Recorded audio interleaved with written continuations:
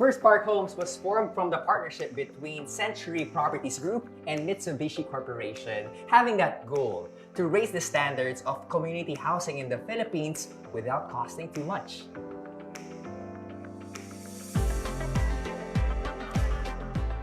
Unlike other housing communities, First Park Homes is actually what they call the 4 C's. It's the brand pillars which they follow. It stands for complete, conceptive, connected, and convenient. Oh, complete because their homes are fully finished, which means the walls are painted, you got your complete flooring. This place is secure and you got provisions to expand. Basically, all you need are your furniture and you're ready to move in. How easy is that? Conceptive because First offers amenities which go beyond the basic. Get this, for every subdivision, there is a specific theme for the amenities which can be enjoyed by both young and young at heart.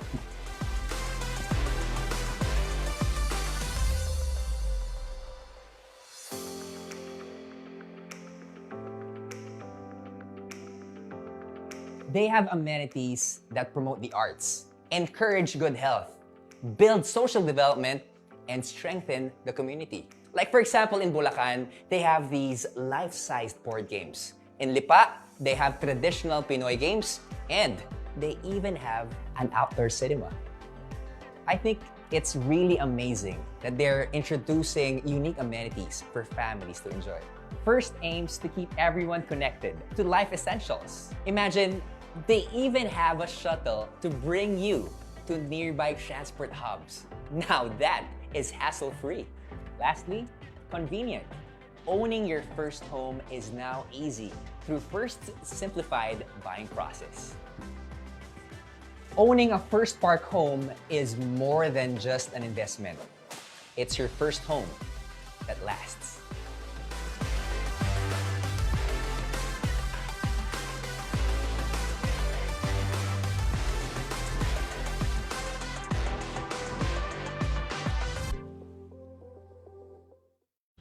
Nagsimula sa isang pangarap. Ako na po, ma'am. Ika'y tutulungang ibahin ang buhay na nakasanayan. Naka 24 months ka na sa May pag-ibig. panghulog na ako sa motor. Uy, bagong motor! Gagawa ng hakbang para mapaghandaan ng forever. Ingat ka ha. At harapin ang bukas ng may maaasahan. Simulan mo na ang forever mo ngayon. Fund your forever with Pag-ibig Fund. Register today! Bago ako magmahal ng iba, mamahalin ko muna ang sarili ko. Mag-iipon muna ako ng pag-ibig. Pag-ibig Regular Savings. Earn 25 times more sa contributions mo. Ang contributions mo, ipon mo. Mas malaking contribution, mas malaking ipon. I'm worth it. I deserve pag-ibig.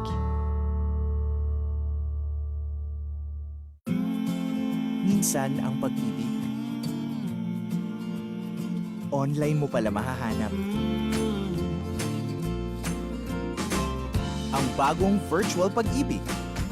One click, you can track your savings. Easily pay for your loans. Even live chat with us.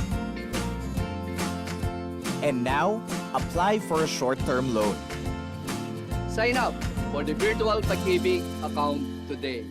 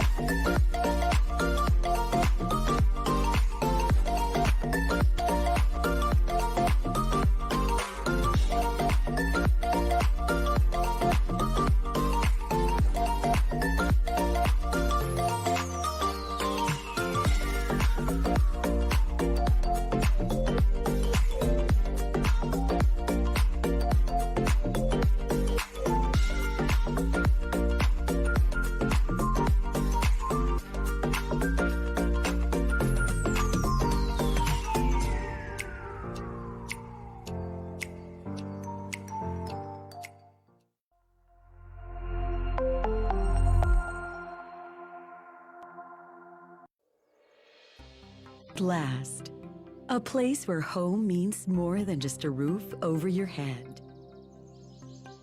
Where a tweet means more than letters on the screen. Where a tag means more than just names on a picture.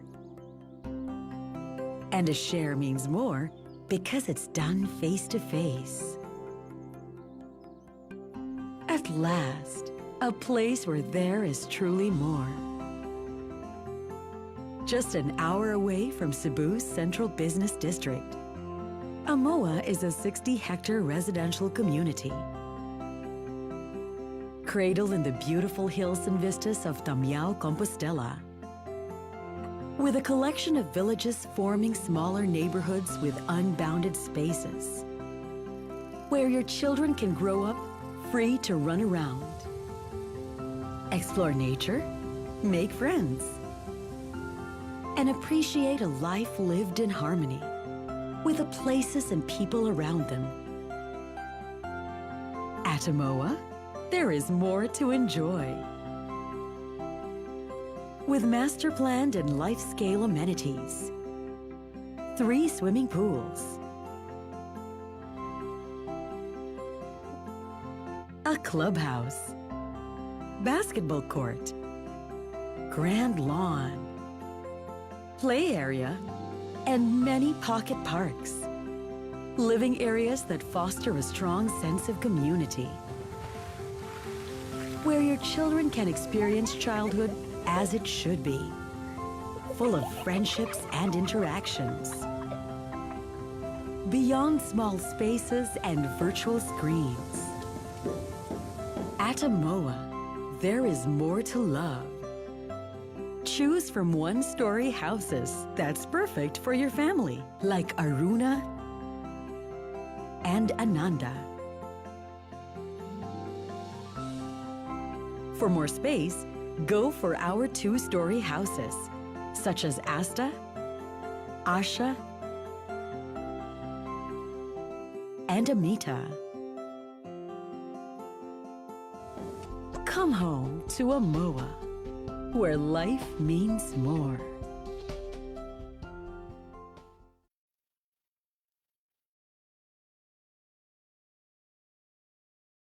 Morning. Our special guest speaker has been living in the Philippines for the past 47 years and has consequently become fully imbibed into Philippine society. In 2016, Congress granted him and approved by the President, Philippine citizenship. He started his professional career as an electrical engineer and subsequently completed a course in business economics. In 1975, he was sent to Manila to build a factory, manufacturing maintenance products. 3 years later, he accepted the position of chairman of a conglomerate, Columbian Philippines Incorporated, that manufactured rope, processed abaca, represented airline, shipping, and automotive companies, operated a laundry operation, and was involved in processing food. Then on to being CEO of Getz Corporation, the largest trading company at that time. He founded his own business, the Wallace Business Forum, in 1982, a company that is in its 39th year of success at helping CEOs understand the business environment in the Philippines. He writes a weekly column in the Inquirer and is involved in a number of charitable endeavors. Ladies and gentlemen, please welcome our special guest speaker, the chairman of the Wallace Business Forum and honorary NRIA member, Mr. Peter Wallace.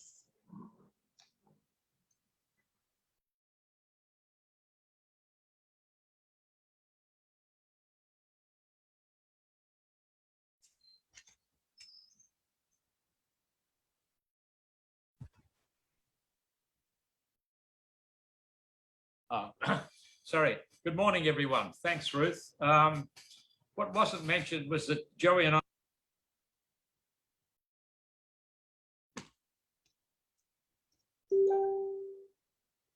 Sir, you're on mute. I don't know. It's okay now, sir. Okay. Good morning, everybody, and thank you, Ruth.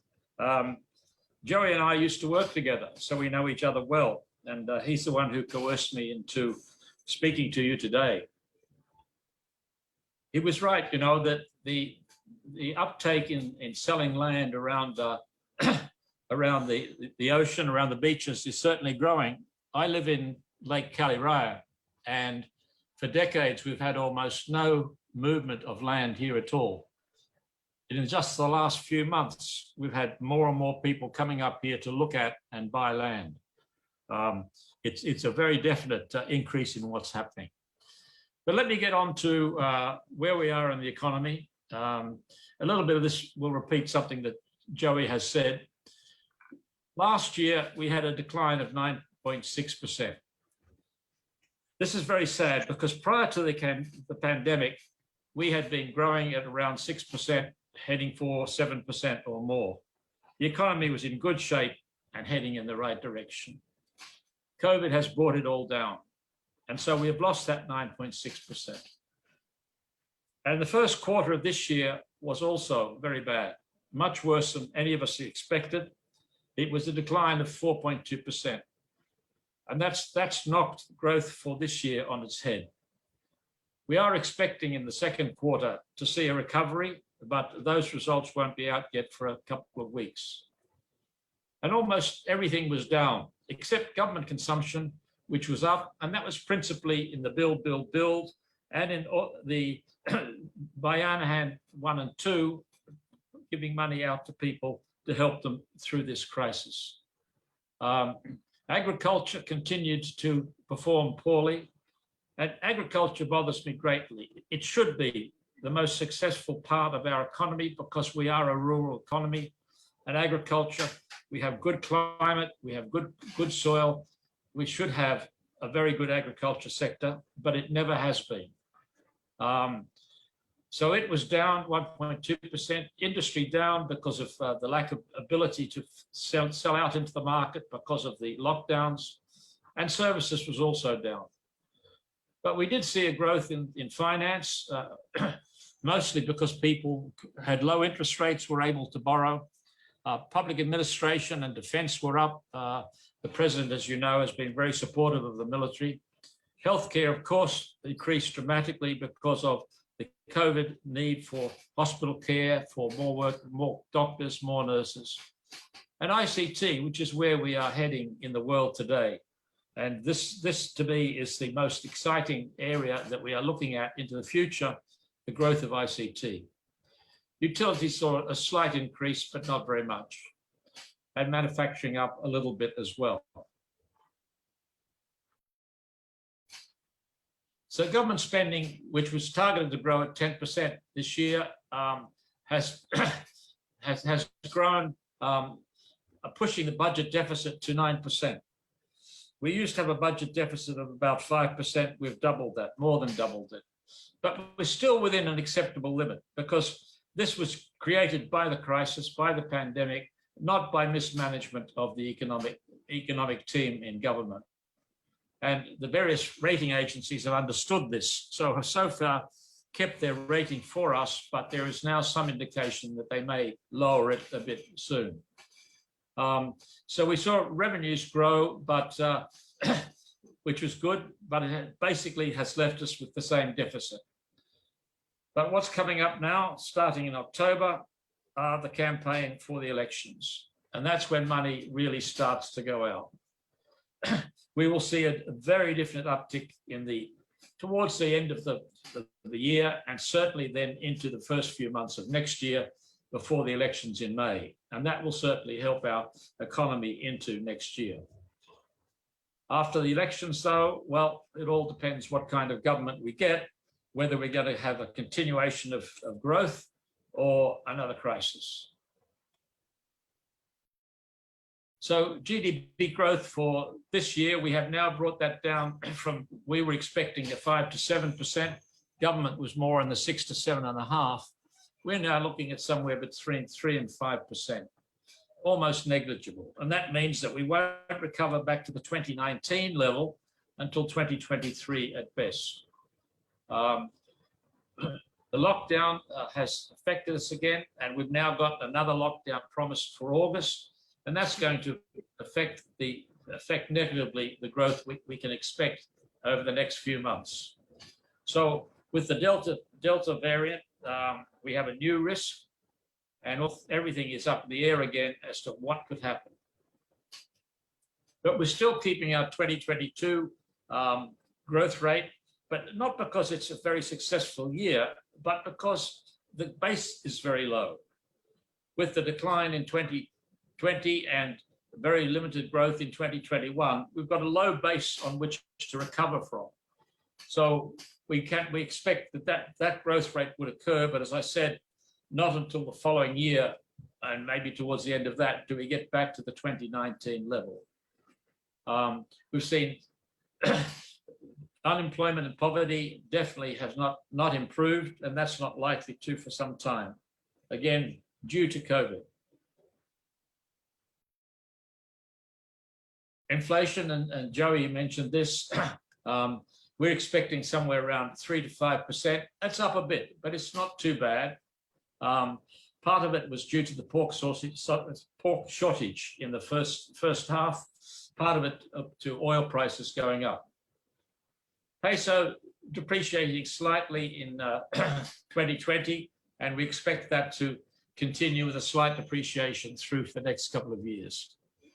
One thing that has certainly helped has been interest rates. The banks are giving very low interest rates today, and that's certainly helping businesses to recover and to grow, and for people to buy houses and cars, etc.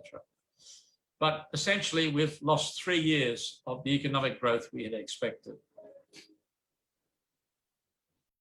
I won't cover these because I think Joey did these very well, so I'll skip these 2 charts and move on to the next one. I mentioned ICT, and I don't think anyone has quite fully grasped just what this is doing to the world. I'm likening it to the speed of man. For hundreds of thousands of years, we could run. Then we tamed the horse, and then only 200 or 300 years ago, we invented the train, and then the motor car, and then the airplane. So we're almost flat for hundreds of thousands of years, and then suddenly began to take off. Now we're on a rocket ship. The change that is occurring to the world is so rapid, so dramatic, that we can't hardly understand and cope with it. As you've seen already in this past 14 months since the pandemic started, we're not in the office anymore, we're working from home. We've completely changed the way in which we do our business. And we have to be in that. The DICT, which is the key department for IT, is working on improving business, on moving up the government into digitization. And we've got to be part of that. In fact, given our capability, we should be a leader in it. And everyone is going to shift into this IT virtual world. Education has to change too. It was horrifying that we came out at the bottom on maths and science in the world. I mean, nothing could be worse than that. And this has to change because maths and science is what IT is all about. And our whole curriculum has to change to adapt to this. As I say at the bottom here, walking down Ayala Avenue, there was a pram with a baby in it, had an iPad, playing games, no doubt, but nonetheless, that child will grow up with that as a normal part of its life. It will be absorbed into its way of living, and it will be the future. So we've moved from a physical world to a digital world, and COVID has forced that change. The change has occurred in months, not the years we had expected. We expected this change over the next 5 to 10 years. It happened in that many months. So we have to learn new ways of doing business. And that basically comes down to a hybrid way of doing business. I don't think we will ever get back to the 9 to 5, into the office, head office, and back out again. what is happening is that head offices are now beginning to put up smaller offices closer to the workers, giving them less travel to have to do, and being flexible in how often they come to work and how often they don't. And flexibility will be the key to this. We're not looking at a rigid 9 to 5, we're looking at performance. You'll be measured by the performance, not by where you are. So it has been successful. Surprisingly, worldwide, working from home proved to be more productive than anyone had expected, and in many cases, more productive than working in the office. But one of the things that bothers me is that we've lost the camaraderie, we've lost the essence of being able to develop the loyalty to the company. Much harder to do when you're in isolated areas. And I think this is going to be one of the real challenges for business in the future, is how do we provide that loyalty, and how do we get that camaraderie that is being lost? So it is going to be a hybrid world. Let me move on to politics today. And I'll be a little careful here, but anyway, the elections are less than a year away. The only survey we've seen so far lists these people as the most likely. And as you can see, the president's daughter leads the pack by a considerable margin, 2 to 1. I must say that I'm not very impressed with this list. There's only one person on that list that I would vote for. I'm not going to tell you who that is. But it bothers me. Some of the people on this are not capable of being president of the Philippines. They don't have the experience, the expertise, the maturity, the honesty of work that we have to have. So we're going to have to, I believe, we're going to have to think very carefully about our vote in this coming election, because it will be a crucial one. We need to have a president who will sustain the policies of this government, that will keep moving in a consistent way with what we've had so far, not go for radical changes that upset the system all over again. Normally, at this time, a president becomes a lame duck. He loses his influence over the politicians because he doesn't have any way to pressure them anymore. In this case, that's not true.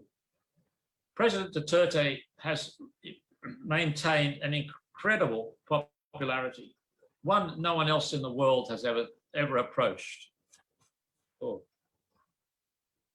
excuse me, I'll try and get rid of that. Sorry. One that no one has ever begun to approach. And what that means is that politicians have to be on side with him if they want to get re-elected, because he's got the clout over the voter. And it means he's still got the money to be able to push Congress in what to do. So he will remain a very influential factor in who is chosen for the next president. Who is chosen.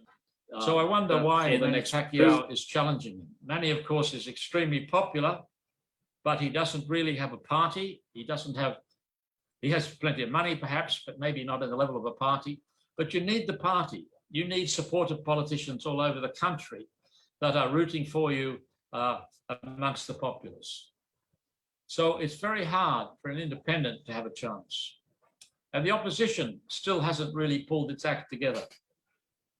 Carpio is trying to pull together something, and he's gradually getting there, but it's a long way away from the president's party.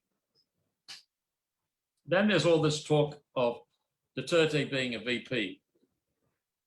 I don't believe that's going to happen. In my talks with him, I don't get a sense that he wants to continue beyond next year. So I'd be very surprised if he does. Let me talk now a bit about the performance so far, what I like to call the good, the bad, and the ugly. And let's start with the ugly. EJK's, no question, that has not been a successful routing of drugs. The president was right when he came into government that drugs were a major menace to the country. But solving that in 6 months was never a practical reality. And in the way in which it's been handled has not been very good at all. The number of deaths is certainly a concern, and the international world is now investigating it. And his capitulation on the West Philippine Sea. It's right, we can't anger China, but we have to stand up for ourselves. And so it's not been a good way in which he's handled that. Marawi City, 4 years now, and still not rebuilt.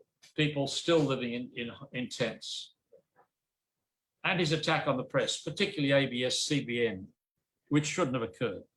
That was a major TV station for all of us to watch, and the freedom of the press is an essential in any democracy. About the bad, well, the threat to cancel the VFA and denigrating the US, which you'll remember he did when he met Xi Jinping. They were mistakes. I have long argued, when I was at school, I was a nerd. And so I got picked on by the bullies because I was easy to bash up. And then one of the kids in the class became my friend, and his nickname was Tank. He was twice the size of everyone else. No one ever touched me again. Well, we had a tank. It was the US with bases in Subic and Clark. And 12 senators who were praised for it kicked them out. I think that was a huge mistake. Because had they been there, I don't believe China would have dared to take over some of our islands in the South China Sea. It would have deterred them. Well, it's a much lesser, but it's the same thing. We need their support against the possible attack or threats by other countries. So the VFA, and I'm glad to see that he keeps postponing it. Hopefully he postpones it through until the next administration. The handling of COVID was not done well at the beginning. They have improved, but they still have, it still tends to be a bit ad hoc, not as well planned as it should be. And we're still way short of the testing and vaccinations, etc., that we need to do. He had promised to get rid of corruption. And I know he was very genuine about this. And I know he's very upset about the fact that it hasn't happened. But if the international surveys are correct, we've actually slid down a bit, not improved even a little bit. And that's very worrying because corruption is certainly having a major impact on our economy. I don't know if you read my column this morning. You might wish to do so because I wrote it 35 years ago, and much of what I said then you can say today. Congress has refused to pass a Freedom of Information Act. I think we can all guess why. So the president issued an executive order for freedom of information, but he hasn't told us what his assets and liabilities are, as he is required to do by the Constitution. But then there's the good. And this is something I think too many people have overlooked.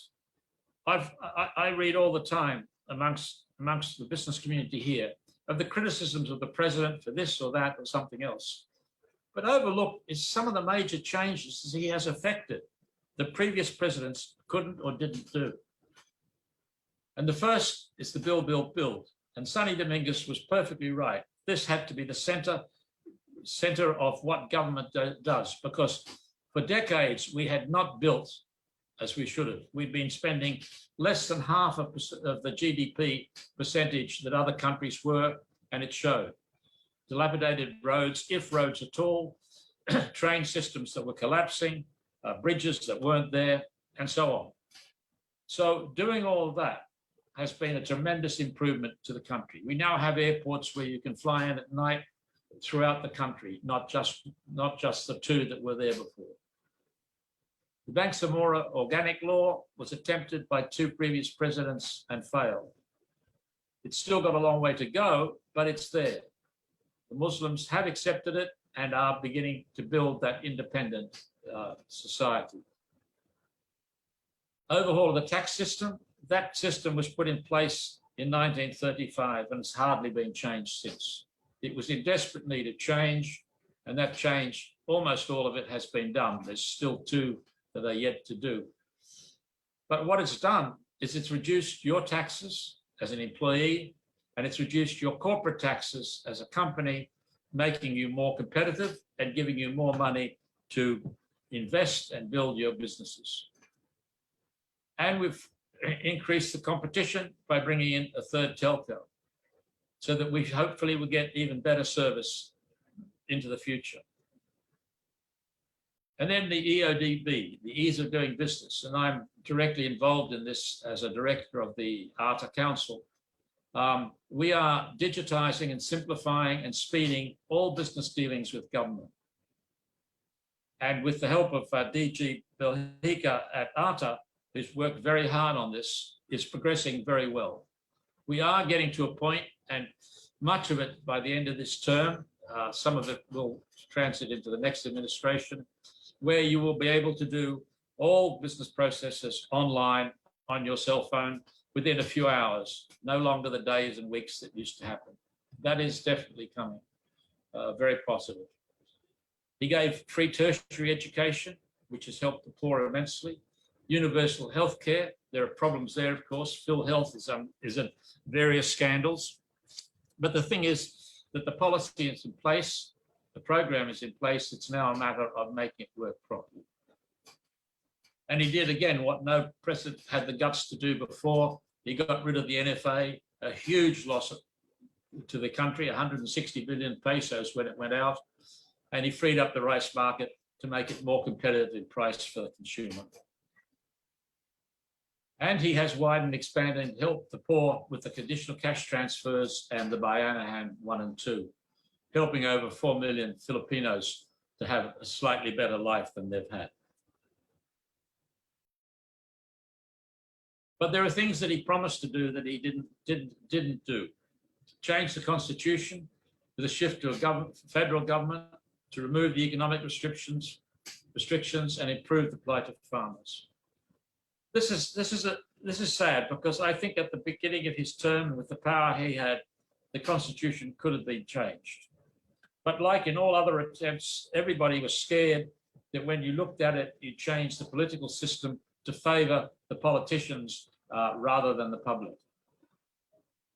So finally, Congress last year agreed that they would look at just removing the economic restrictions, but that has been stalled, and it's going to be difficult now to get that through before basically October.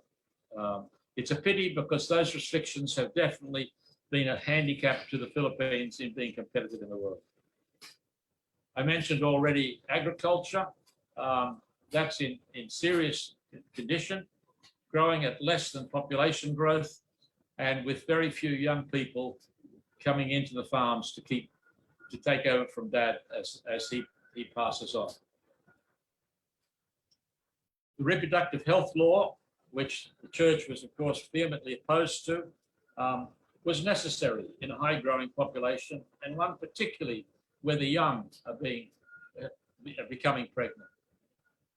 So overall, a mixed bag, but I think basically a government that has done a fairly good job. So thank you all, and I wish you all a good morning and a successful rest of the day.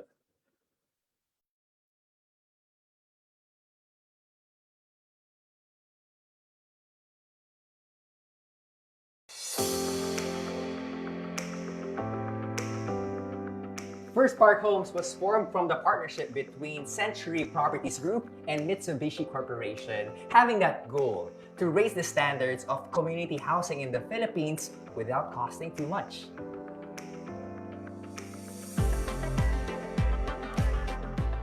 Unlike other housing communities, First Park Homes is actually what they call the 4 C's. It's the brand pillars which they follow. It stands for complete, conceptive, connected, and convenient.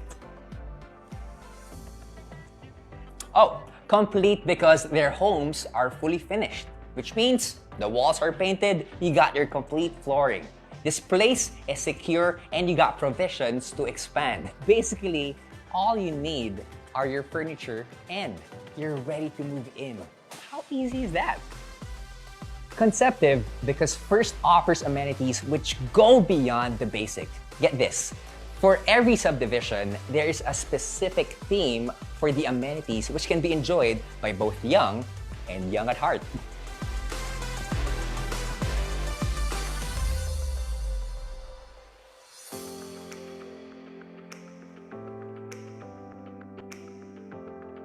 They have amenities that promote the arts, encourage good health, build social development, and strengthen the community. Like for example, in Bulacan, they have these life-sized board games. In Lipa, they have traditional Pinoy games, and they even have an outdoor cinema. I think it's really amazing that they're introducing unique amenities for families to enjoy. First aims to keep everyone connected to life essentials. Imagine, they even have a shuttle to bring you to nearby transport hubs. Now that is hassle-free. Lastly, convenient. Owning your first home is now easy through First's simplified buying process. Owning a First Park home is more than just an investment. It's your first home that lasts.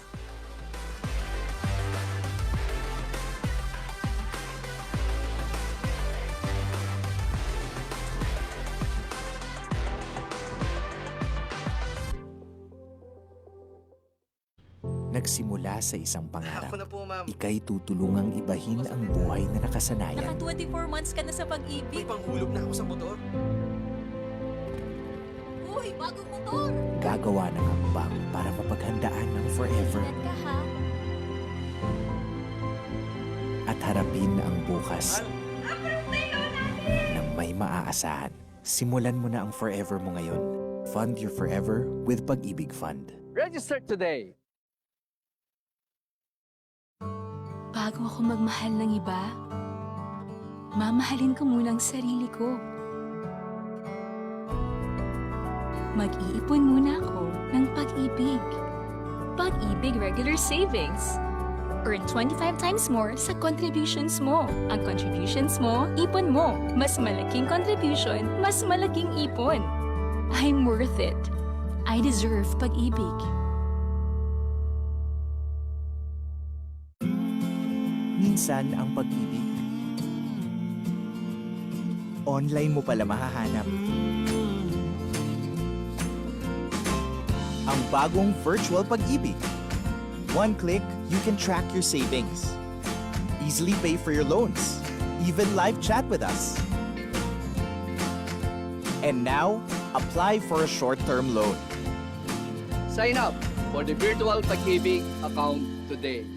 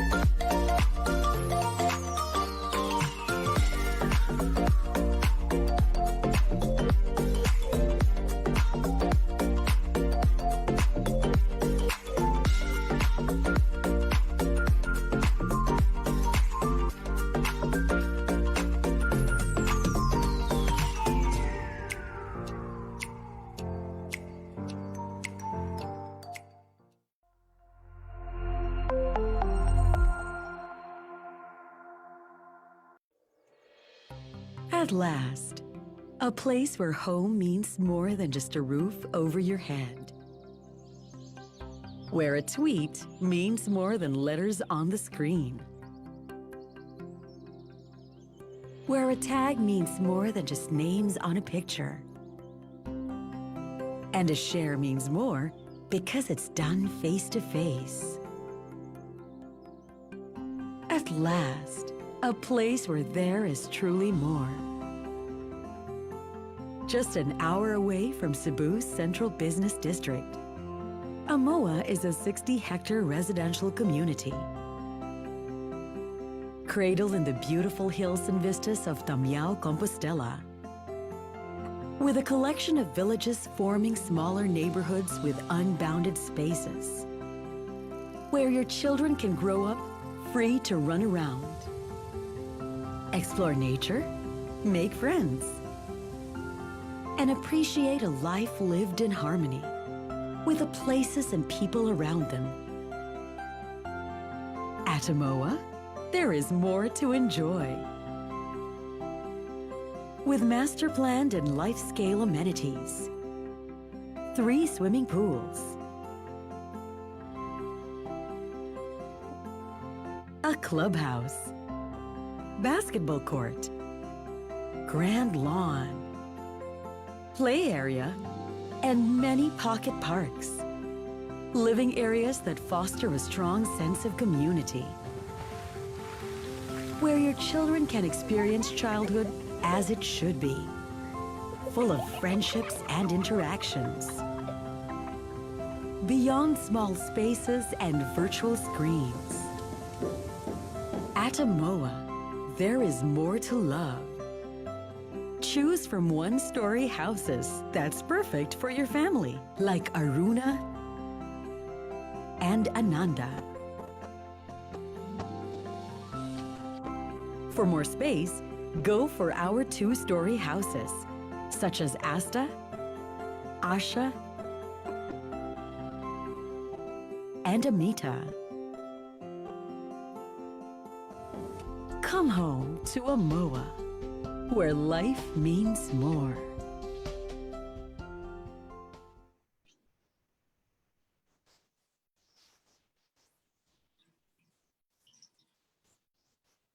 Okay, for our next presenting sponsor, let me welcome from Lesandra Mindanao cluster, Miss Michelle Abadinas Serondo. Miss Michelle. And hi, sir. Good morning. Power morning, ma'am. Good morning. Ayan, so good morning, everyone. It's day 2 of Enria. So thank you for having us today. I am Michelle, marketing head of Lesandra Mindanao. So it is my pleasure today again to walk you through one of the most innovative and formidable housing brands in the country, Lesandra. So ayan. We at Lesandra, Sir Joliver, we provide Filipinos affordable and quality housing nationwide. So we have actually projects 40 communities po nationwide from Luzon, Visayas, and Mindanao. So I'll be sharing with you the top reasons why Lesandra is the best home and real estate investment for you. Ayan. So, okay. So as you can see in our screen, these are the top reasons why Lesandra is the best real estate investment for overseas Filipinos. So first, we have easy-to-own housing. Lesandra provides flexible and easy payment terms to suit the buyers and investors' financial schedule. So we also provide po digital tools so you can reserve your home easily via online. So you can reserve your home po wherever you are through our Lesandra online reservation portal. And viewing Lesandra homes is also made easier through the Lesandra virtual home tours in our website. Yan. So we have a second, Maaliwalas community.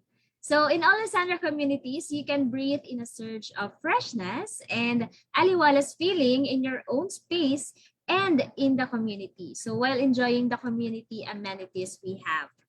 Ayan. Next, accessible location. So our communities are strategically located in progressive areas near to schools, medical facilities, churches, transport networks, and commercial establishments. And affordable homes, of course. We have affordable home packages, and together with our flexible payment schemes, our homes make a fitting and ideal real estate investment, especially for overseas Filipinos. Yan po. Excuse. Ayan, so assurance of safety. When it comes to safety and security, our communities have station and rooming guards 24/7. So safe and secured community po talaga sa Lysandra. And the last one, lucrative investment. So get the best return in Lysandra Homes through, ayan, investment. Our next page. There. So the great returns in Lysandra Homes through the steady income generation. So we can get incomes through rentals and leases, ganyan. So through the value appreciation also, boosted by the quality of our properties and their strategic location. As the real estate investment, it provides also long-term financial stability and retirement security. So last but certainly not the least, on top of the income opportunities from your Lysandra home, it serves the purpose of a primary home and a settlement for you and your family. So beyond homes, every Lysandra community integrates homeowners' lifestyle needs in every aspect. So bringing opportunities and allowing the homeowners to live their lives to the fullest. So to further see what Lysandra has to offer, let's all watch this video. Lysandra comes from the most trusted in the home building industry, Vista Land. Present in more than 40 areas nationwide and growing, Lysandra confidently prides itself as a key player in the real estate industry, ensuring a convenient, safe, and secured life for every Lysandra homeowner. You are surely close to all the progress in each Lysandra affordable housing lot projects. First, we have Lysandra in North Luzon, a region that sits in the northern portion of the Philippines, the seat of economic and political center of the country, a source of different root crops and vast selection of delicacies, the land of beautiful destinations and places to visit and explore. This is Lysandra North Luzon. Here are the major road developments in Lysandra North Luzon. First, we have North Luzon East Expressway, a 4-lane 92.1-kilometer long limited-access toll expressway on the island of Luzon in the Philippines, specifically in Santa Maria, San Ildefonso, and Nueva Ecija. We also have the North Luzon Expressway, which is 27 minutes away from Baliwag via Santa Rita exit, 19 minutes away from Malolos, and 13 minutes away from Bulacan via Tabang Plaridel exit, and just 6 minutes away from Mapalit via San Simon exit. We also have the Subic-Clark-Tarlac Expressway, which is 30 minutes away from Capas, 50 minutes away from Tarlac, and 1.5 hours from Nueva Ecija. And we also have the Tarlac-Pangasinan-La Union Expressway, which is 1 hour and 20 minutes from Nueva Ecija, 50 minutes away from Capas, and just 20 minutes away from Tarlac.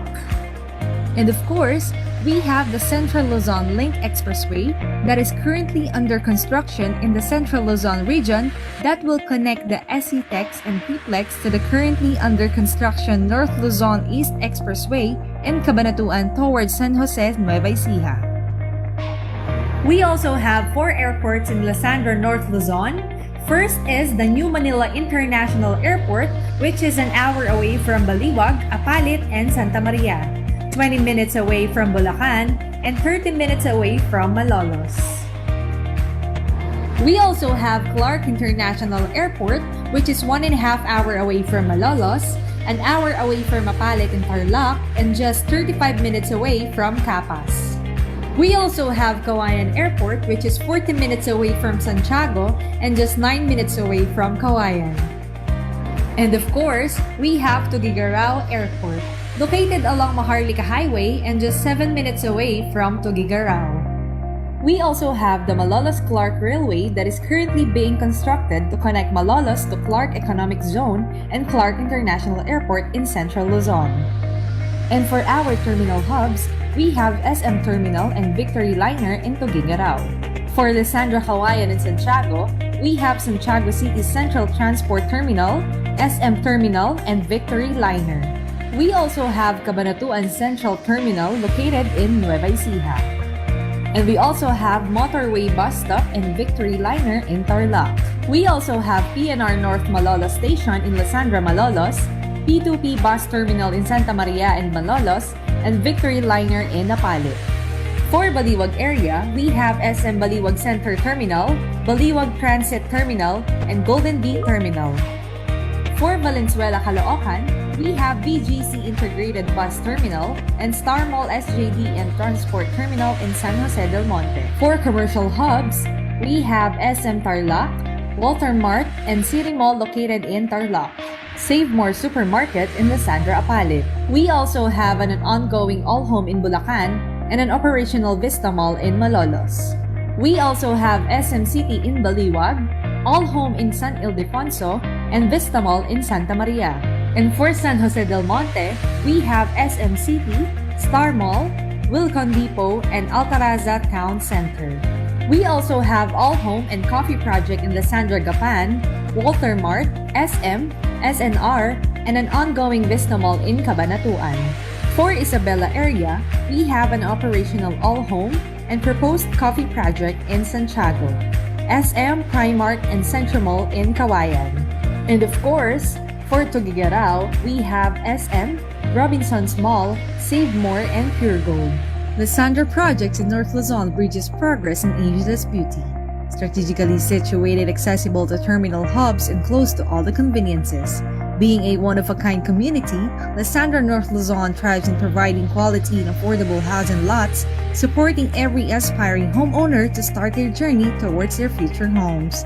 Strategically planned to be located in an ideal place, every Lisandra homeowner has a convenient and worry-free life inside this Maaliwalas community from its 100% accessibility. Next, we have Lisandra in South Luzon. Lying southeast of Manila, the provinces that make up southern Luzon are home to some of the country's most popular tourist destinations. Not very far from the sprawl of Metro Manila, it provides a variety of tourist spots, from heritage towns to luxurious beach resorts. And of course, a growing ecotourism destination, this is Lisandra South Luzon. Here are the major road developments in Lisandra South Luzon. First, we have Cavitex, which is only 30 minutes away from Lisandra Tanza, and with this Cavite Expressway, Lisandra Tanza is just 45 minutes away from Mall of Asia. We also have South Luzon Expressway, in which access from Metro Manila going to the provinces of Calabarzon region is now very convenient. Lisandra Tanza can be accessed through Carmona exit, Lisandra Calamba by Mayapa exit, and Lisandra Santo Tomas through Santo Tomas exit. We also have the SLEX TR4, an extension of SLEX from Santo Tomas, Batangas to Lucena, Quezon, in which entry and exit point is only 5 minutes away from Lisandra Santo Tomas in Batangas, and end point is also 5 minutes away from Lisandra, Quezon. We also have Star Tollway, which is connected to SLEX, shortening further the travel time between Manila and Batangas. It passes through Santo Tomas, Tanawan, Malvar, Lipa, San Jose, Ibaan, and Batangas City. We also have Quezon Ecotourism Road. This Eco Road reduced travel time from Lucena, Quezon to San Juan, Batangas by 30 minutes. We also have 3 airports in South Luzon. First, we have Sangli Airport located in Sangli Point, Cavite City, which is only 45 minutes away from Lisandra Tanza. Next, we have Naga City Airport, which is only 10 minutes away from Lisandra Pili. And lastly, we have an ongoing Bicol International Airport, which is an hour away from Lisandra Sorsogon. We also have Batangas International Port, a cargo and passenger terminal serving major industries of South Luzon. This is also a gateway for passengers to access Romblon, Mindoro, and Caticlan. Batangas International Port is just 15 minutes away from Lisandra, Batangas. For terminal hubs, we have the Sena City Grand Terminal near Lisandra, Quezon in Tayabas City. SM City Grand Terminal in Calamba, Alps Bus Transport Terminal in San Juan, and Batangas City Grand Terminal in Lisandra, Batangas. We also have CBD Terminal in Lisandra, Pili. And of course, for Lisandra Sorsogon, we have Sorsogon City Grand Terminal. For commercial hubs, we have Vista Mall, Pure Gold, and proposed SM in Lisandra, Tanza. We also have Walter Mart in Calamba and Isabang Town Center, Wilcon Depot, Pacific Mall, and SM Lucena in Lisandra, Quezon. For Lisandra Santo Tomas, we have Pure Gold, Walter Mart, the Lifestyle Strip Mall, an ongoing all-home coffee project, and SM City. We also have the outlets at Lipa, Robinson's Supermarket, and SNR in Lisandra, Malvar. For Lisandra San Juan, we have Pure Gold Jr. And for Lisandra in Batangas City, we have SM Hypermarket and Central Mall. We also have Vista Mall Naga in Lisandra, Pili, and SM City Sorsogon in Lisandra, Sorsogon. Enjoy a fun-filled lifestyle and explore different hobbies right in the middle of the ever-developing Lisandra projects in South Luzon. These Angat communities emerge as indeed the destinations to visit with the commercial establishments and tourist attractions near. Turn your house and lot into a home at Lisandra, South Luzon and start a new Aliwalas life with its progress and vibrant culture. If you are looking for an affordable house and lot for sale in South Luzon, Lisandra is the perfect community for you. Next, we have Lisandra in Visayas, a major island and cultural grouping in the midsection of the Philippines. Nearly every part of the region has some fine beaches along its coasts, some fine diving areas including many coral reefs teeming with life, and some interesting historic buildings. This is Lisandra, Visayas. For airports, first, we have Bacolod Silay Airport, which is only 30 minutes away from Lisandra in Bacolod. Next, we also have Dumaguete Airport, which is only 30 minutes away from Lisandra in Dumaguete. And of course, we have Bantayan Island Airport, which is 1.5 hours away from Lisandra, Bogo, and a soon-to-rise Medellin International Airport, which is only 15 minutes away from Lisandra, Bogo. We also have Daniel Romualdez Airport, which is only 15 minutes away from Lisandra, Palo. We also have the Port of Bogo, which is only 5 minutes away from Lisandra, Bogo. And for Dumaguete City, we have Dumaguete Port, which is only 20 minutes away from Lisandra, Dumaguete. For terminal hubs, we have the Ceres Bus Terminal in Bacolod City. And for Lisandra in Bogo, we have the new bus terminal. We also have Tacloban New Transport Terminal in Lisandra, Palo. For commercial hub, we have a proposed Robinson's Mall in Lisandra, Bogo. We also have Robinson's Mall in Lisandra, Dumaguete. For Lisandra, Palo, we have Robinson's Tacloban North and SM Save More. And for Lisandra in Bacolod City, we have SM City and Robinson's Mall.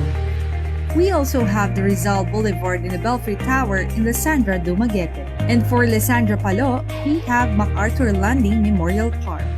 We also have Lisandra in Iloilo, considered also as one of the hot projects here in Lisandra. For commercial hubs, we have an operational Vista Mall with Metrobus, SM Iloilo, Robinson's Mall, and City Mall. We also have the Iloilo Convention Center, which is only 10 minutes away from Lisandra in Iloilo. And Iloilo International Airport, which is only 23 minutes away from our project. For terminal hubs, we have Pavia Transport Terminal and New People's Terminal. Welcome to the warm and friendly community, Lisandra in Visayas. Lisandra in Bacolod, Dumaguete, Bogo, and Palo offer a life of progress and aliwalas every single day. Lisandra offers a home environment that lives up to the city's reputation, a place where you can easily reside and retire at. Lisandra in Visayas assures a life that resonates with the perfect blend of Angat and Aliwalas. Life is truly made easier and more convenient by Lisandra, Visayas. Join the Lisandra community and build your own Angat future. Next, we also have Lisandra in Mindanao, also commonly known as the Southern Philippines and considered as the major breadbasket of the country, with 8 of the top 10 agri-commodities exported from the Philippines coming from there. The land of promise, this is Lisandra in Mindanao. Here are the airports in Lisandra, Mindanao. First, we have the General Santos International Airport, which is only 30 minutes away from the Sandra Jensen. We also have the Laguindingan Airport, which is an hour away from the Sandra in Cagayan de Oro. And of course, we have the Port of General Santos, which is only 30 minutes away from the Sandra Jensen. For terminal hubs, we have Bulaang Bus Terminal and the Sandra General Santos. And for Lysandra Coronadal, we have Coronadal New Bus Terminal and Yellow Bus Line. For commercial hubs, we have All Home, City Mall, Ace Center Point, G Mall, and a proposed Robinson's Mall in Lysandra Coronadal. We also have SN City, Robinson's Place, Gaisano Mall, and Veranza in Lysandra General Santos. And of course, for Lysandra in Cagayan de Oro, we have Vista Place, All Home, Coffee Project, SM Uptown, and Gaisano Mall. We also have an upcoming project in General Santos, the Lysandra Trails Jensen. Wake up daily in the Maliwalas community of Lysandra in Mindanao. With a premium conveniences offered, Lysandra Coronadal, General Santos, and Cagayan de Oro brings the residents' lifestyle to a level beyond the usual. Invest in a quality and affordable house and lot here and enjoy your own Maliwala space in this prime location. If you are looking for an affordable house and lot for sale in Mindanao, Lysandra is a community you would love to live in, bringing comfort and convenience to a notch higher. Present in more than 40 areas nationwide and growing, Lysandra confidently prides itself as a key player in the real estate industry, ensuring a convenient, safe, and secured life for every Lysandra homeowner. With every homeowner in mind, Lysandra made sure that all its communities exhibit an angat and aliwalas life. The affordable house and lot offerings, coupled with accessibility and community amenities, guarantee that every Filipino can lead a truly satisfying life.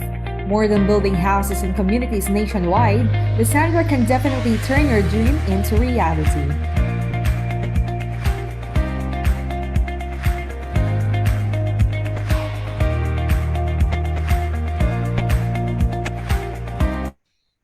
There you have it, Sir Jolliver. So elevating Filipino lives by providing the dream homes they deserve and bringing forth convenience, accessibility, and affordability has been Lysandra's mission since day one. So Lysandra communities are indeed master planned for the best interest of our homeowners po.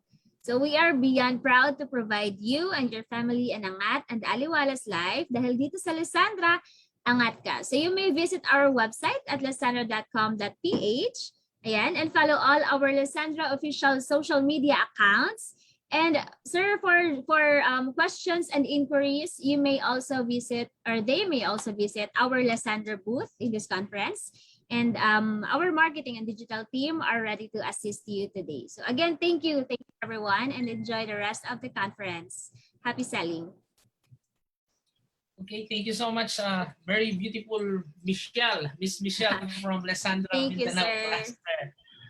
Okay, for our next presenter, she's from PA Alvarez Properties and Development Corp. Let's call on another beautiful lady, Miss Curry Acuna, the sales manager of PA Alvarez. Hello, ma'am. Hello, good morning. Good morning. We're very glad to be participant in today's presentation. So again, I'm Carrie Acuna from PA Properties. I would like to present to you who PA Properties is. Hold on.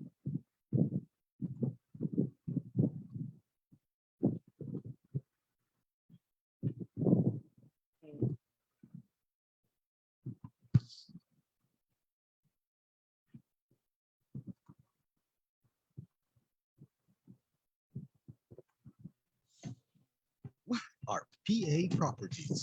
For 26 years, we have been recognized as one of the fastest growing real estate developers in Southern Luzon, Philippines.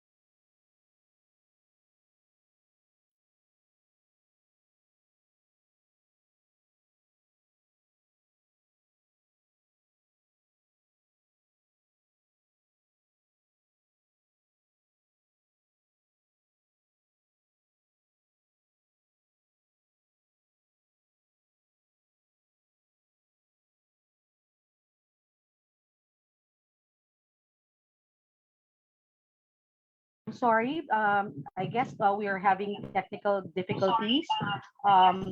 So what we'll do is I'll share again. I'll let one of my coworkers share my video, if I can.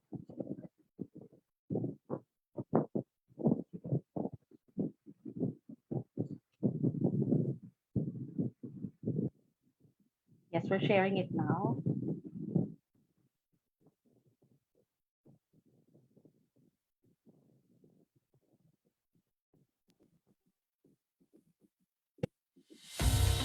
We are PA Properties. We are PA Properties. We have been recognized as one of the fastest growing real estate developers in Southern Luzon, Philippines.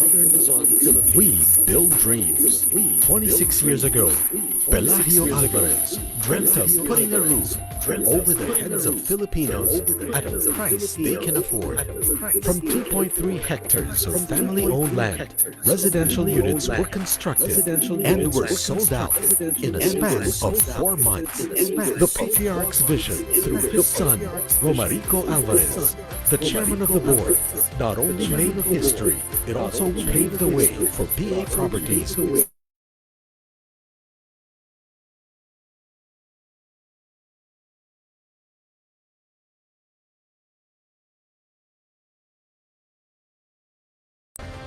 So our constant drive for improving our processes and instilling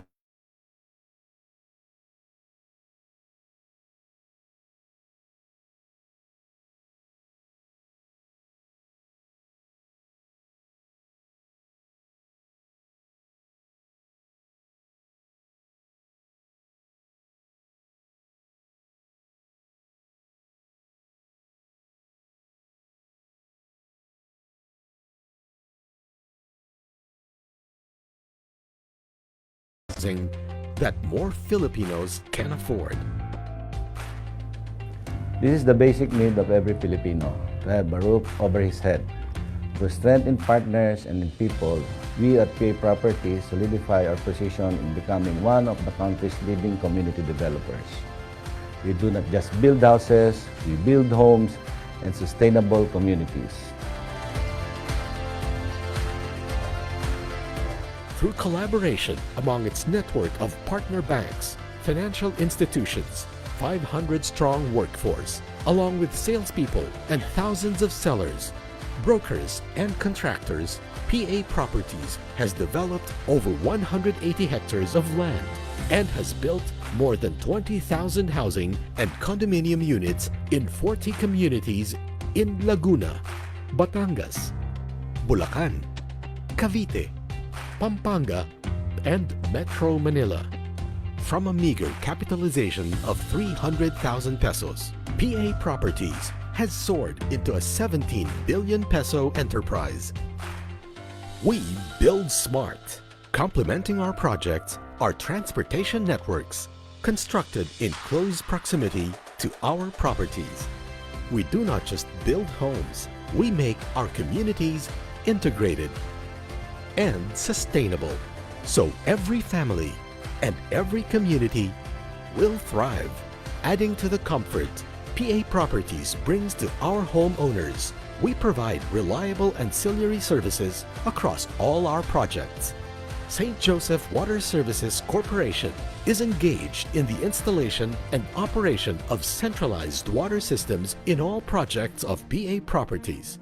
Since its initiation in 2001, the corporation provided clean and serviceable water to all the homeowners. In its continuous response in building communities that nurtures growth and educational aptitude among its young homeowners, PA Properties built Scola Angelicus, a 3-story building that caters to students attending primary education. We are innovative in our mission to bridge the gap between housing supply and demand. PA Properties adapted a fast technique and efficient construction process through modern construction technology. This methodology enables PA Properties to build and construct single-story units in 45 days and 2-story units in 60 days. keeping true to its desire of making ownership easy and hassle-free. PA Properties adopted customer-friendly innovations such as Hi Plus or Home Info Plus, a mobile app for the home buyers where they can check their account information from reservation to moving in. We are globally competitive. Comprising our strong lineup of organization members, PA Properties takes pride in its board of directors, each recognized and established in their fields of expertise. Under these visionaries, backed by an experienced management team with proven track record in the industry, PA Properties continues to experience exponential growth as it grants every Filipino's aspiration, the dream of having their own home. The secret of our exponential growth is first, we are at the right market and at the right time. More than 50% of our revenues are in the socialized and economic housing segments of the market. About 70% of the demand is in this market. Second, we have the right people whom we continue to train and to develop to meet the needs of our business. Third, we continue to improve and to make our processes more efficient. This has resulted to cost efficiencies that directly contribute to our bottom line. Fourth, we make a conscious effort to maintain a sufficient inventory of land for development to ensure that we sustain our double-digit growth year after year. Armed with strong adherence to our core values of love for country and service to fellow men, we at PA Properties live by passion for excellence, affordability of our products and services, adaptability to the ever-changing industry, progressive partnership, dynamism,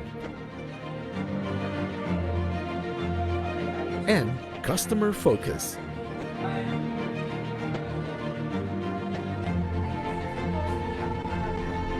Recently, PA Properties entered a strategic joint venture agreement with Hankyu Hanshin Properties Corporation, a Japanese real estate giant with over 100 years of experience in building progressive communities across Asia. This is Idesha, the joint venture project of real estate giant Hankyu Hanshin Properties Corporation and PA Properties in Dasmariñas, Cavite. With a sprawling area of 37 hectares, Idesha combined the best of Asian and modern architectural where community and quality live in harmony. The partnership continues to prosper. From Dasmariñas, other agreements between PA Properties and Hankyu Hanshin Properties Corporation were sealed, creating Idesha Township communities in Batangas, Laguna, and Bulacan. In aggregate, the joint venture agreement covers 74 hectares for land development with a projected revenue of more than 10 billion pesos. Synergy is the key in our partnership with Hankyu. We learn many good things on how to manage projects in a world-class manner from Hankyu Hanshin. Being a major company in Japan, they had a lot of experience in project management that may have taken a much longer time for us to learn on our own. On the other hand, we are positive that Hankyu Hanshin also had key learnings doing business in developing countries like ours. Together, PA Properties and Hankyu Hanshin revolutionized and upgraded the way of living in Batangas, Laguna, Bulacan, and hopefully in other parts of the country soon. We are responsible. PA Properties, together with its officers and employees, are passionate and dedicated in uplifting the lives of the Filipinos and the community, as exemplified in our various corporate social responsibilities on education, health of the underprivileged children, persons with disabilities, disaster relief and rehabilitation, and spiritual wellness. We are ready, built with a strong foundation of helping the Filipino people own their dream home.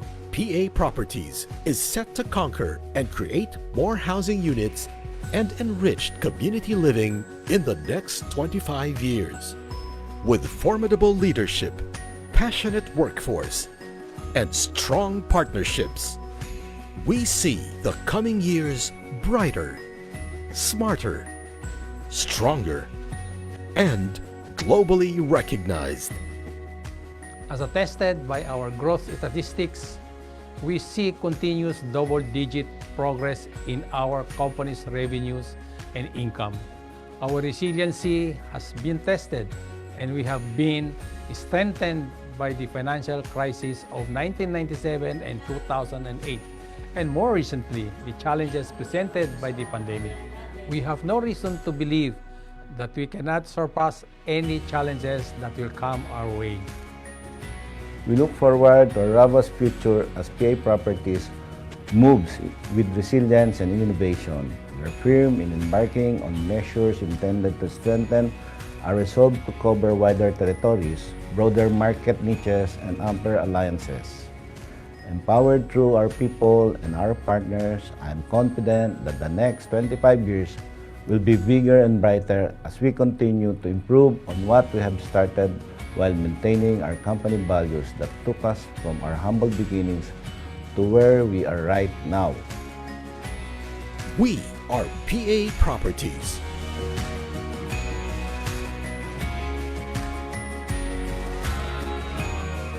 Kasama sa pangarap mo.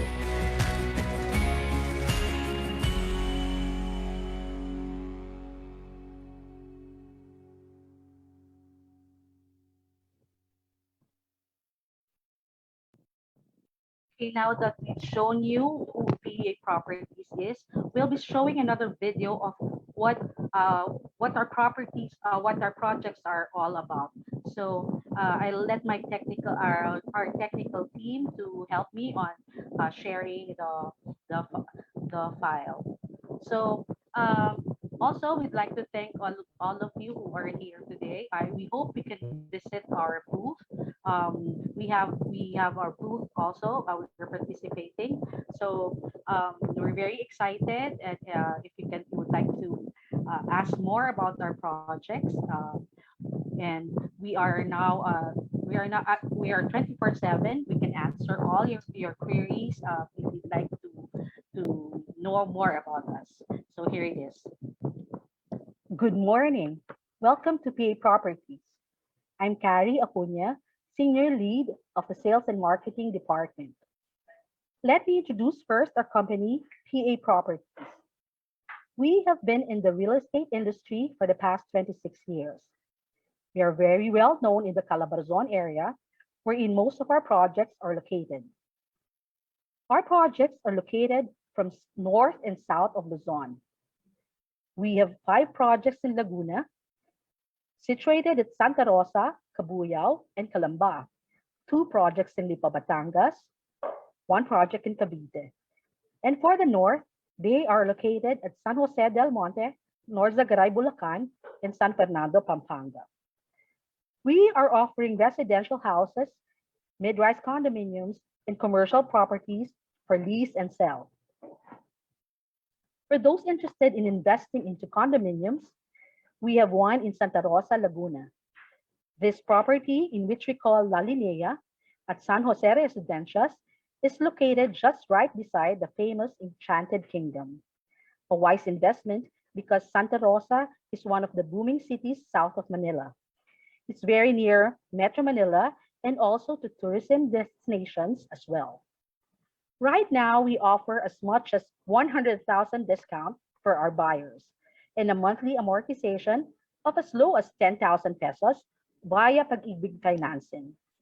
With our extended DP terms up to 36 months to pay, equity amortization of La Linea is at 5,012 pesos. We also have 2 condominium projects located in the heart of Metro Manila. One is East Residences, located at Ortigas Extension, Pasig, and the other is the North Grove, located at Caloocan City. For East Residences, we offer 15,000 pesos discount and as low as 6,384 for the monthly amortization via Pag-ibig financing. For the North Grove, we offer as high as 404,000 pesos and a low monthly amortization of 13,324 via Pag-ibig financing also. We also offer horizontal residential houses in cities that are strategically located to establishments such as schools, hospitals, markets, transportation hubs, and the like. First off, we go to Lipa, Batangas.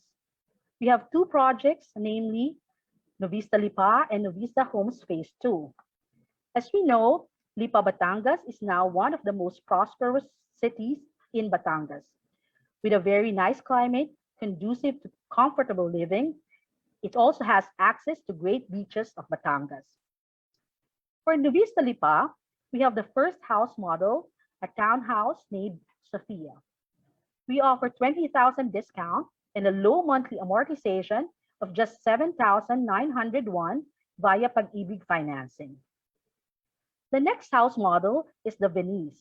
This is a single attached unit which offers a high discount of 60,000 pesos and a low monthly amortization of 15,707 via Pag-ibig financing. The last model is the Brescia, a single detached unit with a high discount of 60,000 pesos and a monthly amortization of 20,037 pesos. For Novista Homes Phase 2, we have our Maria model. This is a lofted unit with a discount of 30,000 pesos and a low monthly amortization of 6,232 for 30 years via Pag-ibig financing. And now we go to our project in Cabuyao, Laguna. This is the first township project in Laguna. We have three ongoing projects, St. Joseph Winfield Phases 2, 4, and 5. For St. Joseph Winfield Phase 2, 4, and 5, we have our Camira model, a single attached unit. We offer as high as 90,000 pesos discount and a low amortization of 7,420. Another house model that is offered in St. Joseph Winfield Phase 2 is the Brisa, a townhouse, with a high discount of 50,000 pesos and just 8,790 as monthly amortization via Pag-ibig financing. And now we go to Calamba. We have two projects, St. Joseph Homes Calamba Phase 2 and St. Joseph Springfield. These projects are located in the upland Calamba area and very safe from floods. They are also low density in size and offers very nice amenities such as a swimming pool. We present to you the townhouse model Yasmin in St. Joseph Springfield. We are giving out 100,000 pesos discount and a low monthly amortization of 7,901 via Pag-ibig financing. For St. Joseph's Homes Calamba Phase 2, we present to you our lofted unit Maria, same as being offered in our Lipa project. Here we give out 15,000 discount and a low monthly amortization of 6,384. We also have a residential house and lot in Santa Rosa, Laguna, and that is St. Joseph Richfield Phase 2, which comprises of townhouses. It boasts of amenities such as swimming pool, clubhouse, play areas, and jogging paths. It's very near to establishments such as SM, Robinsons, hospitals, and a lot more. St. Joseph Richfield's Yasmin offers a 25,000 discount and a low monthly amortization of just 9,815 for 30 years via Pag-ibig financing. The last project in the south is Edesha, located at Dasmariñas, Cavite, and Lipa, Batangas. This is a joint venture project of PA Properties with Hankyu Hanshin, a very prestigious company in Japan. The project offers 5 model houses, a townhouse, single attached, and single detached. First is Aria. Aria is a townhouse with a monthly amortization of 12,887 pesos. The Talia, which is a 2-story single attached unit, with a monthly amortization of 18,279. Let me introduce Gaia, a two-story single detached unit with a monthly amortization of 22,448. For Edesha Heights, we introduced Yuri, a single attached unit with a monthly amortization of 20,585. And the last model is Fuji. Fuji is a single detached unit with a monthly amortization of 28,417 pesos. From the south, we go to the north, specifically our project in San Fernando, Pampanga, the Bridgepoint Place. This project is located near establishments such as schools, hospitals, markets, and transportation. We are now offering two single attached models. First model is the IDIS model. We are giving out 50,000 discount and a low monthly amortization of 10,113 pesos. Second model is the Natalia.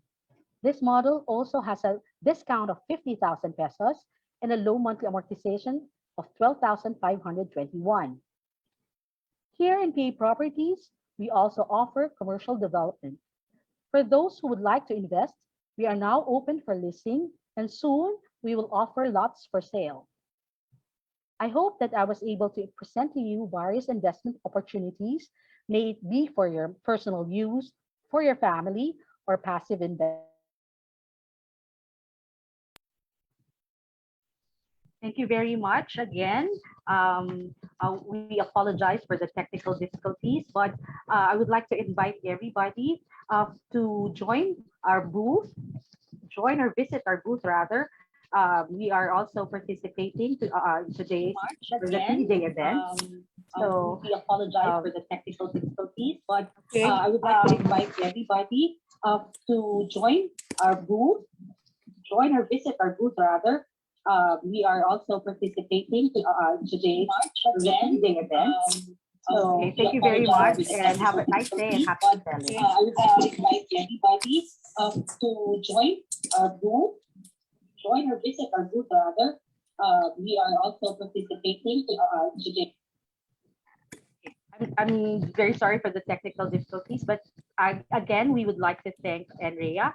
We are participating, PA Properties is participating in this event for 3 days. We hope to invite everybody to visit our booth. We're 24/7. We can answer all your queries with regards to all our projects. Thank you very much and happy selling. Okay, so thank you so much to our sponsors. May we request you to please stay put. We have more activities to come.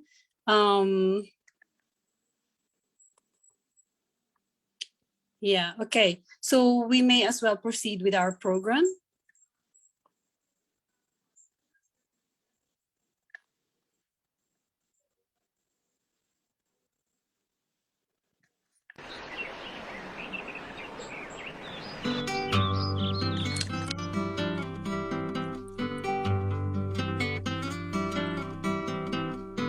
They say that with place comes destiny.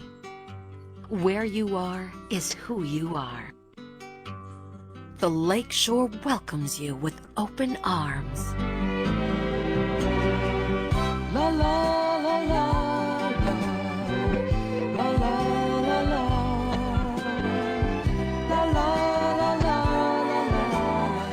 The Lakeshore is one of the few places in Central Luzon where the experiences of daily life are magnified by the sheer drama of the environment.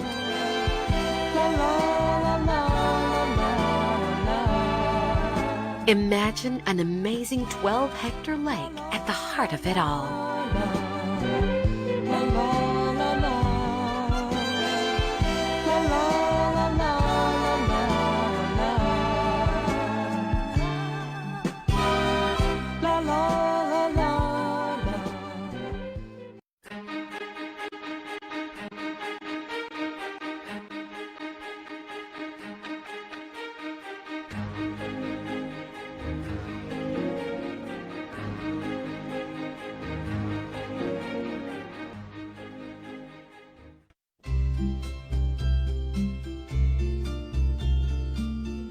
Reignite your passion for living and blaze the way to a bright tomorrow.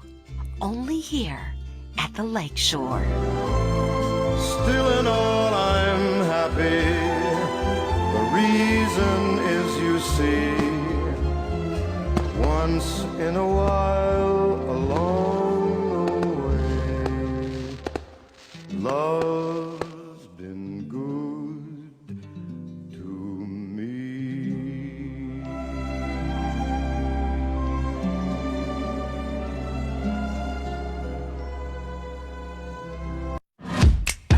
Visualizing your space has never been easier. With a personal studio that fits right in your pocket. Experience the magic of transforming your spaces in just a few taps. Share the excitement. Make your dream space a reality. Express your creativity with the Davis Color Studio app. Download now.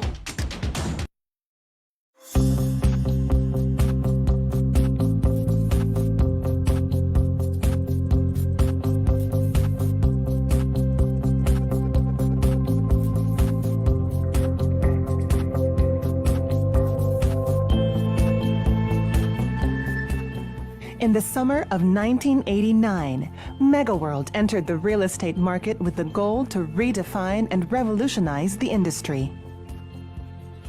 Since then, MegaWorld has become the leader in residential condominiums and BPO offices. Today, the company has an international marketing network that spans continents. MegaWorld lends its expertise and experience to the transformation of the urban landscape and the enrichment of lives. Since its conception, Chairman and CEO Dr. Andrew Tan had a vision. My vision is to give customers the very best value for their real estate investment. We at MegaWorld do this by offering them better lives in the communities we create. His innovative entrepreneurial spirit brought about the creation of the Township, a pioneering real estate concept that would give birth to MegaWorld's now famous live, work, play, learn lifestyle. MegaWorld Townships offer convenience and luxury in the very best locations. Here, residences, offices, lifestyle malls, theaters, dining destinations, retail shops, wellness centers, and schools converge. Townships spur economic activity, promoting business growth and social vibrancy in the surrounding areas. The Eastwood City Township, launched in 1996, was the first of MegaWorld's many landmark achievements. Now, the cyber city of McKinley Hill in Taguig City and the tourism-oriented Newport City in Pasay City are townships synonymous to complete and integrated living. MegaWorld's reach has also extended to other parts of the metro, where cities are enjoying newfound energy. The Mactan New Town, rising in Cebu, will be the first large-scale township in the Visayas, another real estate milestone made possible by the company. Innovation, convenience, luxury, value. All these are privileges of the live, work, play, learn lifestyle that MegaWorld offers in its master plan developments. MegaWorld, making your world bigger and better. Lysandra comes from the most trusted in the home building industry, Vistaland. Present in more than 40 areas nationwide and growing, Lysandra confidently prides itself as a key player in the real estate industry, ensuring a convenient, safe, and secured life for every Lysandra homeowner. You are surely close to all the progress in each Lysandra affordable house and lot projects.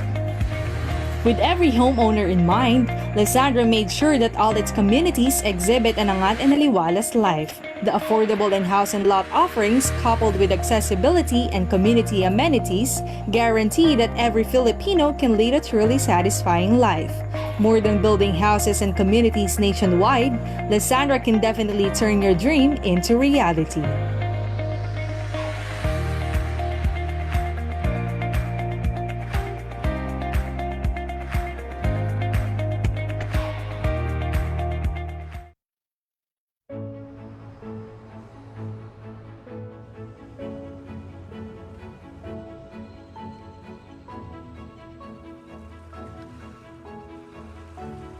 Ayala Land is committed to the nation's progress, building our shared future,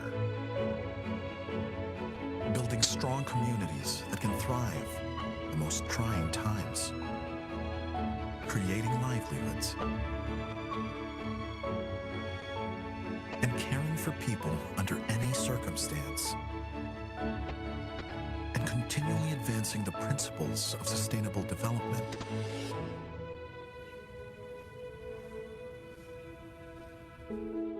Looking back on this last year, it's hard to believe how much has changed, how unrecognizable our world has become. 2020 was unlike anything we'd ever experienced, and it transformed our lives in ways we hadn't expected. Yet the many challenges we had to overcome have also given rise to innovative opportunities. While pushing for progress in the midst of a global pandemic, we first ensured that the people who make our work possible, the customers we've continued to serve throughout the crisis, and the communities that we pledged to aid, were provided with all the support they needed. Standing with them in their most difficult hour, going the extra mile, and easing their many burdens through courage, compassion, and commitment. Pressing ever onwards, Ayala Land is primed for growth, promoting active communities by adapting to new norms, cultivating business and lifestyle through residential efforts, and continuing to offer amazing experiences safely. All of which have served the Filipino well and helped improve their lives.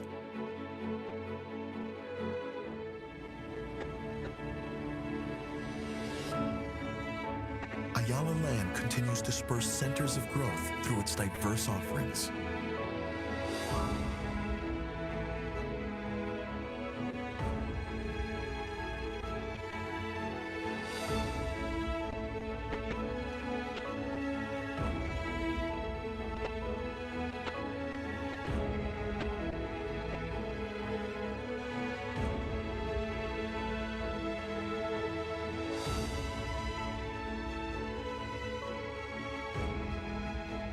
Making bold strides in spite of the struggles,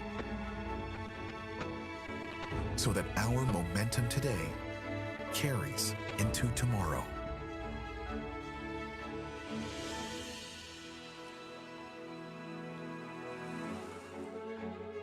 By integrating environmental protection with its expanding business operations, Ayala Land champions sustainability as a means of strengthening the local economy and enabling widespread recovery. Having pioneered sustainable development in the Philippines, Ayala Land remains dedicated to its long-term vision, constantly evolving its policies and practices, and aiming for carbon neutrality in its commercial properties.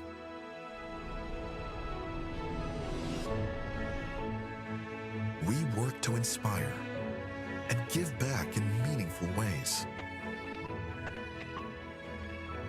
creating vibrant hubs for lifestyle, leisure, and entertainment, fostering communities as well as culture and the arts, and providing the utmost value to business and society.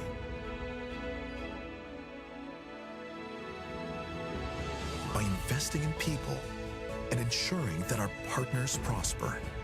We're able to see our country through each new hurdle and accomplish the incredible together. At Ayala Land, we're building a brighter future for Filipinos.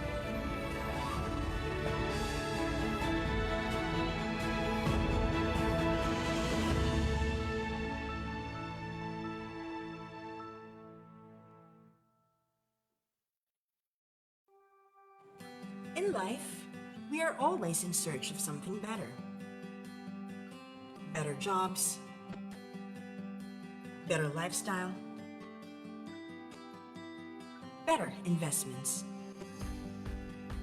Here at Forest Lake, we offer you an alternative, an extraordinary, and a better experience through My Forest Lake portal.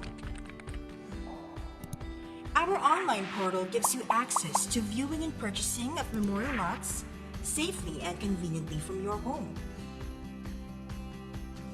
It provides a place where you can centralize the management of your memorial lot investments with easy access to customer information and services.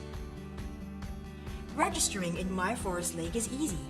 Just follow these 3 easy steps.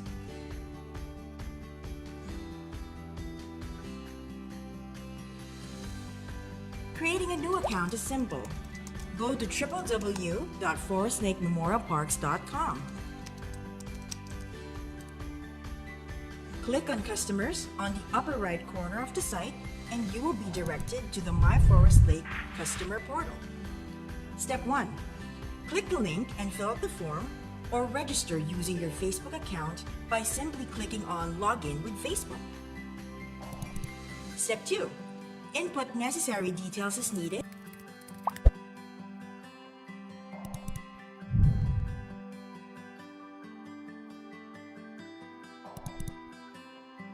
And click Next. Step 3. Verify your mobile phone or registered email.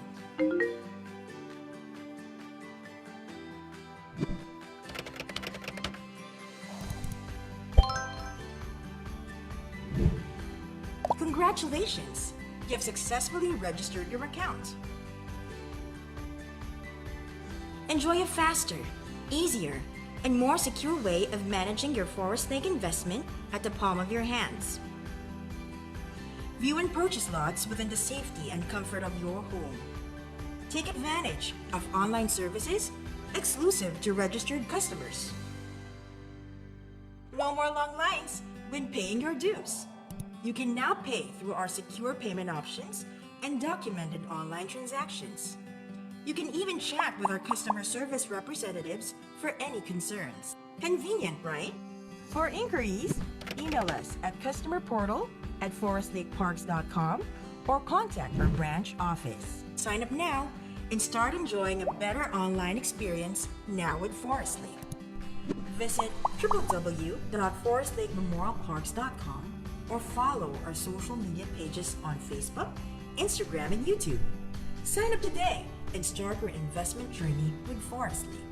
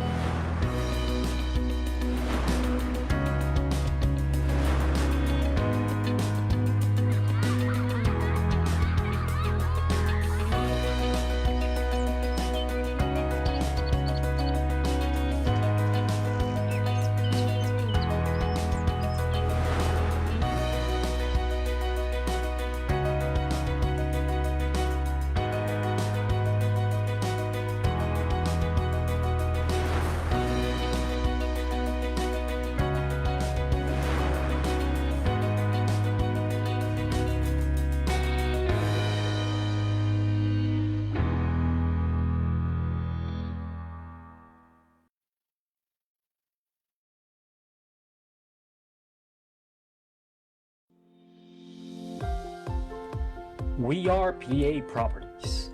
For 26 years, we have been recognized as one of the fastest growing real estate developers in Southern Luzon. We build dreams. 26 years ago, the company set on to provide affordable housing for Filipinos by developing 2.3 hectares of family-owned land.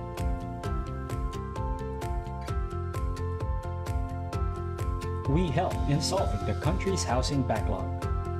To address the 12 million backlog by 2030, the company has developed over 180 hectares of land, providing over 20,000 housing units, resulting in the creation of 40 different communities in Laguna, Batangas, Bulacan, Cavite, Pampanga, and Metro Manila. We are innovative. The company uses the latest in modern construction techniques for our community developments, as well as customer-friendly innovations for easier home buying experience of our customers. We are ready. PA Properties. Kasama sa pangarap mo.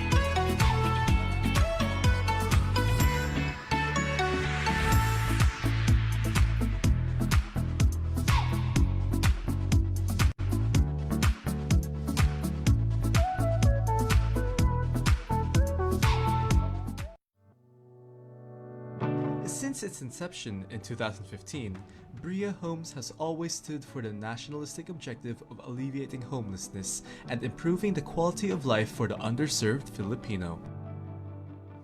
Through the years, Bria Homes has been continuously growing its vision through offering a wider variety of choices and expanding its footprint to cover more ground, reach new heights, and serve more Filipinos across the archipelago. With over 50 projects all over the country, the Bria Homes brand has been synonymous with the best value for money options, top-notch quality, progressive locations, ease of ownership, and a premier customer experience. Bria Homes has always gone above and beyond expectations, redefining the concept of a home builder and turning subdivisions into fully thriving communities. Township projects will always be Bria's differentiator amongst its competition, with customer-centric concepts designed with the needs of its home buyers in mind. Bria Homes has always stayed attuned to the times, adapting to the digital revolution, all in the name of convenience and safety to its home buyers. Sustainability has also been a paramount priority to our business as we continually move towards an environmentally sound Philippines, one Bria Homes project at a time. Bria Homes has continuously reimagined affordable housing. We will continue to build dignified dwellings, picturesque communities, and prosperous townships, formerly inaccessible to the everyday Filipino. We are, and we will always be, the beacon of best value affordable housing in the Philippines. We are Bria Homes, your home of choice.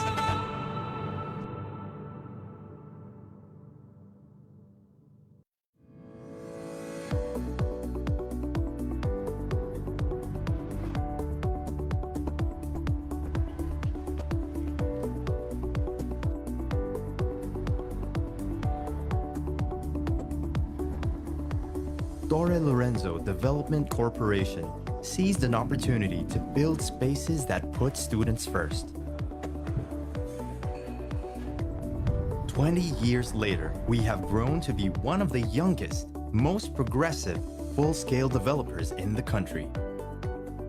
But our success didn't happen by chance. It happened by design. We purposefully selected locations around the biggest colleges in Metro Manila with our premium university residences.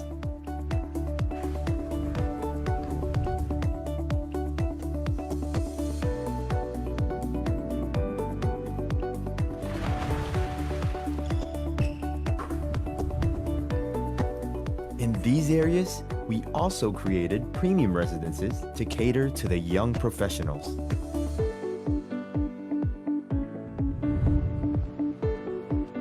We invested early in cities we knew would grow into centers of business activity and tourism to develop at just the right time.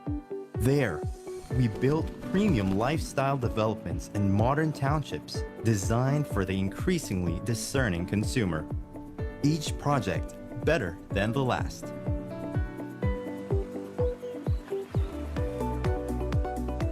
Today, the Torre Lorenzo name is equated with high-quality construction, innovative design, and a promise to respect the land and the community around us. Inspired by the country's economic growth, we plan to expand to other key cities in the near future. Over the years, we have nurtured a distinct culture that defines us and guides our every move.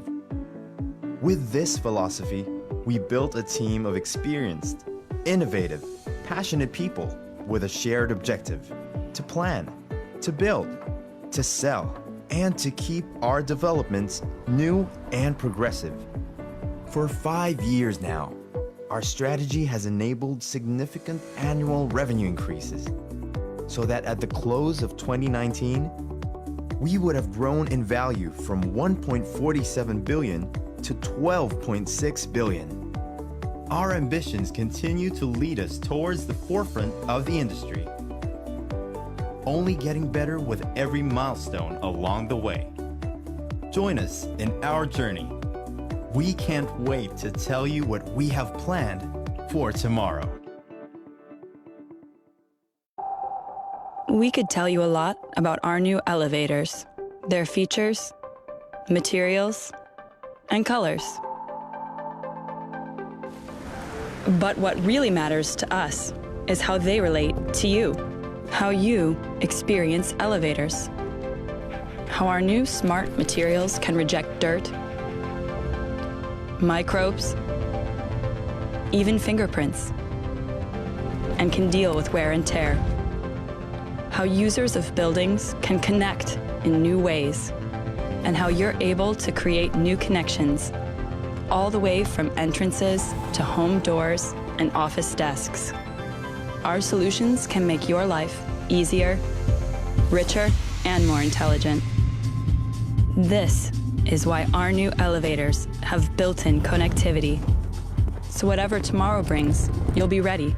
By making the core of your building updatable, you're able to meet future needs and increase the value of your building.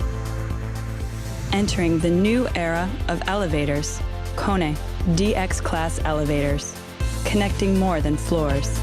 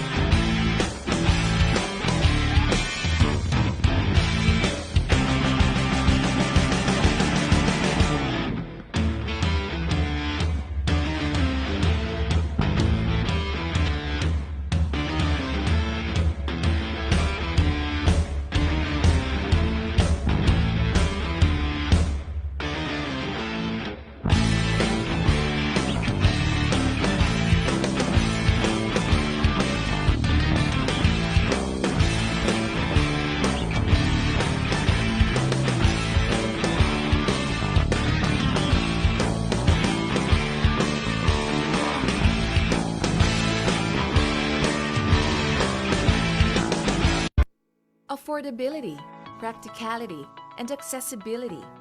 These are major factors future homeowners consider before buying their first home. These are the same founding attributes behind every Lumina home. In August 2012, the country's leading home builder Vistaland founded a line of mass housing communities called Lumina Homes.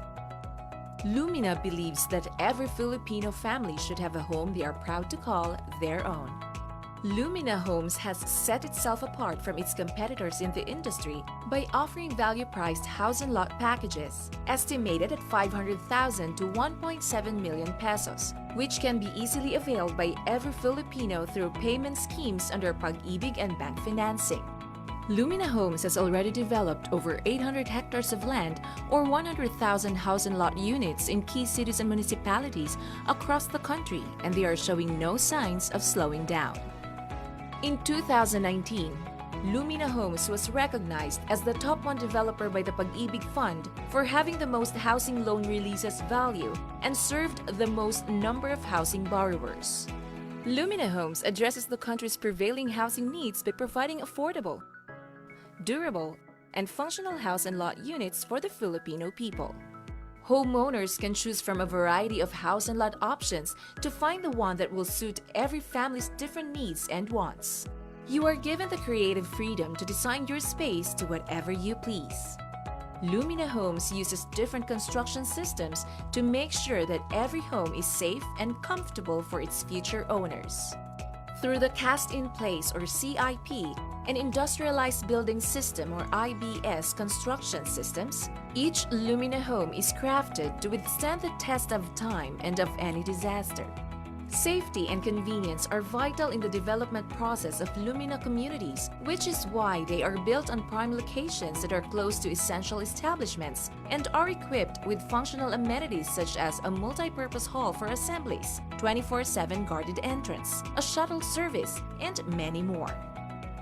Lumina Homes will continue to carry out its vision of providing affordable, practical, and well-developed housing for Filipino families and communities in the years to come. Simple, happy, practical. Lumina Homes, providing homes for everyone.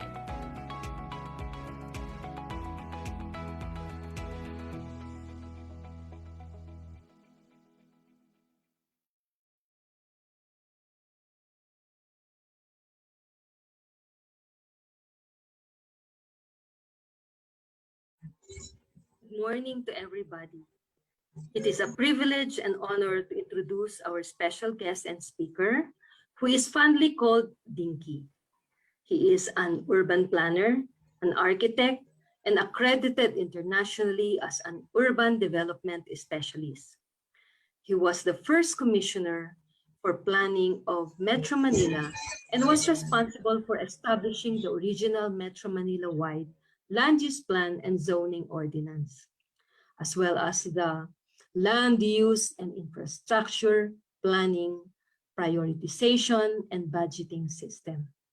He was also the project manager of the Bliss Housing Program, which was his last major project as a Philippine government officer. After he left government service, he accepted the invitation of the United Nations and was appointed regional director for Asia Pacific of the UN Urban Management Program, where he assisted ASEAN cities in improving their city planning and management systems. After serving the United Nations for 13 years, he returned here in the Philippines to rejoin Concept Incorporated, his original private consulting firm. Since his return, he has undertaken many urban planning projects such as the Subic-Freeport Updated Master Plan, the Iloilo-Guimaras Infrastructure Master Plan, the Atria Township of Ayala Land in Iloilo, the Clark Green City Conceptual Plan, and the La Agria Estates of Santa Lucia Land in Silay City. Currently, he is the urban planning consultant for the UP Los Baños Special Economic Zone Master Plan and the Transit-Oriented Development or TOD, of the North-South Commuter Railway Project. In 2012, the Professional Regulations Commission awarded him as an outstanding environmental planner. He has been happily married for the last 51 years to Maria Lourdes Loxin of Silay City. They have 2 children, beautiful daughters, and 2 grandchildren. Ladies and gentlemen, please welcome our special guest and speaker, architect and environmental planner, Nathaniel von Eissedel. Sir Dinky, the spotlight is yours. Thank you very much, and good morning to all my friends in NRIA. Thank you very much for inviting me to make this presentation. And it was, I think, a fitting item to have Secretary Villar start off this meeting with his presentation on the legacy projects of the current administration. I would like to focus specifically on just one of the many projects under the Build, Build, Build program. So can you show my slide, please? My presentation. I requested the Secretariat to manage the slides for me, just to make sure it works well. Okay, so what I'd like to share with everyone today are the development potentials of the North-South Commuter Railway, which, as Architect Joy Fiona mentioned, I am working with, together with her, actually.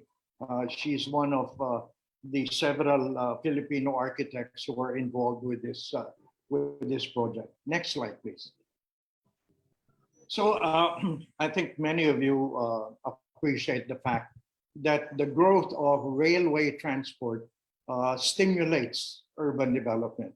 And at the same time, urban development stimulates railway development. And this is why the North-South Commuter Railway is being undertaken.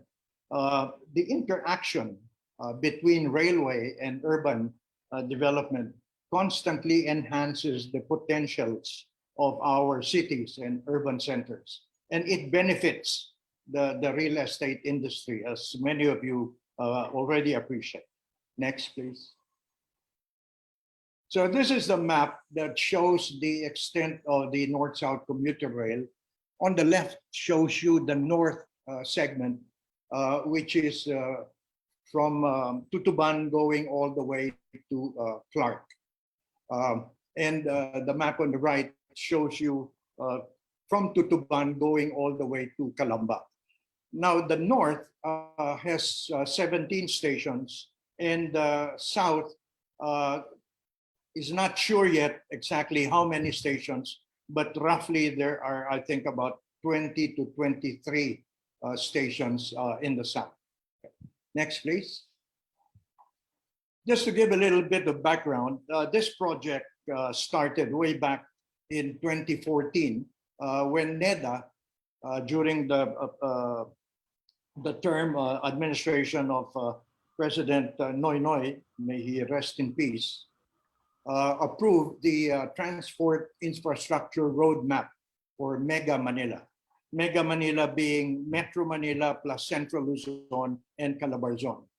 The major objectives of that plan, of that 2014 plan, was to decongest Metro Manila through planned urban expansion and transport-oriented infrastructure development, specifically rail. And the other objective was to provide affordable housing for low-income families who needed to be relocated from disaster-prone areas. Many of you may recall that around that time, 2013, 2014, we had some very serious flooding in Metro Manila, and there were a lot of areas that were flooded. And there was a program by DPWH to relocate the informal settlers that were occupying the 13 the 18 most critical esteros in Metro Manila, and they needed to be resettled somewhere else. So this project took on that objective of providing sites for relocation. Okay, next, please. So the Build, Build, Build program under the present administration took this plan and integrated it together with some new projects. Okay. And as was presented by Secretary Villar, some have already been completed, some are ongoing, and some are in the pipeline. Okay. Now, one of this, and this is what I wanted to focus on, is the North-South Commuter Railway, which is under construction already, particularly the Tutuban to Clark line, which, as I mentioned, has a total of 17 stations. The picture here shows you the artist's perspective drawing of the Buendia station. Next, please. So this is just to provide you a little bit of information. The what is referred to as the PNR North 1, which is the Malolos to Tutuban, expects to accommodate about 300,000 passengers a day. And it will reduce the travel time from 1 hour from Malolos to Tutuban to just 30 minutes. 1 hour, 30 minutes to just 35 minutes. Okay? And this is, as I mentioned, already under construction. PNR North 2, which is the from New Clark City, Interlock to Malolos, Bulacan, which is a connection to PNR North 1, will reduce the travel time of will make the travel time between Manila and Clark International Airport in about 56 minutes. And the time frame for this is between 2024 to 2022 to 2024. The south line, which is from the city of Manila to Los Baños, Laguna, expects to also handle around 300,000 passengers a day. And it will cut travel time from 2 hours to less than 1 hour. The time frame for this, which is very tentative, is it started already in terms of the design and planning of the stations, but the tentative achievement or accomplishment date for this is 2026. Okay. Next, please. Now, what are the opportunities that we can look forward to with the North-South Commuter Railway? Number one is, of course, reduced traffic congestion. Because right now, 30% of private vehicles occupy 70% of our road space. So with the implementation of the North-South Commuter Railway, the expectation is that a lot of people will start using the rail and stop using private vehicles. The other opportunity is the provision of housing to relocate the families living in hazard zones or danger zones.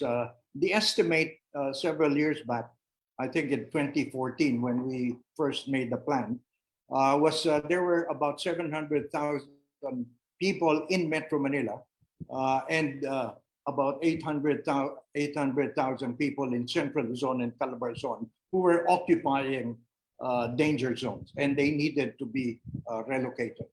So the third opportunity here is the provision of affordable housing. In 2010, this is a bit dated, but it was estimated that Metro Manila had about 500,000 people who needed to be relocated. And I'm sure NRIA now knows that this figure has ballooned tremendously over the years. Next, please. Now, what are the negative effects if we do not plan the areas around the stations properly?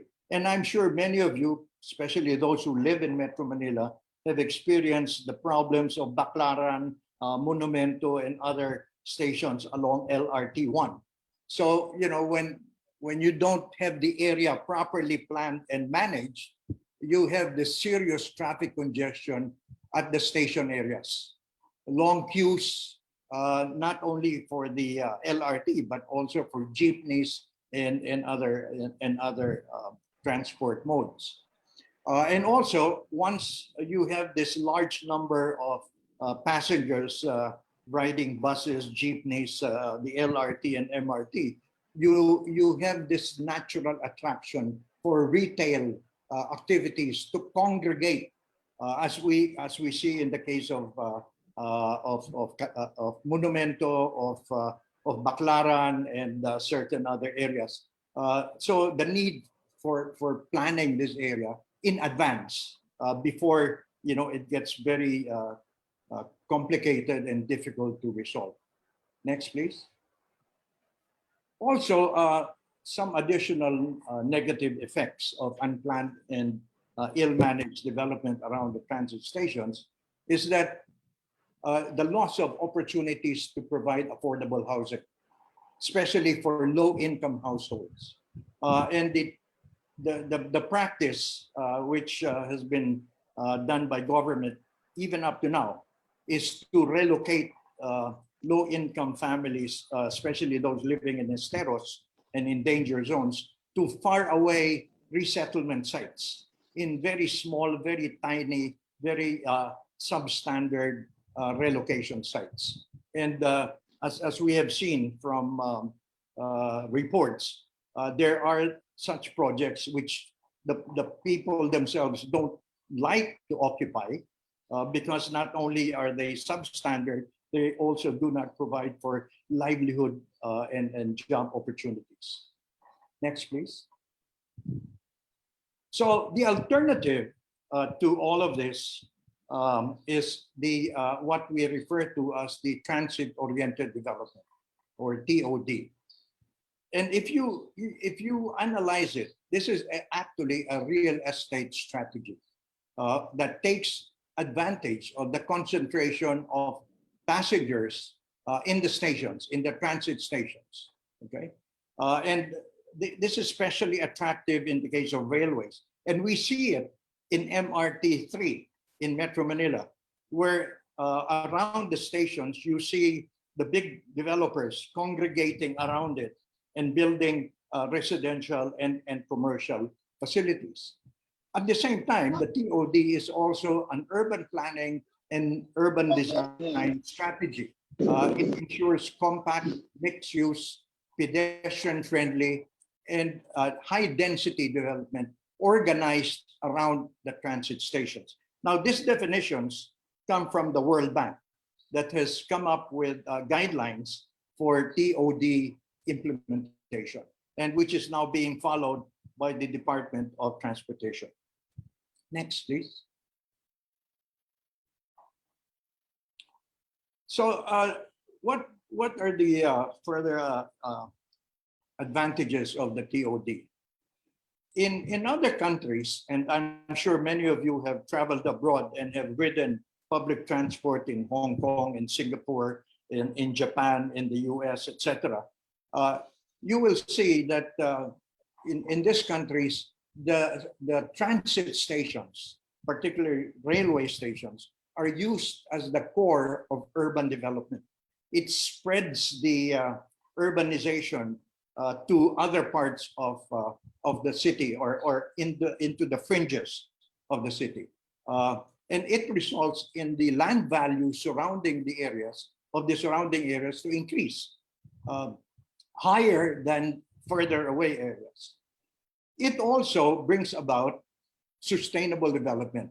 It has social, economic, and environmental benefits. I'm not sure whether you can read all of what is written down here, but for example, in the case of environmental benefits, it reduces air pollution and CO2 emissions, because people, if it's a compact development, people will just walk and not use public transport, and not use private vehicles. So it also provides land and adequate land and green areas.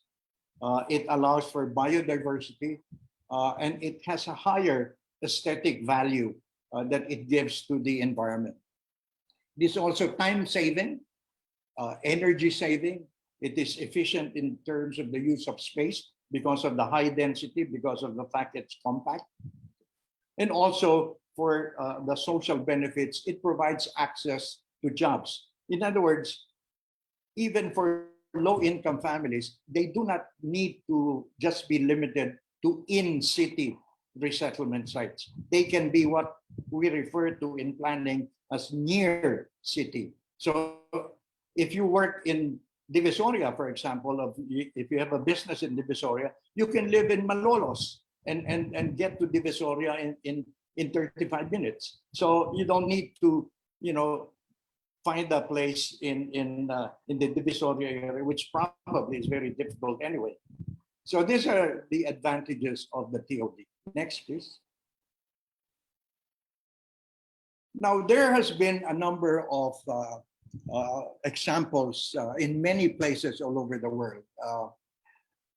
The picture here shows a TOD area in Arlington, Virginia. It can be as small as 2 hectares, okay? Or it can be as big as 80 hectares or more than that. It depends on how much land is available and developable around the station areas. I'll go into a little bit of detail on that. But TODs traditionally or normally accommodate a wide range of land uses. In other words, it's mixed use.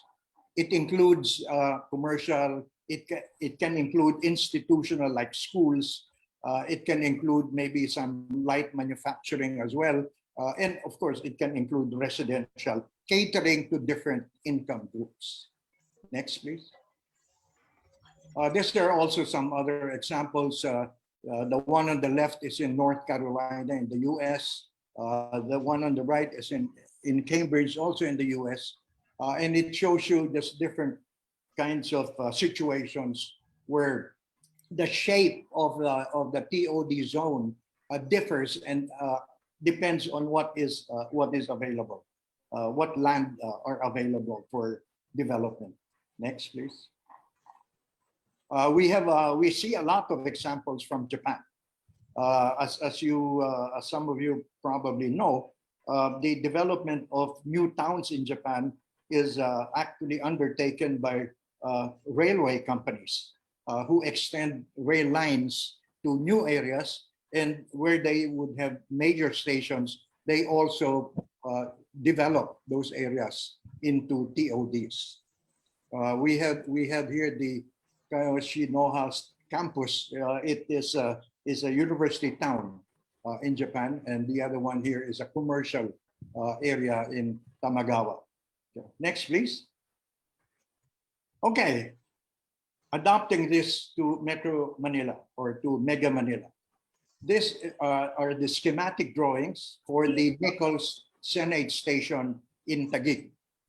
Now, if you look at the plan on the right, the diagonal line on your left, on the left of the drawing, is SLEX, okay?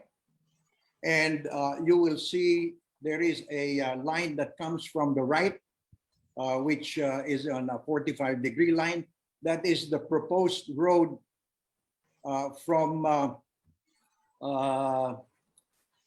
the TOD site going all the way to BGC. So this area here on the right, where you see the blue areas and the pinkish areas there, that's already part of BGC. And the blue at the corner of, I can't remember the name of that road. Anyway, the Senate, the new Senate building is proposed to be located here. Now, what makes this station interesting is, aside from the north-south commuter rail, which is along SLEX, you're familiar with the existing railway there, okay? There is also the Mega Manila subway that is running from BGC and crossing SLEX and then going all the way to Alabang, okay? So this area, that's why it's called the Nichols Senate Station, is you have two stations. You have the NSCR, the North-South Commuter Railway Station, and you have the Mega Manila Subway Station in the same area.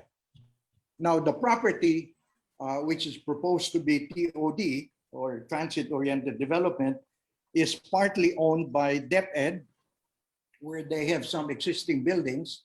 And then on the other side is the BGC area, which is still part of Fort Bonifacio right now. Now, because of the expected volume of traffic or the number of people who are expected to be coming in and out of these two stations, we envision this area to be a high density area. As I mentioned earlier, it will be mixed use. So there will be commercial. DepEd also wants to retain some of its facilities, and they want to put up a sort of like a teacher's camp kind of facility here. And so it will have institutional facilities as well. Okay, we can go back to this if there are questions about this later, but let's move on. Next slide, please. Okay, this is Angeles Station in Pampanga. And we have a lot of NRIA members in the South. So this is good to show, I think. In Angeles, we have this area. And for those of you who are familiar with Angeles, you will see on the right side on the plan that there is an existing cemetery. It's a privately owned cemetery right next to the rail line and the station. And there are some vacant areas here, which are right now in the plan colored this light orange here. And then you have the what do you call that road?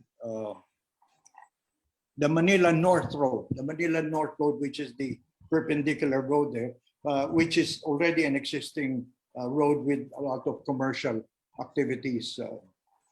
So again, this is envisioned to be mixed use.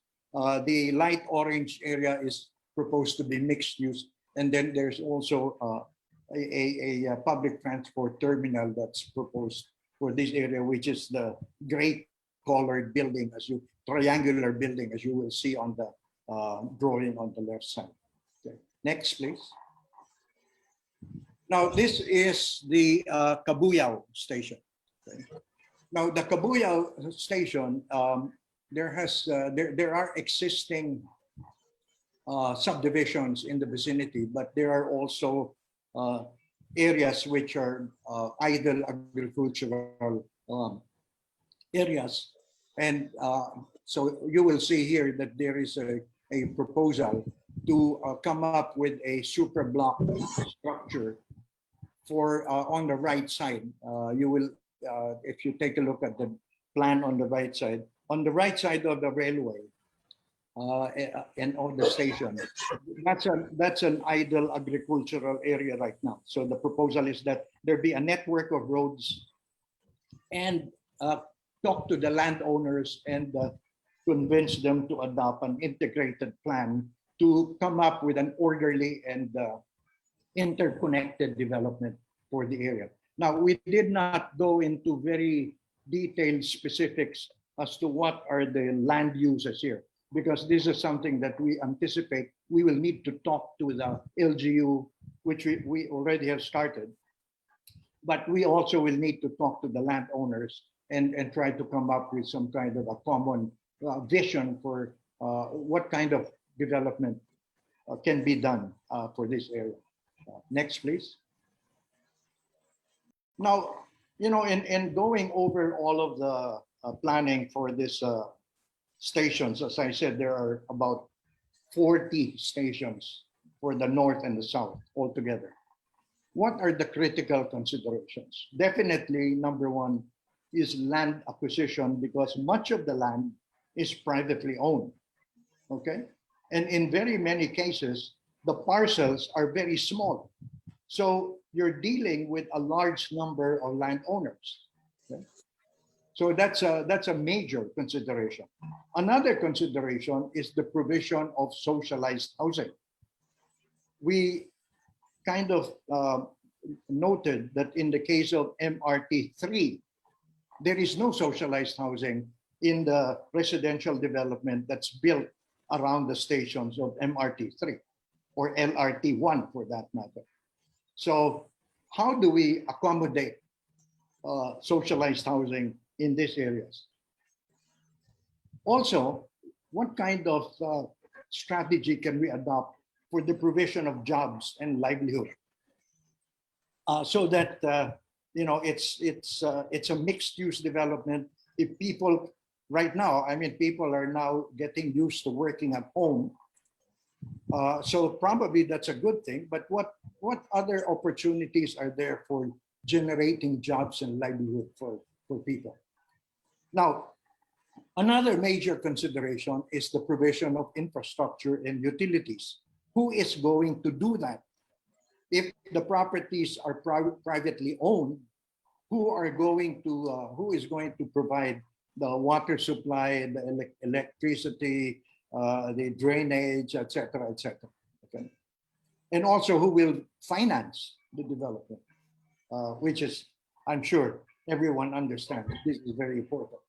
And not to be forgotten is estate management. Who is going to manage this area, the completed TOD?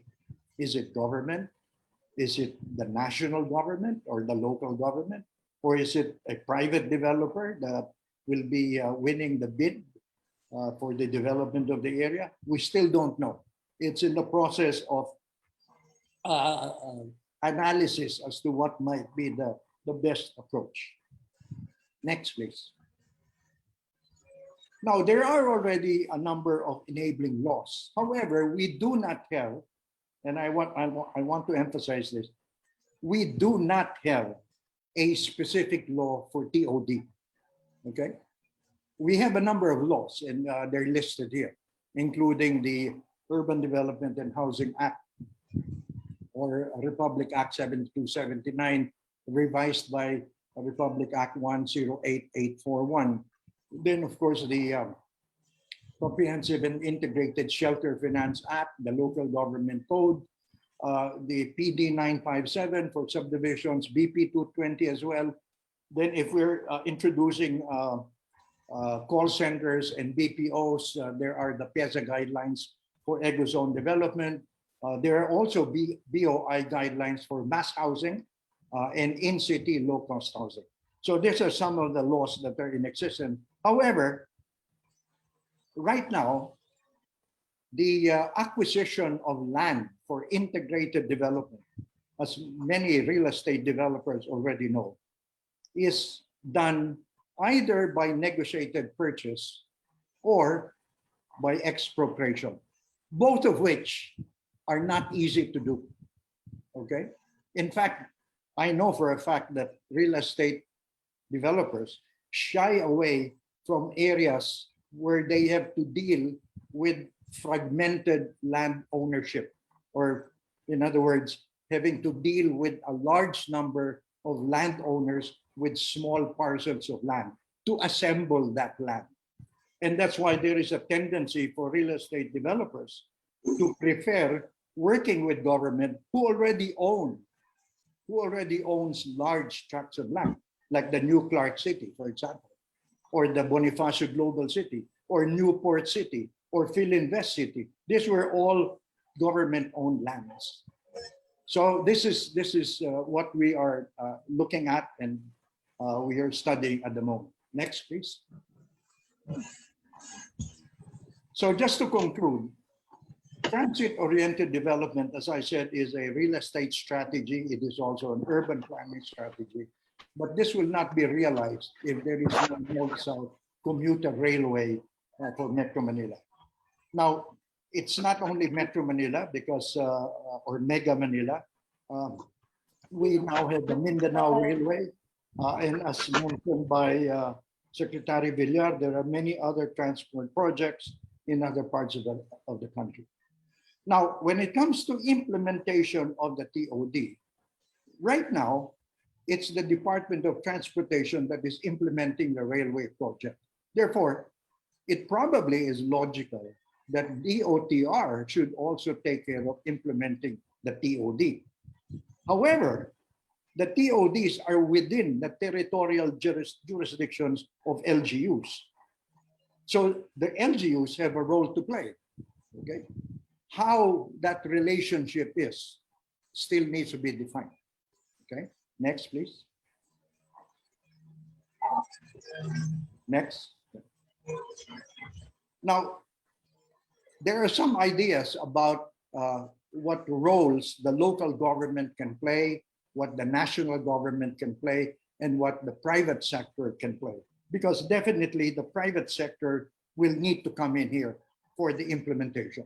Okay, so as you can see from this slide, we have identified possible roles, and that we see that the success of TOD in Mega Manila requires some meaningful partnership between the private sector, the national government, and the local governments.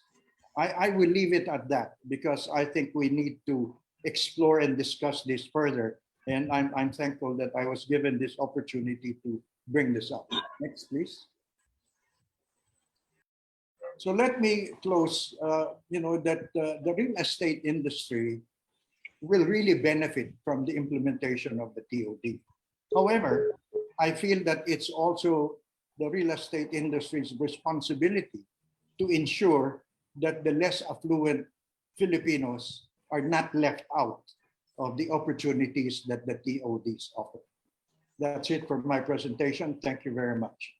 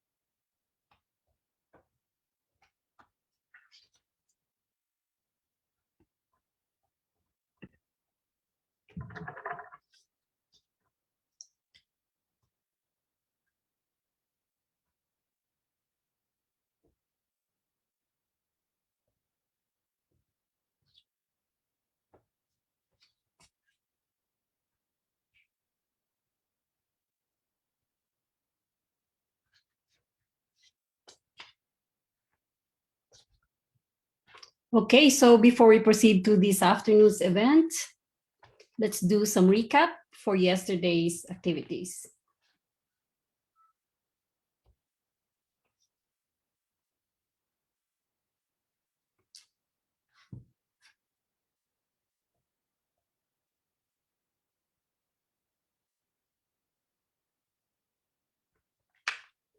Yesterday, we had our first presentation and second presentation. This is from Professor Epimakov Densing III, our Undersecretary of Department of Interior and Local Government. Yeah.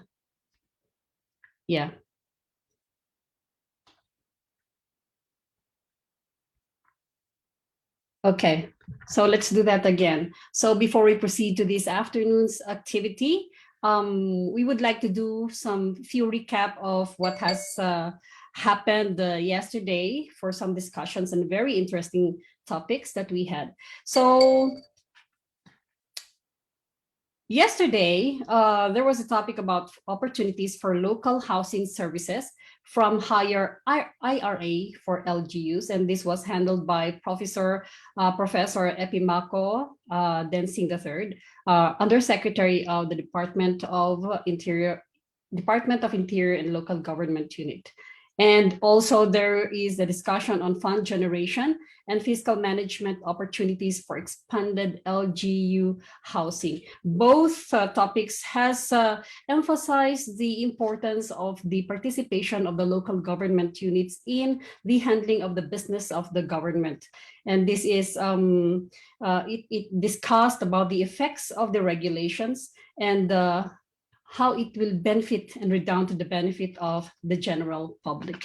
This is also discussed in the attractiveness of real estate investments in the Philippines for foreign buyers. And this emphasized the Mr. Lawrence Ziller, our Vice President for Italian Chamber of Commerce in the Philippines, discussed how the regulations in the Philippines in terms of the participation of our foreign investors in our country. And this discussed about the effects of the regulations and the inhibitions of our foreign investors, because it instead of having them around, sometimes they are all driven away because of what we call the percentage share of ownership of our foreign investors.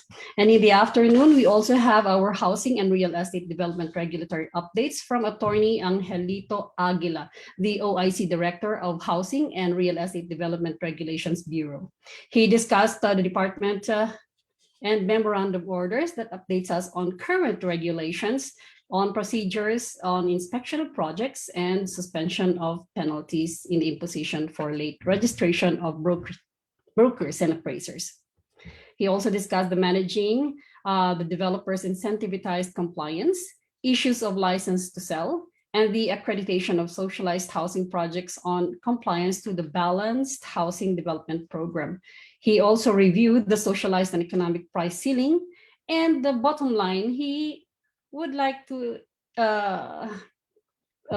emphasize on the government's program on ease of doing business, because Philippines is more known of too much bureaucracy, and the government wants to do the simplified, digitalized procedures on government projects and regulations to make people happy.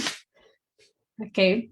And for this afternoon, we will be discussing about the climbing the professional ladder and visions on new designs, on new structures for housing and communities.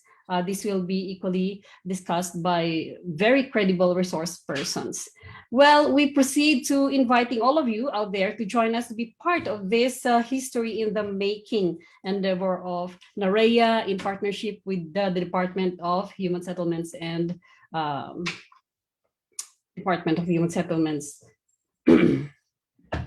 Okay, for this trade exhibit. As our Senator Francis Tolentino says, we congratulate NAREA for its first hurrah for the successful establishment of the International Housing Fiesta Filipinas.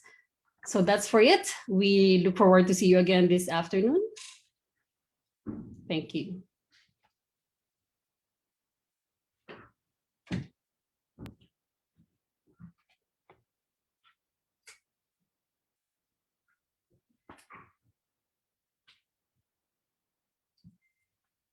Our next speaker is the representative of the 3rd District of Negros Occidental, the former president of the Philippine Women's University, or PWU, and has previously sat in the Board of Trustees of various associations of higher education institutions and civic organizations. He was assistant professor at the University of Washington, Seattle, and has taught various courses at Cornell University in New York, University of Wisconsin-Madison, University of Asia and the Pacific, and PWU. For his extraordinary work and leadership in education, he received the Award for Outstanding Contribution to Education in the 2017 Asia's Education Excellence Awards. He earned his MA and PhD in Comparative Literature, minor in Southeast Asian Studies from the University of Wisconsin-Madison, and his BA in Comparative Literature and English from Cornell University, where he was summa cum laude and cum laude respectively. To talk about housing, rising above the crisis, I'm very pleased to present to you Honorable Jose Francisco Kiko Bantug Benitez, PhD, representative of the 3rd Legislative District of Negros Occidental. To the members of NREA, led by Chair Emerita Marisa Del Mar, Chair Benny Cabrieto, and President Imelda Magtoto, magandang hapon po sa inyong lahat. Congratulations to NREA for your 30th year and for your successful shift to a virtual convention as I speak to you today through the internet. The pandemic has radically transformed our way of life and the business landscape. It has forced us to adapt to survive. And I commend the leaders and members of the NREA for rising to the challenge of reconfiguring your operations to reduce costs and to penetrate markets at a time when incomes of your target clients are affected by the economic slowdown. I understand, however, that you can only do so much to survive. I understand that the government needs to intervene to support real estate developers and brokers. Indeed, we need strong public-private partnership to rise above the housing and health challenges of our times. The pandemic has not only highlighted our issues of homelessness, but also poor housing conditions and informal settlements all over our country. There is no adequate space or ventilation, for example, to enable physical distancing or isolation. There is no proper air circulation. There are no adequate facilities for sanitation and hygiene in our cities. Why are low-income families forced to live in these conditions? Because formal housing is increasingly unaffordable. Rapid urbanization has intensified competition for land in our cities and has been driving land prices and housing costs to rise. To make matters worse, housing production is frustrated by bureaucratic inefficiencies, further increasing cost even as our population continues to grow. This is exactly why I filed House Resolution 1468 to sound the alarm over our country's growing housing crisis. The Committee on Housing has already passed the resolution, and before Congress adjourns the first week of June, the full House is expected to approve it, calling on the executive to utilize idle government lands for public housing and to address bureaucratic red tape. These interventions are actually already mandated by existing laws, RA 7279, or more recently RA 11201, which created the Department of Human Settlements and Urban Development, directs the inventory of government lands with the end goal of designating and developing idle lands for public housing.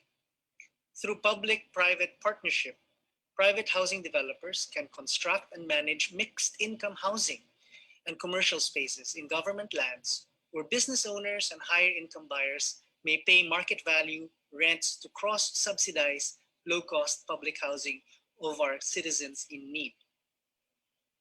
On streamlining government regulatory processes, RA 11302 and very recently RA 11517 already provide for the expeditious issuance of permits, licenses, clearances, and certifications for all activities regulated by the government.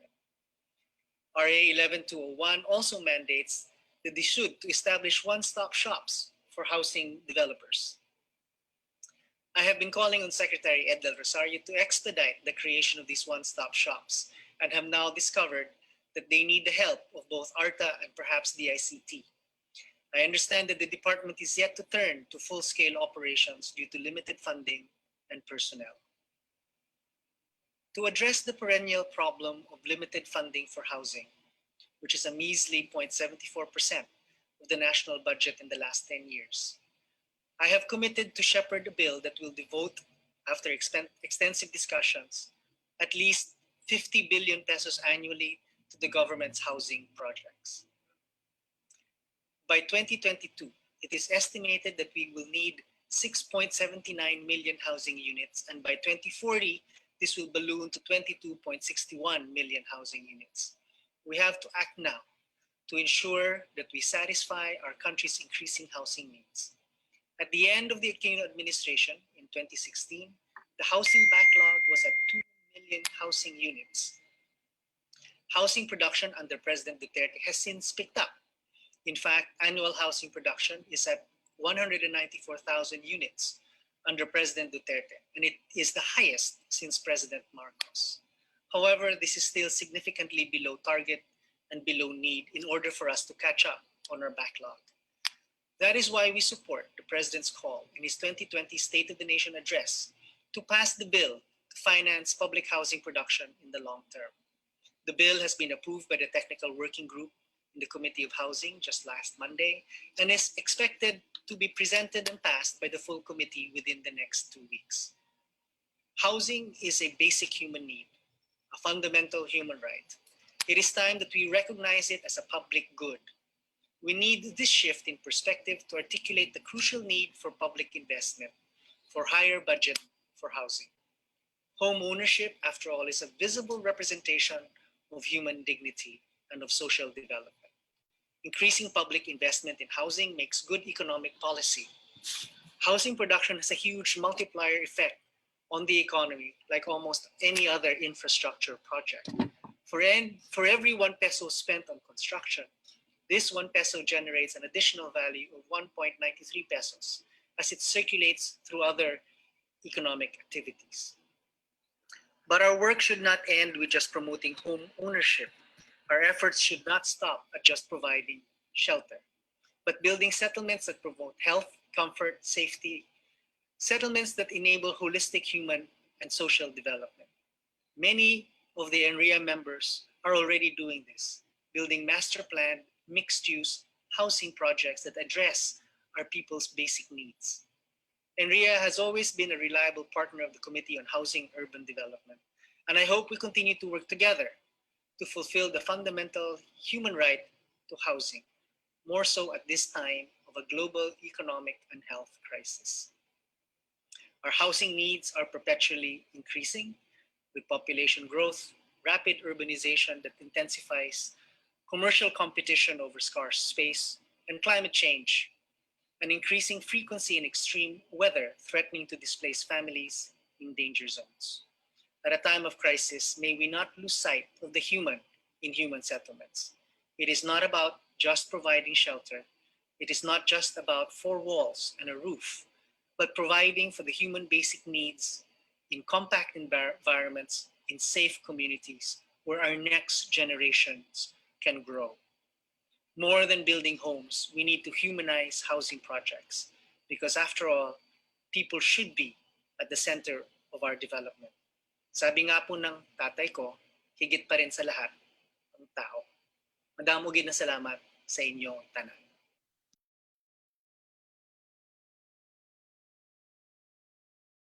An architect and a landscape architect, our guest of honor reinforces his strategy to always design in good harmony with the environment. With that trademark in the field, he has completed a variety of architecture and landscape projects during his decade-long stint. He dedicated 11 years as an overseas Filipino architect in Riyadh, Kingdom of Saudi Arabia. He worked with Omrania, an international architecture and engineering consultancy known for its timeless and innovative solutions towards the betterment of a changing world. Then he joined the Riyadh Development Authority, a government agency in Riyadh. He also became a consultant in an architectural firm in China for 3 years before finally putting up his Philippine-based architectural firm. Aside from putting emphasis in the importance of environment in design, part of his profession's mission is to help improve the quality of human life. He is an active champion in every UAP's wide-range corporate social responsibility project, which is aimed at uplifting human condition and advancing professional service to society. This advocacy elevated him as a fellow of the United Architects of the Philippines.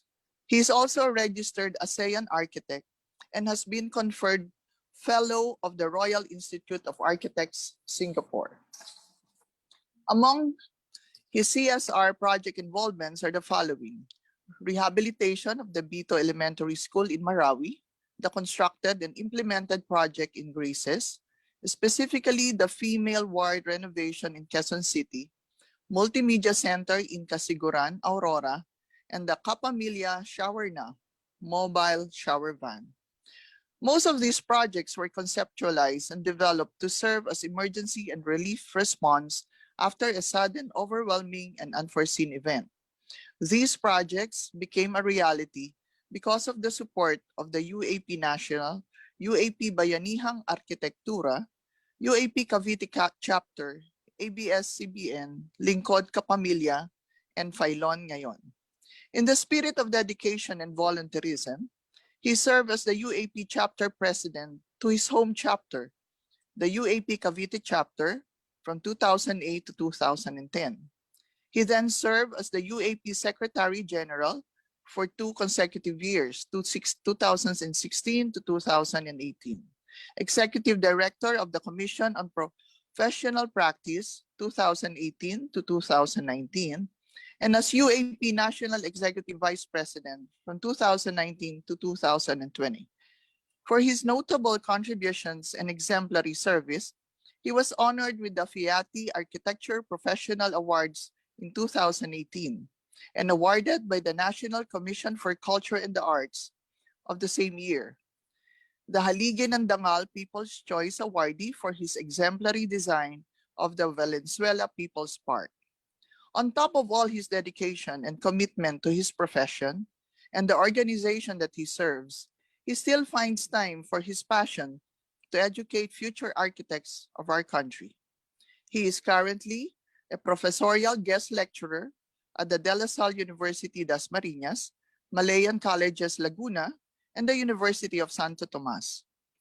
A service is the heart of his leadership, and he believes that God blessed him in infinite ways, so he returns, blesses, and helps others. Ladies and gentlemen, the National President of the United Architects of the Philippines, Architect Renato Adalia Heray, FUAP, ASEAN Architect, FRIA, PALA, and IFLA. Thank you. Maraming salamat po. Thank you, Architect Grace Layug, our board advisor here for that generous introduction. Salamat.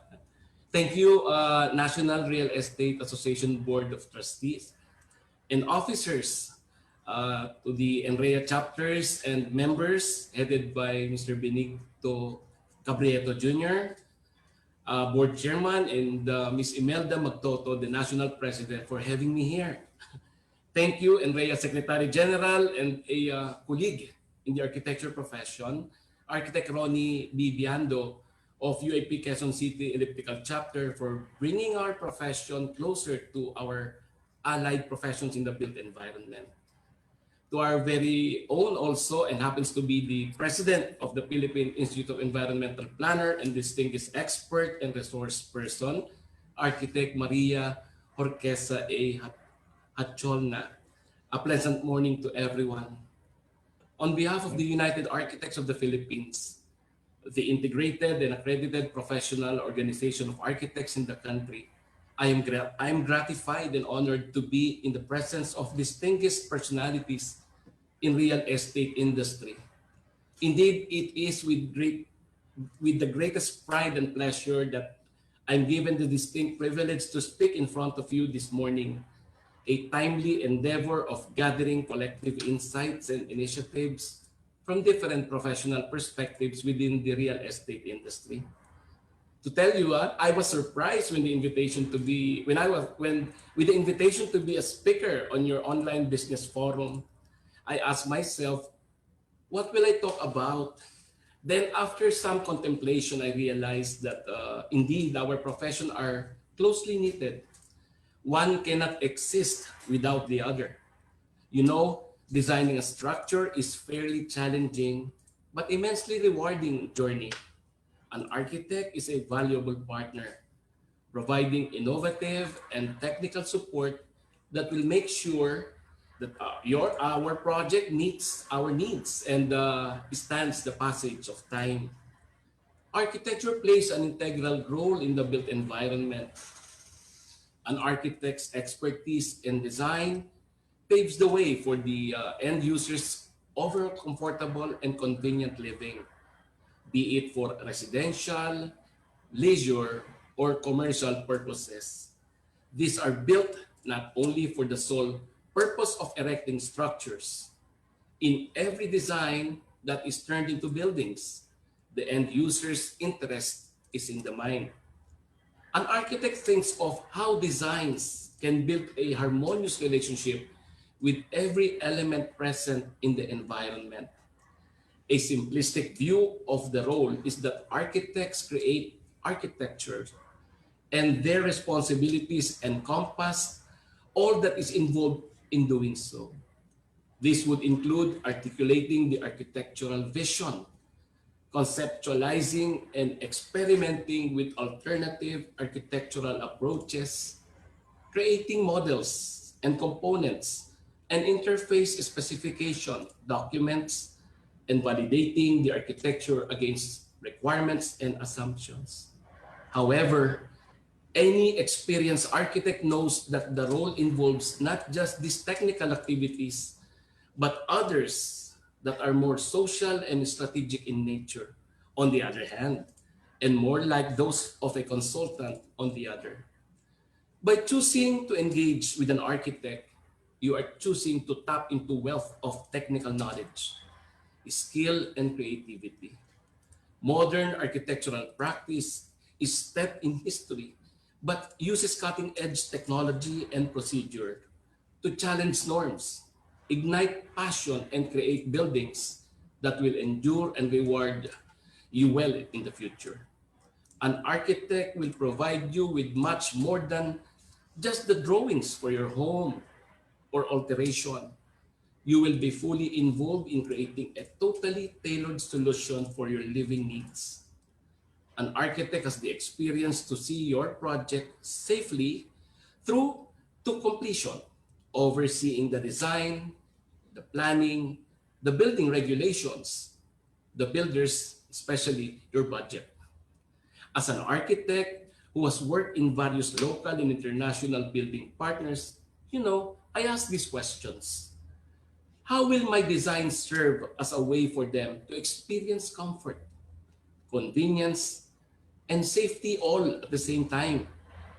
How can I do to make their living experience even better without sacrificing other equally important factors? How will my plans be congruent to the living capacities and standards of the end users? Are my plans cost-effective, efficient, and sustainable? All these and more are at the back of every architect's mind. These questions can only be answered by architects alone, of course, taking into consideration every end user's perspective as well. More so, the architect's expertise, if combined with the knowledge and expertise of allied professionals in the built environment, creates a thriving and dynamic result. That is why architecture should work hand in hand with other professions to create a built environment that is suitable for its target. One of our goals as Filipino architects is to help in pushing for modern cities that are bearable, equitable, earth-friendly, and viable. This is encapsulated in sustainability. We advocate green buildings in the middle of modernization. We work towards smart cities that adhere to adaptability, leaning on the objectives of using available resources economically while protecting the environment and the climate. We also call for space-savvy residential and commercial buildings and infrastructure that are for public service and consumption. Through this, we create a built environment that is inclusive. Moreover, We call for the conversation of architectural heritage while pushing for innovative solutions. From a personal perspective, I am deeply passionate about championing a built environment that puts high regard on our past. We can do this by putting importance on our architectural treasures, one of the vital proofs of our country's rich history and culture. As some say, we cannot just simply move forward to our future without recognizing the past and giving it utmost importance. Preserving our roots is equally important as planning for the future. While we have always been at the forefront of making livable cities, we know that we still have a lot more to learn. Take this current pandemic we are all in. As the world welcomed a standstill due to the COVID-19 pandemic, we all know that every industry was affected. The industry that we belong to is not an exception of this. Even when architects have been trained to adapt and make use of how the environment works in every plan, it was still a big challenge to plunge abruptly into a whole new setting that we have not experienced before. For one, we have to make quick yet smart decisions, adjustments, and necessary changes that lean on the minimum health standards imposed by our authorities. On the other hand, the architects' insights were sought and consulted upon, especially during the most crucial times of building necessary medical and quarantine facilities. Our expertise was sought to set these health standards in place, planning and designing a space, air circulation, formation of public places, regrouping plans for public transportation, workplaces, consideration of modular construction, and reliance on adaptive reuse, among others. As someone who has been in this industry for decades now, I can proudly say that architecture has long been helping in shaping our country's bid to progress and modernism. And as we all go through this pandemic as a nation, architecture has a big role to play in nation building as our nation steers its way to economic recovery. Architecture is an integral player in building sustainable, adaptive, and thriving spaces for everyone, most especially in the city where modernization begins and where most people are in. The city is a melting pot, and we have to help it grow better. We all know that even when the vaccine has already reached a portion of our society, and the protection we have been looking forward nears, the coronavirus is here to stay. Our profession needs to make the new normal landscape adapt to future challenges that may arise. While our industry has also been hit by the pandemic, we are grateful that our adaptive capability is embraced the new normal help in the swift transition. This smooth shift gave us more time to focus on real things that matter, both the private and public sectors in adapting to the needs of the times. We know how industry can be of help in the sudden changes, and we are well aware of our capacities to rise from the challenges the pandemic has brought. In the past month, following the announcement of lockdown in Metro Manila last year, I have seen firsthand as National President of UAP how our field worked hand in hand to contributed our best effort to help alleviate the situation. Personally, I get to see our frontliners sacrifices in battling our invisible opponent. I saw the challenge of many of our countrymen who struggle to put food on their plate, what with the closing of businesses and job loss. It is our fervent hope in our profession that our effort is helping may somehow alleviate the hardships of our countrymen. Through these steps, we put our trust that it somehow eases the burdens they feel. Thus, let it be known that architecture is more than dealing with the built environment. Rather, our work is part and parcel of making a better society that is livable and adaptable to the future. We are here to extend all the assistance we are capable of to contribute to nation building, be it through public entities in rebuilding their plans towards the new normal, builds and design, or through pro bono services we extend as part of our contribution to UAP's trust of committing to corporate social responsibility. At this point, I would like to take this opportunity to share what our organization, the United Architects of the Philippines, the integrated and accredited professional organization of architects, have been doing ever since the pandemic hit our land, and how we are aiming to be allies in building a better and more progressive built environment for all of us. UAP extended help to our public sector's call for a union of ideas and contribution to better serve our countrymen in this time. Through our chapters, UAP has delivered technical assistance in building quarantine and medical facilities in various regions. Various local government units as well as private companies sought our expertise in creating plans on how to adapt to the new normal, putting the highest standards of health protocols in mind. UAP also helped in providing donations for our medical frontliners, making them feel that of its resources to help our countrymen who were hit by these previous super typhoons that destroyed some regions in the country. We continue to work with the LGUs in rebuilding communities for displaced locals to make new shelters and where they can start all over again. You know, for us to improve the present condition of our life and our environment we are currently living, public or people should be aware of their personal and social responsibilities to everyone, more so for the wide range of professionals in our country.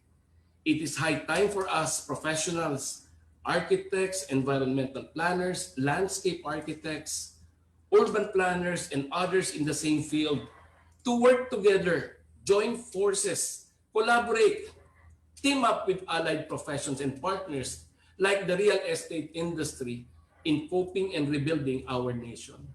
To quote Mother Teresa, "I can do things you cannot. You can do things I cannot. But together, we can do great things." Hence, in the field of architecture, it is our professional responsibility to serve the community in a socially accountable and sustainable manner by giving high regard of consideration to the human, environmental, societal, cultural, and economic changes in order to adapt to the consequences brought by the unforeseen worldwide health crisis that struck us. With the world slowly adapting to life in a pandemic, architecture is being called upon to reshape our spaces as we look optimistically ahead to a post-pandemic world. The architecture profession continues to be champion of a better built environment for our country. The architect's goal is to be one with every aspect of our society, to work hand in hand and share our vast knowledge in architecture, to build an environment that is favorable for everyone, meeting each expert's standards. Know that it is our mission to help create more livable and sustainable green cities, providing a better option for our countrymen to elevate their lives in cities. We shall remain steadfast in reaching these goals. We are in a time when competition is set aside. We should rather call ourselves as a team who are vying for that one common goal, to uplift and rebuild our society through a progressive human settlement that goes well with the needs of the environment. And in this challenge, we are seen as equal contributors to victory. No one is better than the other. Everyone is vital in achieving that shared goals.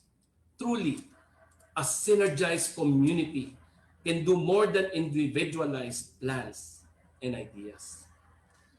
Po, maraming salamat po muli.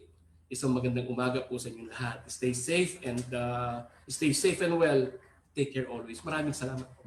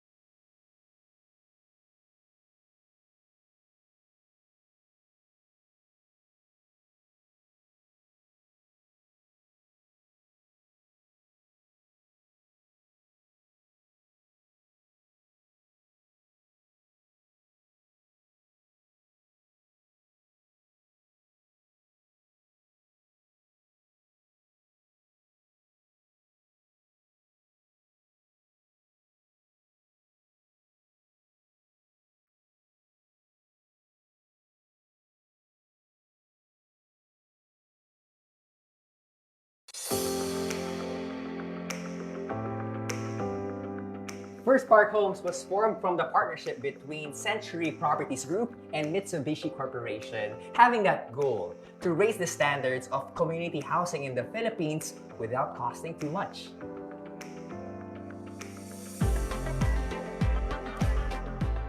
Unlike other housing communities, First Park Homes has actually what they call the 4 C's. It's the brand pillars which they follow. It stands for complete, conceptive, connected, and convenient. Oh, complete because their homes are fully finished, which means the walls are painted, you got your complete flooring. This place is secure and you got provisions to expand. Basically, all you need are your furniture and you're ready to move in. How easy is that? Conceptive because First offers amenities which go beyond the basic. Get this, for every subdivision, there is a specific theme for the amenities which can be enjoyed by both young and young at heart.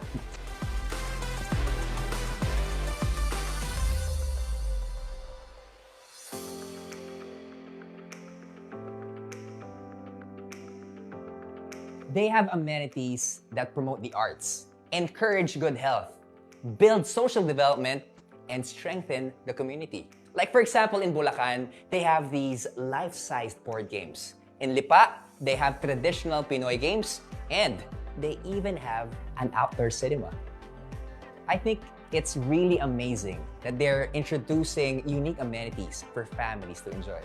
First aims to keep everyone connected to life essentials. Imagine, they even have a shuttle to bring you to nearby transport hubs. Now that is hassle-free.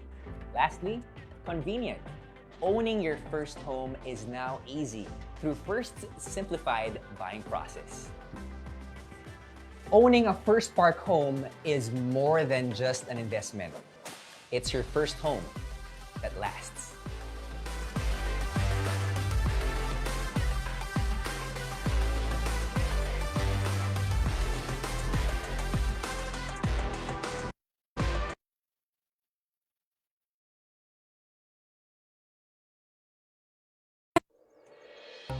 At last, a place where home means more than just a roof over your head. Where a tweet means more than letters on the screen. Where a tag means more than just names on a picture. And a share means more because it's done face to face. At last, a place where there is truly more. Just an hour away from Cebu's Central Business District, Amoa is a 60-hectare residential community. Cradled in the beautiful hills and vistas of Tamiao, Compostela. With a collection of villages forming smaller neighborhoods with unbounded spaces. Where your children can grow up free to run around. Explore nature make friends, and appreciate a life lived in harmony with the places and people around them. At Amoa, there is more to enjoy. With master-planned and life-scale amenities, 3 swimming pools, a clubhouse, basketball court, grand lawn, play area, and many pocket parks. Living areas that foster a strong sense of community, where your children can experience childhood as it should be, full of friendships and interactions. Beyond small spaces and virtual screens, at Amoa, there is more to love. Choose from 1-story houses that's perfect for your family, like Aruna and Ananda. For more space, go for our 2-story houses, such as Asta, Asha, and Amita. Come home to Amoa, where life means more.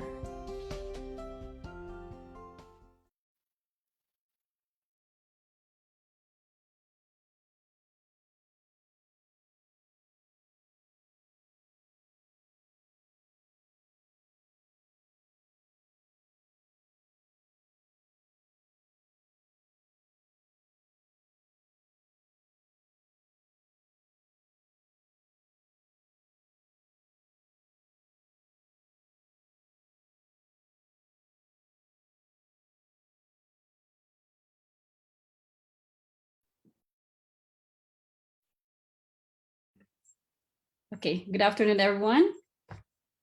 So let's have our Assistant Director for Brokers Network of Mega World Corporation for their project presentation. Thank you very much, Ms. Alma. Can you hear me okay? Yeah, loud and clear. All right, thank you very much. Again, good morning to each and everyone. And I hope everyone have had their lunch already and they had a good one. So again, my name is Ryan and I am representing Mega World Corporation, Fort Bonifacio. So today I'll be discussing to you our project specifically in one of our township projects here in Fort Bonifacio. So with me on the back end is my colleague, Nika Indina. She will be assisting us for sharing to you the screen about our project.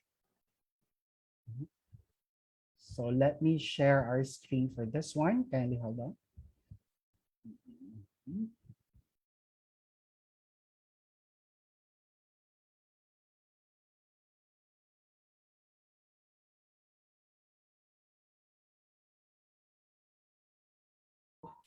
Let me first introduce you to the future of Fort Bonifacio, which is incorporated with our developments that we are offering.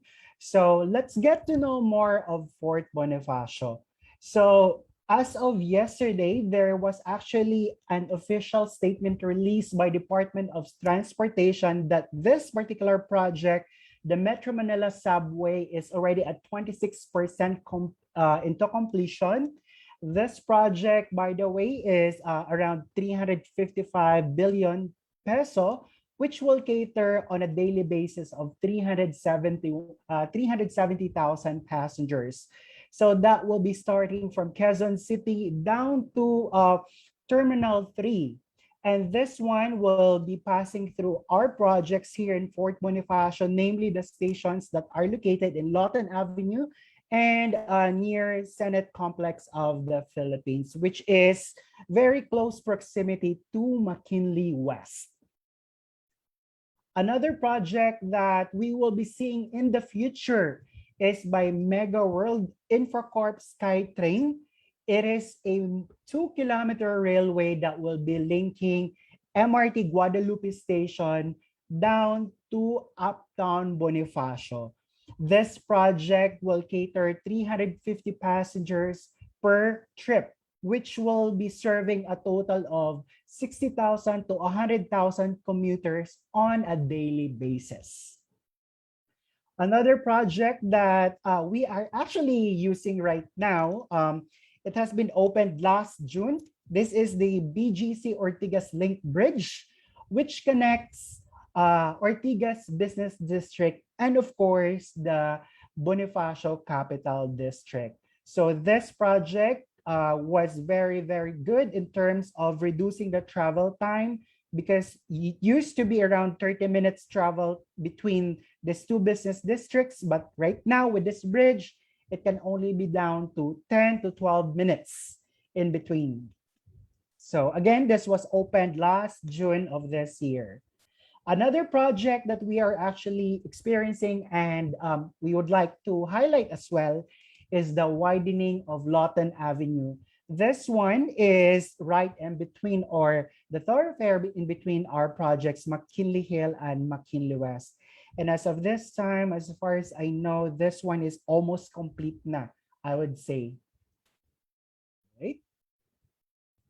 Another very nice project of the government that we will be seeing in the future is the new Senate building of the Philippines. So this will be located in the southern part of Fort Bonifacio. The Senate building will be a green building, which will have an occupying total square meters of 131,500. This project is estimated to be completed likely by next year. Latest would be by 2023. So a couple of years from now, probably. This one is very apparent here in Fort Bonifacio. Now, let me go over with our project, one of our 4 projects here in Fort Bonifacio, which is the Uptown Bonifacio. So Uptown Bonifacio is located on the northern portion of Fort Bonifacio. So it's actually a 15.4 hectare development, a mixed-use residential development by Mega World Corporation. And we now have operational towers here and offices and residential structures as well. Right? So if you're familiar with this one, this building is the Uptown Tower. So again, Uptown Bonifacio is a 15.4 hectare property developed by Mega World, with now have 4 residential developments, namely 1 Uptown Residence, Uptown Ritz, with 3 commercial malls, with 7 office buildings, and we have a transportation hub within Uptown Bonifacio as well. So what's unique about Uptown Bonifacio is that all of the developments that we have here, the residential developments, are all high-rise. It's actually home of several firsts. One I would mention is the first Hello Kitty Cafe that we have in our Uptown Mall. And this one as well is is where the Alliance Global Tower is located. The office of Alliance Global, where everything is right there now. It's actually a walking distance from important hubs like, of course, the BGC area, like Philippine Stock Exchange. Everything is walking distance na lang. This project integrates modern concepts of technology and entertainment as well. So basically, we are offering lifestyle. So now down to our project feature, which is the 4th tower. It is called the Uptown Arts Residences. It is dubbed to be Uptown's masterpiece. And what you're seeing right now, ladies and gentlemen, in your screen is the location map of Fort Bonifacio. So as I have mentioned earlier, Uptown Bonifacio is located on the northern portion of Fort Bonifacio. So the main access for this project is along C5, Kalayaan Avenue, and via EDSA Kalayaan area. All right. So it's located, it's the concept of this one is, of course, a township. It's a city within a city. Next slide, please.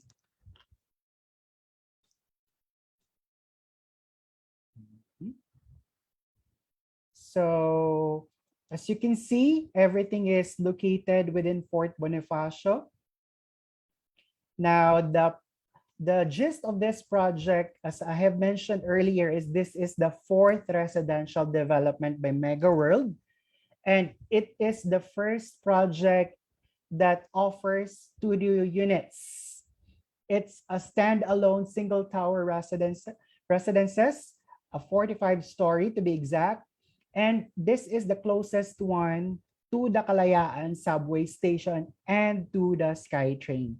It is the first residential project that is smart equipped. So it's a very high-end project that we are to offer.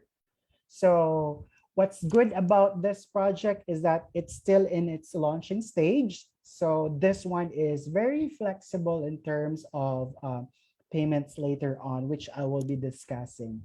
So for the project summary, this one is located in the 9th Avenue of Uptown Bonifacio. It's a single tower 45-story project with 38 residential levels, a total of 451 units with 9 unit options to choose from. Now for the floor breakdown, on the ground floor, there will be a retail area, and the amenity area will be located on the 6th floor and on the 7th floor. So it's a double level or bi-level amenity area. And this project will have 8 parking levels. So that will be from basement 1 to basement 4 and podium 2 up to podium 5 or 5th floor rather. This is targeted to be turned over by September 30, 2025. Yeah. So for a studio unit, the standard size that we are to offer is at 41.5 square meters. It comes with a sleeping area with modular closet. Then there's also a kitchen and toilet with mechanical ventilation, a split type air conditioning unit with a 2-burner cooktop with hood, and of course, the unit will be delivered fully finished and semi-furnished. And this unit, by the way, will be furnished with appliances, which are top-tier brands, European brands that we will be offering. Now, another unit options that we have to offer here is a 1-bedroom and a 1-bedroom executive units that are ranging from 57 square meters up to 66 square meters. So everything here will be delivered fully finished and semi-furnished. All right. Another unit option that we have here is a 1-bedroom and a 1-bedroom executive loft type units that are located in the amenity level. So this one is very much limited. So the size of this unit is 86 square meters up to 117 square meters. So this unit will come in its bedroom with modular closet, with its own toilet and bath. It will have a powder room. Then the kitchen and toilet will have its own mechanical ventilation. And there's gonna be a maids or utility area for loft units. And again, this unit will also have a split type air conditioning unit included. Now, another unit type that we can offer is a big cut for 2-bedroom units, which is at 84 square meters up to 98.5 square meters. Now, the difference of this one between the previous units that I have mentioned is that for 2-bedroom units, it will now have a 4-burner cooktop with built-in oven and range hood. So everything will be delivered on a bigger size, of course. So the last unit option, or I would say one of the biggest options that we can offer, is a 3-bedroom unit with 125.5 square meter in floor area. So the master bedroom will have a walk-in closet, and it will have an ensuite toilet and bath with its own bathtub. So again, it comes with a modular closet for the bedrooms.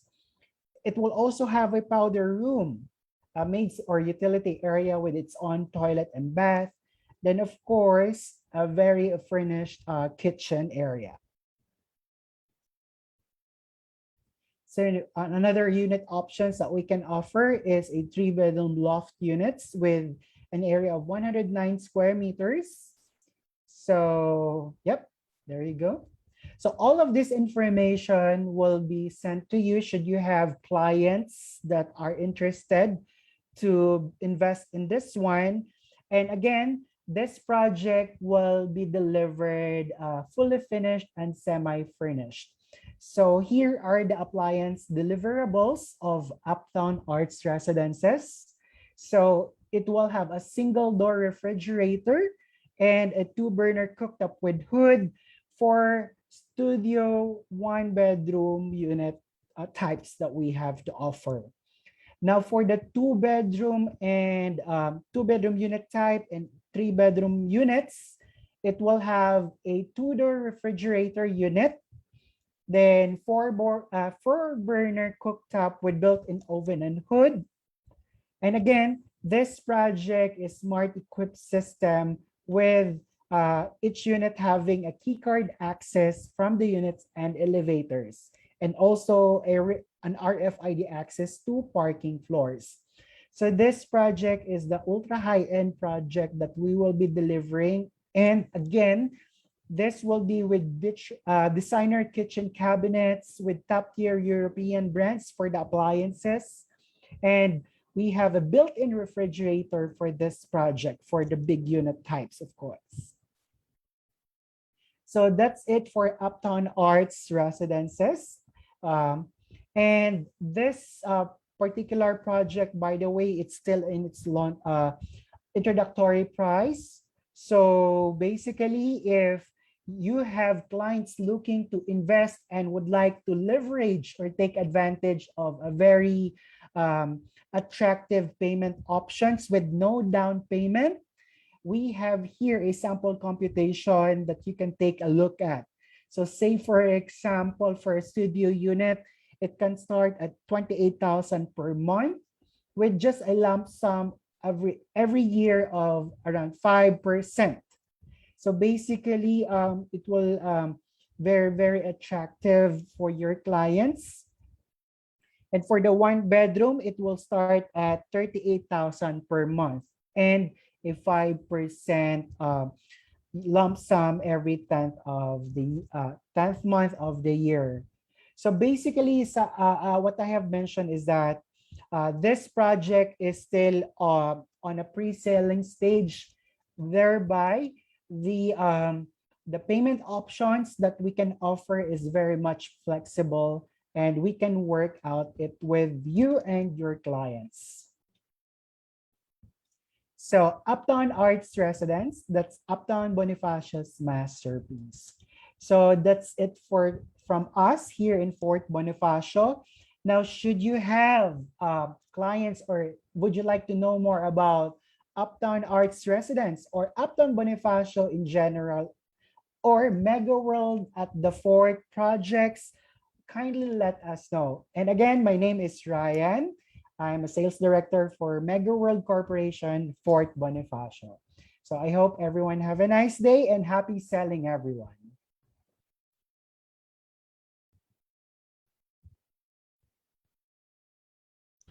Nagsimula sa isang pangarap. Ika'y tutulungang ibahin ang buhay na nakasanayan. Naka 24 months ka na sa pag-ibig. May panghulog na ako sa motor. Uy, bagong motor! Gagawa ng hakbang para mapaghandaan ng forever. Ingat ka, ha? At harapin ang bukas ng may maaasahan. Simulan mo na ang forever mo ngayon. Fund your forever with Pag-ibig Fund. Register today! Bago ako magmahal ng iba, mamahalin ko muna ang sarili ko.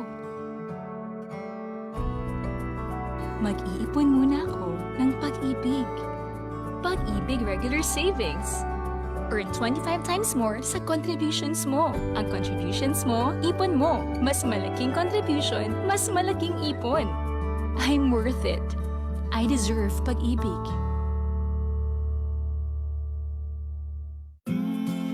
Minsan ang pag-ibig, online mo pala mahahanap. Ang bagong virtual pag-ibig. One click, you can track your savings. Easily pay for your loans. Even live chat with us. And now, apply for a short-term loan. Sign up for the virtual Pag-ibig account today.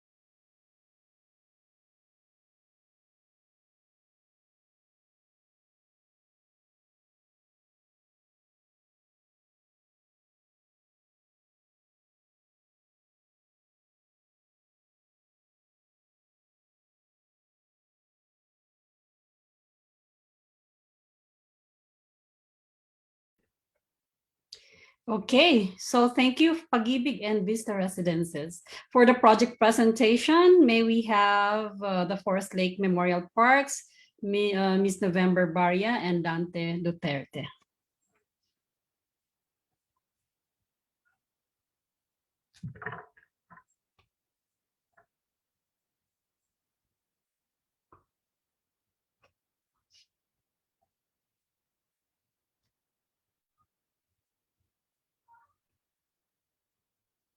Hello, ma'am. We will present our ABB first. Okay, go ahead.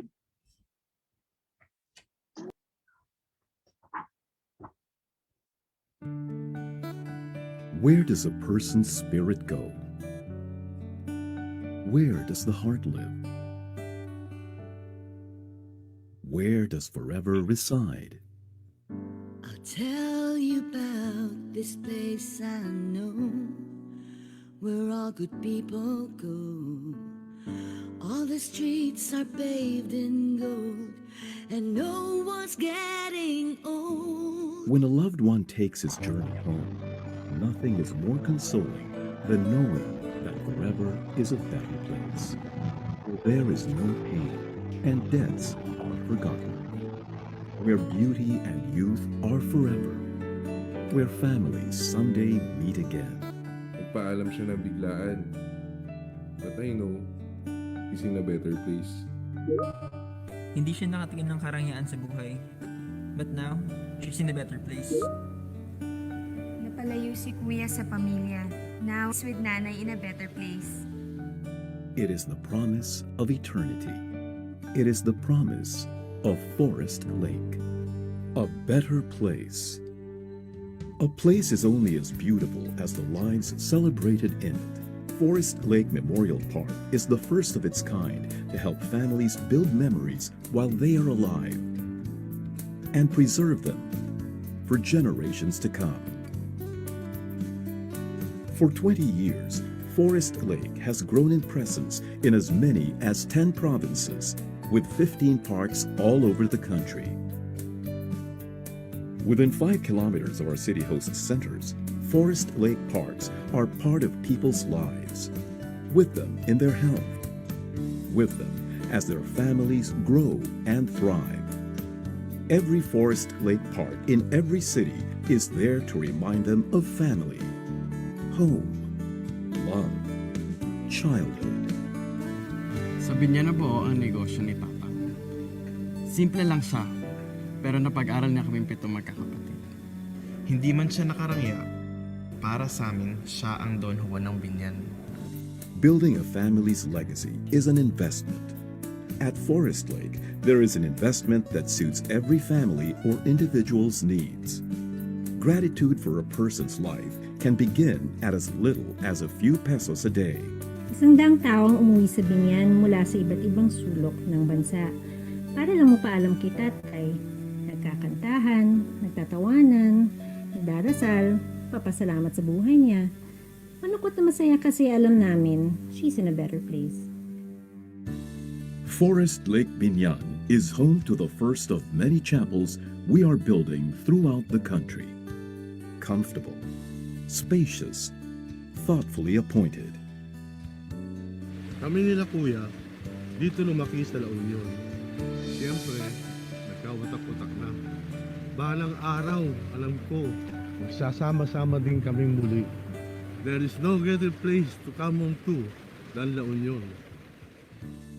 One of our most beautiful parks, the La Union Forest Lake, is a draw to people inspired by nature's beauty and God's artistic hands. Rolling hills and trees frame the vast sky and make great subjects for art and photography. Forest Lake Memorial Parks. Chapels. A better place. Only Forest Lake, with its widest choice of premium lots throughout the country, offer true burial options. Our Living Anywhere scheme allows clients to choose a different interment location from their pre-need purchase. Transfer of bones to a family plot or to a place closer to home is made easier. Nung una, gusto ko sana sa Jensen. Kasi doon ako nagtrabaho. Pero, laking CDO kami. Nung nagpaalam si Papa, naisip ko nga sa CDO ilipat yung lupa. Balang araw, doon din kami lahat uuwi. In every place where lives are celebrated and remembered, we will strive to be there. And wherever we are, we will find ways to improve our parks, build more chapels, create better plans. We will strive to be a better place for both the living and the departed. We will communicate our vision in every city, in every town. We will wear our mission and believe the words.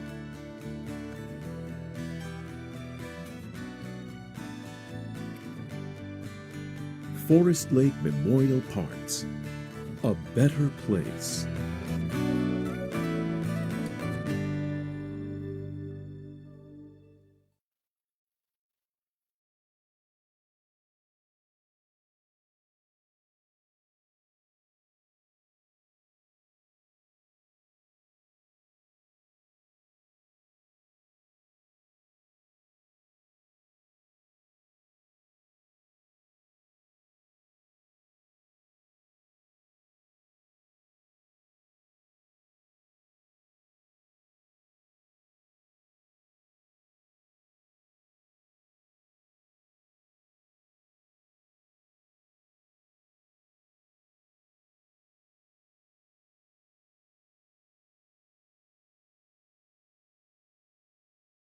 Sir Dante?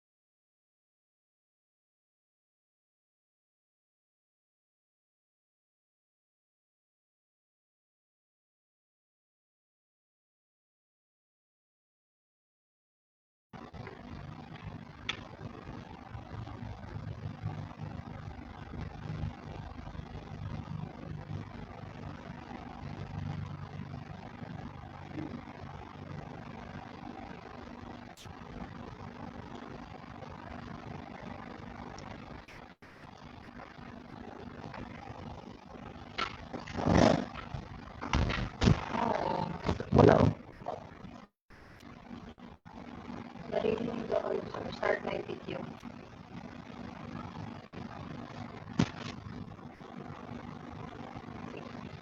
Wait lang rin sa... Kita na siya.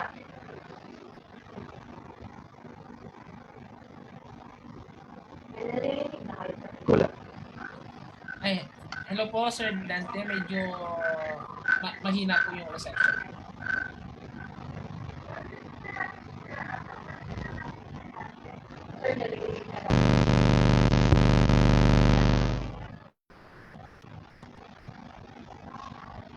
Okay, good morning everybody. Good morning everyone. This is Dante Duterte, the Cluster Sales Director for Northwestern Mindanao of Forest Lake Memorial Parks Incorporated. We would like to express our gratitude for NREA for making this event possible.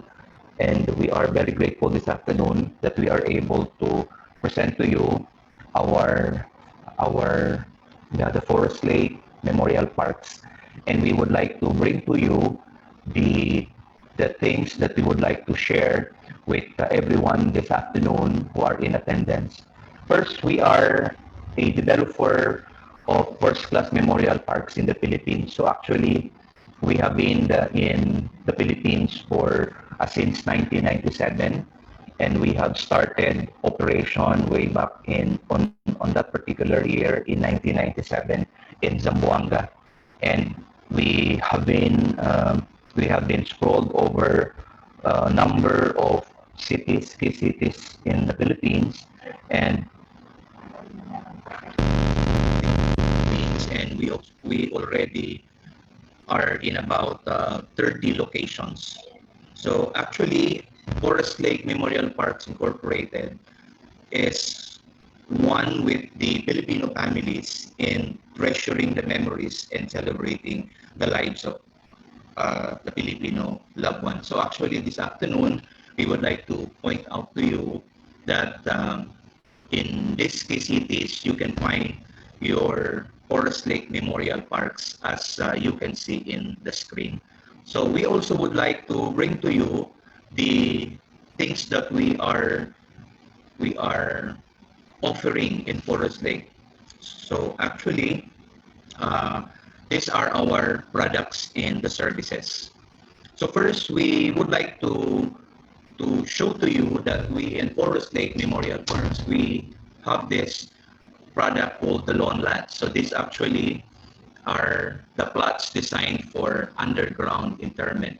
So actually this product line that we have in Forest Lake is for underground interment, and this is assignable and is also transferable. So actually this goes with the double interment options, and we also provide a transfer of 4 sets of remains per lat. So for the information of everyone, we have our standard lats, we have our premium lats, and we have our special premium lats. When we have the lawn lats, we also have our estate lats. So actually, we would like to showcase to you that when we refer to the standard lats, so these are the lats, the innermost lats. So actually, if you would notice, so these are those that you can choose in the middle part of any sectors that you would like to avail of. And those that are along the pathways and those near the trees, these are our premium lats. And for our special premium lats or the SPR, these are the outermost lats and also nearest to the main road and vertical amenities.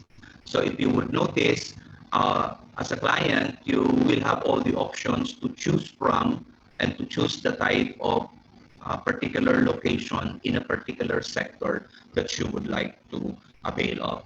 So here, the option itself is basically viable because in almost all of the parks in Forest Lake Memorial Parks in the Philippines, there are available inventories for all of these provisions. So again, we have our standard lats for the lawn lats. We also have our premium lats, and we also have our special premium lats. While we have all these lawn lats, we at Forest Lake Memorial Parks also offer the estate lats. So actually, these are those and is for inside open type of mausoleo. So when we speak of the estate lats, we usually have to offer a 12 lat block, and this is noted on a particular lot area that's about 30 square meter. So again, this is also transferable and assignable as a whole. We would like to inform our prospect clients that if we speak about the mausoleum lats, again, in all of the territories of Forest Lake Memorial Parks, we do have the ready inventories for you to appreciate and for you to even check whenever you have a time for you to request for the site rating. So again, estate lots are definitely for above ground interment. We also have to take note that for our buyers of the mausoleum or for the estate lots, we have to take note that if you are being offered of the 12 lot block, our buyers may also consider the so-called the 24 lot block, or there are also Forest Lake Memorial Parks locations where a 24 lot block is also being offered. So as we consider the provisions and the type of the product that we're offering in Forest Lake, we also are considering the idea that in as far as maintenance is concerned, at Forest Lake, we solely consider that the following is set for our clients. We have a good and a very, very good landscaping. We can see in the parks, we have our benches, the gazebos, and the comfort rooms. And then we have a well-maintained roads, pathways, and the fences as well. And we have a very good water and lighting facilities. And we can assure our clients of a 24-hour security service. So as all of these are also covered by our maintenance care fund. So you don't have to worry that when time comes that you shall become part of the beautiful experience with Forest Lake Memorial Parks. All of these things are going to be set in place. In almost all of the 30 locations of Forest Lake in the Philippines, our interment services speaks so well. And for our services in the interment, this goes with the provisions of the concrete vault. We also have the provisions of a marble marker to include also the grave digging and the restoration of the landscape. During the period by which we already have to appreciate this service already, then Forest Lake will also be providing the tents, the carpets, and the chairs as well, and to include the documentation for as for the interment itself. So again, if our future clients would want that we provide you of the details of each of these, we have a particular departments that handles all of these things, and we see to it that our clients, our prospect buyers, will definitely experience a better experience with the Forest Lake Memorial Park. So we also would like to share with you that Forest Lake Development Incorporated is actually inviting those who would like to assist us in securing for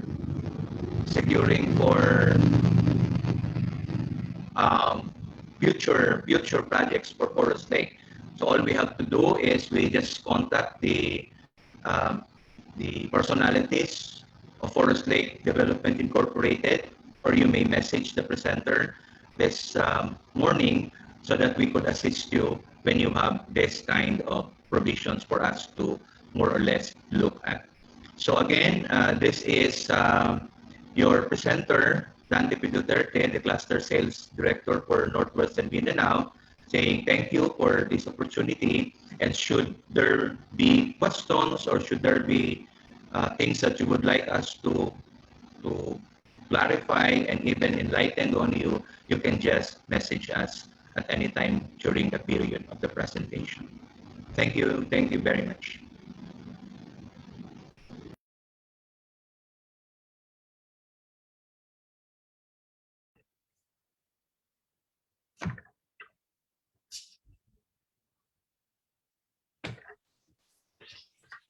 Okay, so we are gearing up on this the second day in the afternoon sessions. Is everybody okay? We are still inviting everyone to please be with us for this momentous event. It is the first time for the National Real Estate Association to have this International Housing Fiesta Filipinas. To introduce our national treasurer, may I ask, or may I take this opportunity to introduce my co-host for today. He is a real estate developer concentrating on foreclosed properties, memorial development, and private resorts. He is an engineer by electronics and communications, and he is a realty service practitioner. He stands as the president and CEO of Mapiles Realty and chairman of Sureblocks Construction. May we have my co-host, Joliver Mapiles. Thank you, Miss Alma, the very beautiful lady from Baguio. Darating lang from US. Anyway, power morning everyone. Hopefully, hindi pa po tayo nakakatulog, no? Talagang siesta ngayon. I will introduce to you our national treasurer na magpapakilala po sa ating speaker. She is a graduate of DLSU, De La Salle University in Finance. She's a licensed real estate broker, appraiser, and an scuba diver.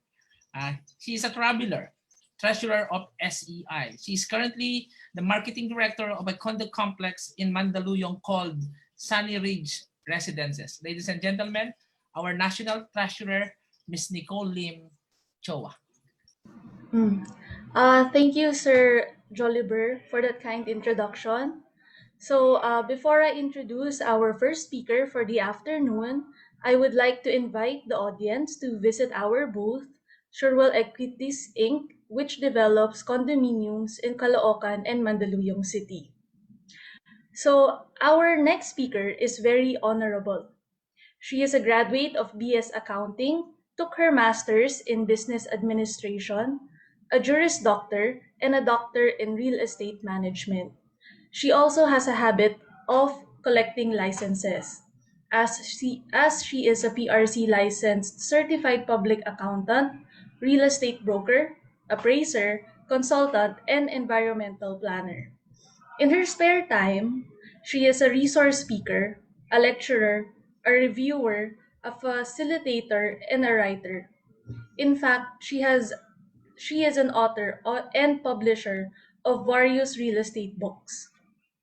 As the designated PRB Res Secretary, our speaker manages the Administrative Legal Cases Bantay Colorum Task Force and CPSP CATS, also known as the Career Progression and Specialization Program in Credit Accumulation and Transfer System. So without further ado, let me introduce a board member of the Professional Regulatory Board of Real Estate Services, Honorable Pilar M. Torres Banaan.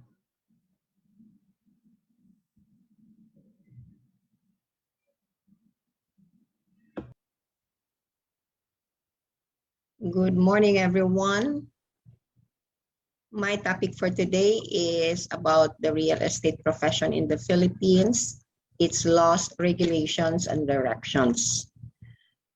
For the learning objectives, this is for the listeners to know the significant laws and regulations relative to the practice of real estate service in the Philippines, as well as the profession's direction. This is also to educate the listeners on the pertinent professional real estate services on consultancy, appraisal, and brokerage under Republic Act 9646.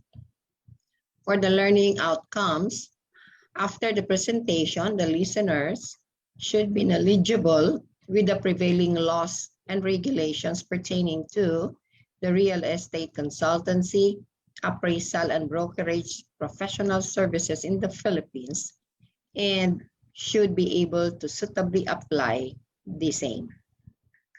For my topic presentation, I will give a short introduction, the professional regulatory law under RA 9646 and its pertinent issuances or resolution at that matter.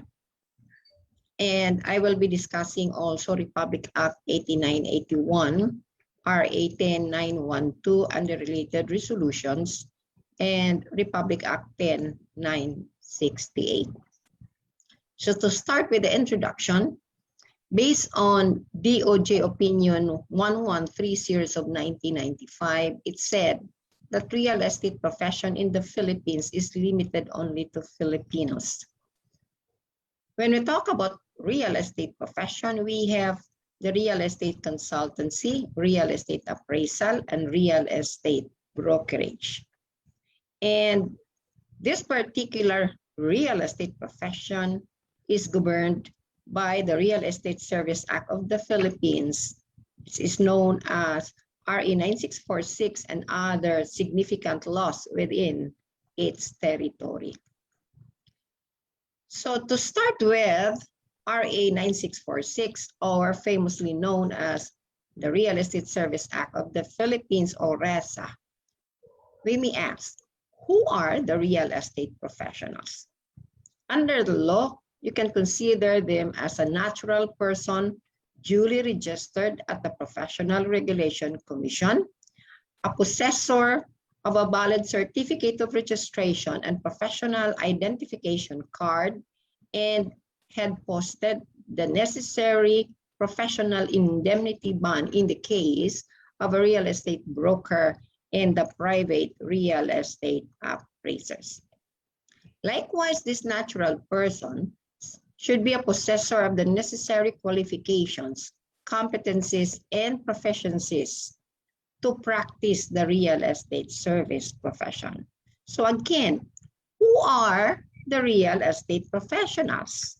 They are the real estate consultant, real estate appraisers, and the real estate brokers.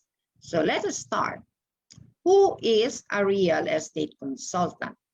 It is a natural person who is duly registered and licensed, who for a professional fee, compensation, or other valuable consideration offers or renders professional advice and judgment on the following services: acquisition, preservation, utilization, enhancement, and disposition of lands or improvements thereon, as well as giving professional advice and judgment in matters of conception, planning, management, and development of real estate projects.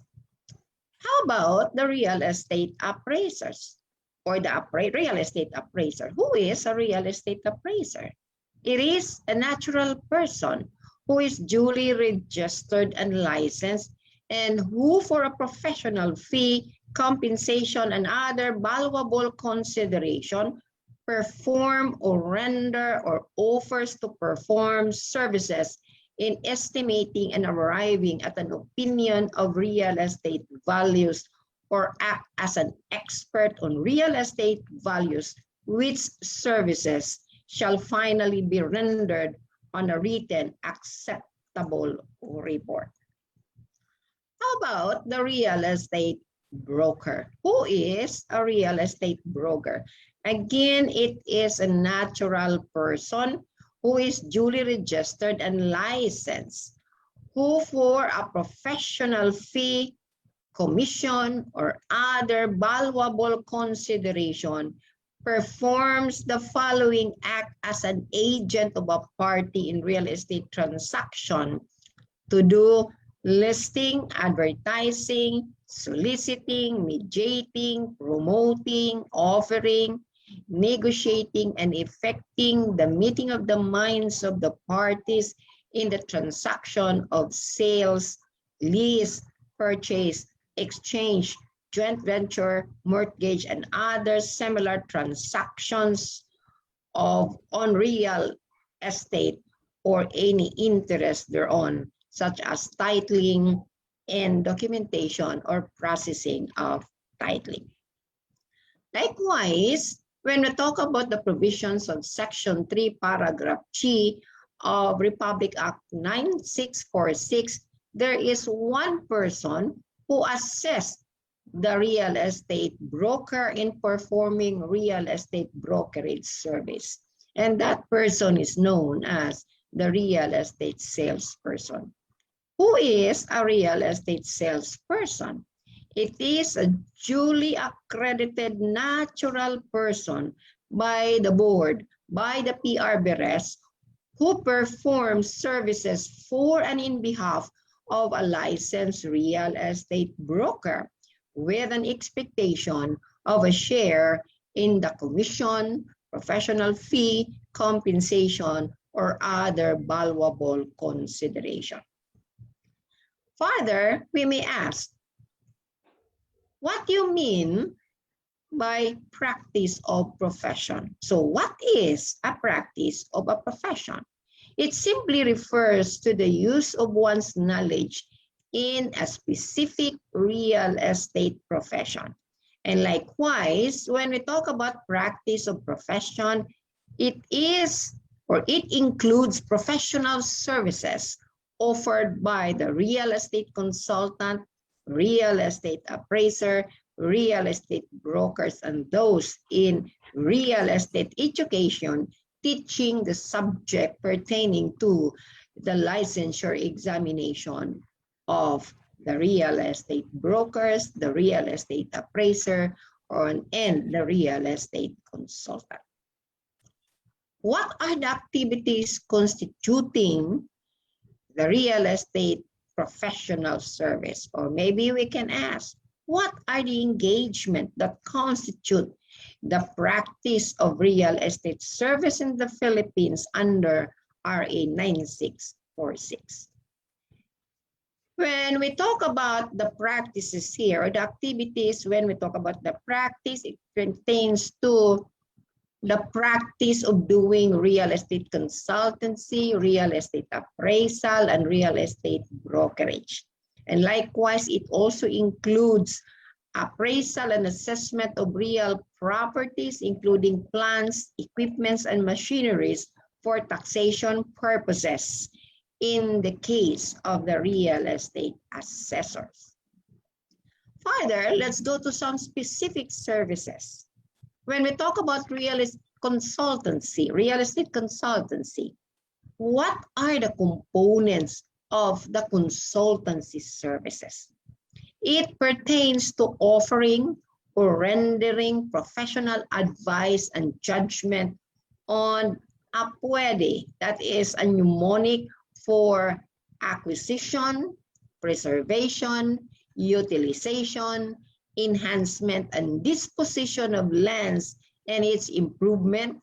And likewise, it offers the services of rendering advice and judgment on Kopla Mandep, which means on conception, planning, management, and development of real estate projects. How about the real estate appraisal? What includes the services of real estate appraisal?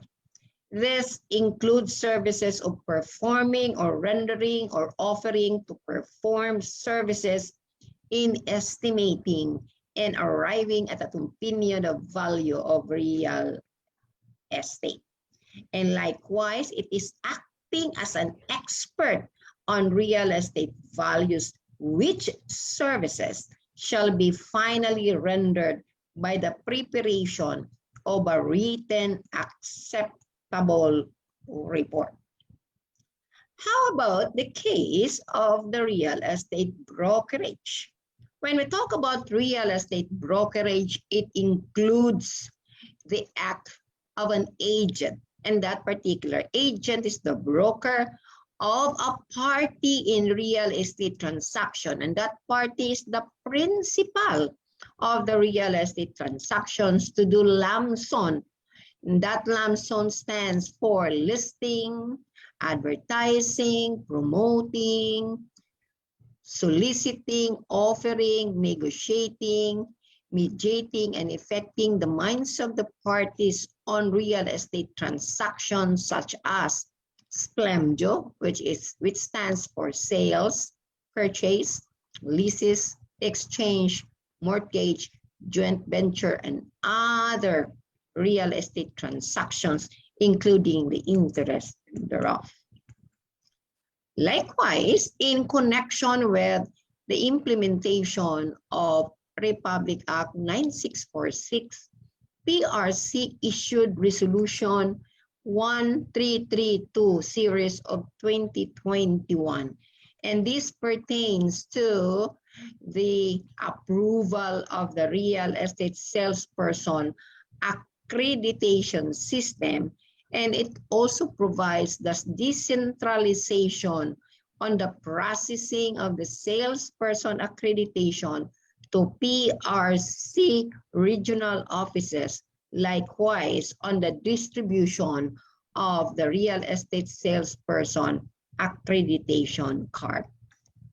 This particular resolution took effect last March 17, 2021.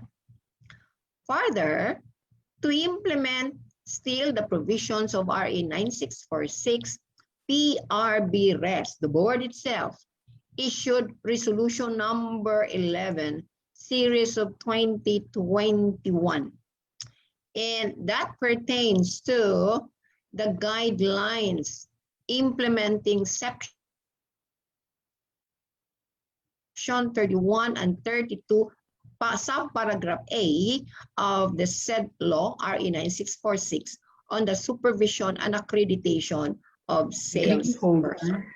This particular resolution took effect last March 5, 2021.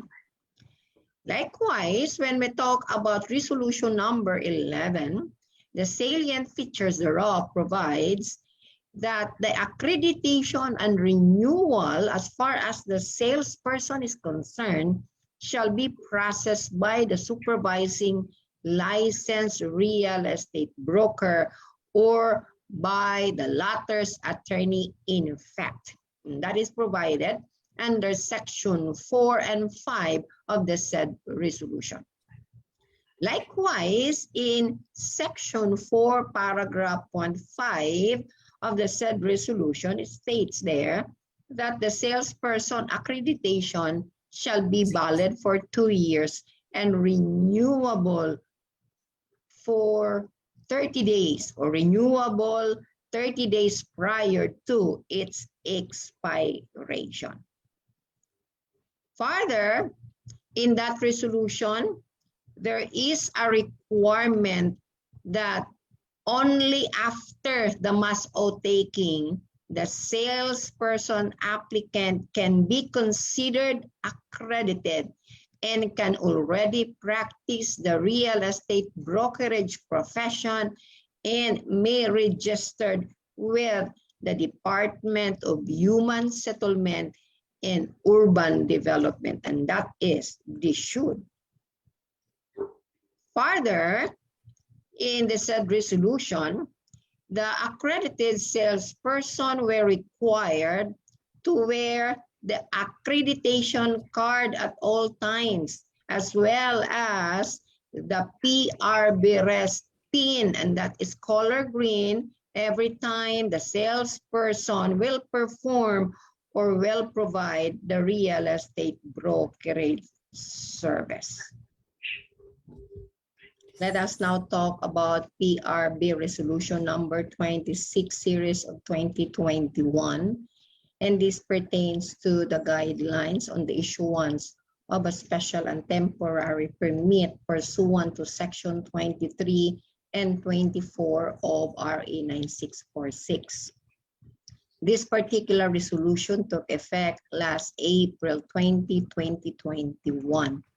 And the salient feature thereof provides that no foreign real estate professional shall be entitled to any benefits or privileges unless the country of which he or she came from or he or she is a citizen allows Filipino real estate professionals to practice within its territory on the same basis as a citizen of such foreign country. Further, there is a requirement in that resolution, the need of a Filipino real estate professional as a counterpart of the foreign real estate professionals. And the special and temporary permit, or the so-called STP, is valid for a year upon issuance and renewable within 30 days prior to its expiration, subject to the compliance of the renewal requirements. And typically, the renewal requirements includes the continuing professional development credit units, as well as the application, filling up of the application form, and then necessary fees, the payment of the necessary fees. Let us talk about Republic Act 8981, and this is the law modernizing the Professional Regulation Commission and recognizing the significant role of the professionals in nation building. Likewise, such law provides the powers of the Commission, among others, to administer, implement, and enforce the regulatory policies with respect to the regulation and licensing of the 46 professions within the Philippine territory.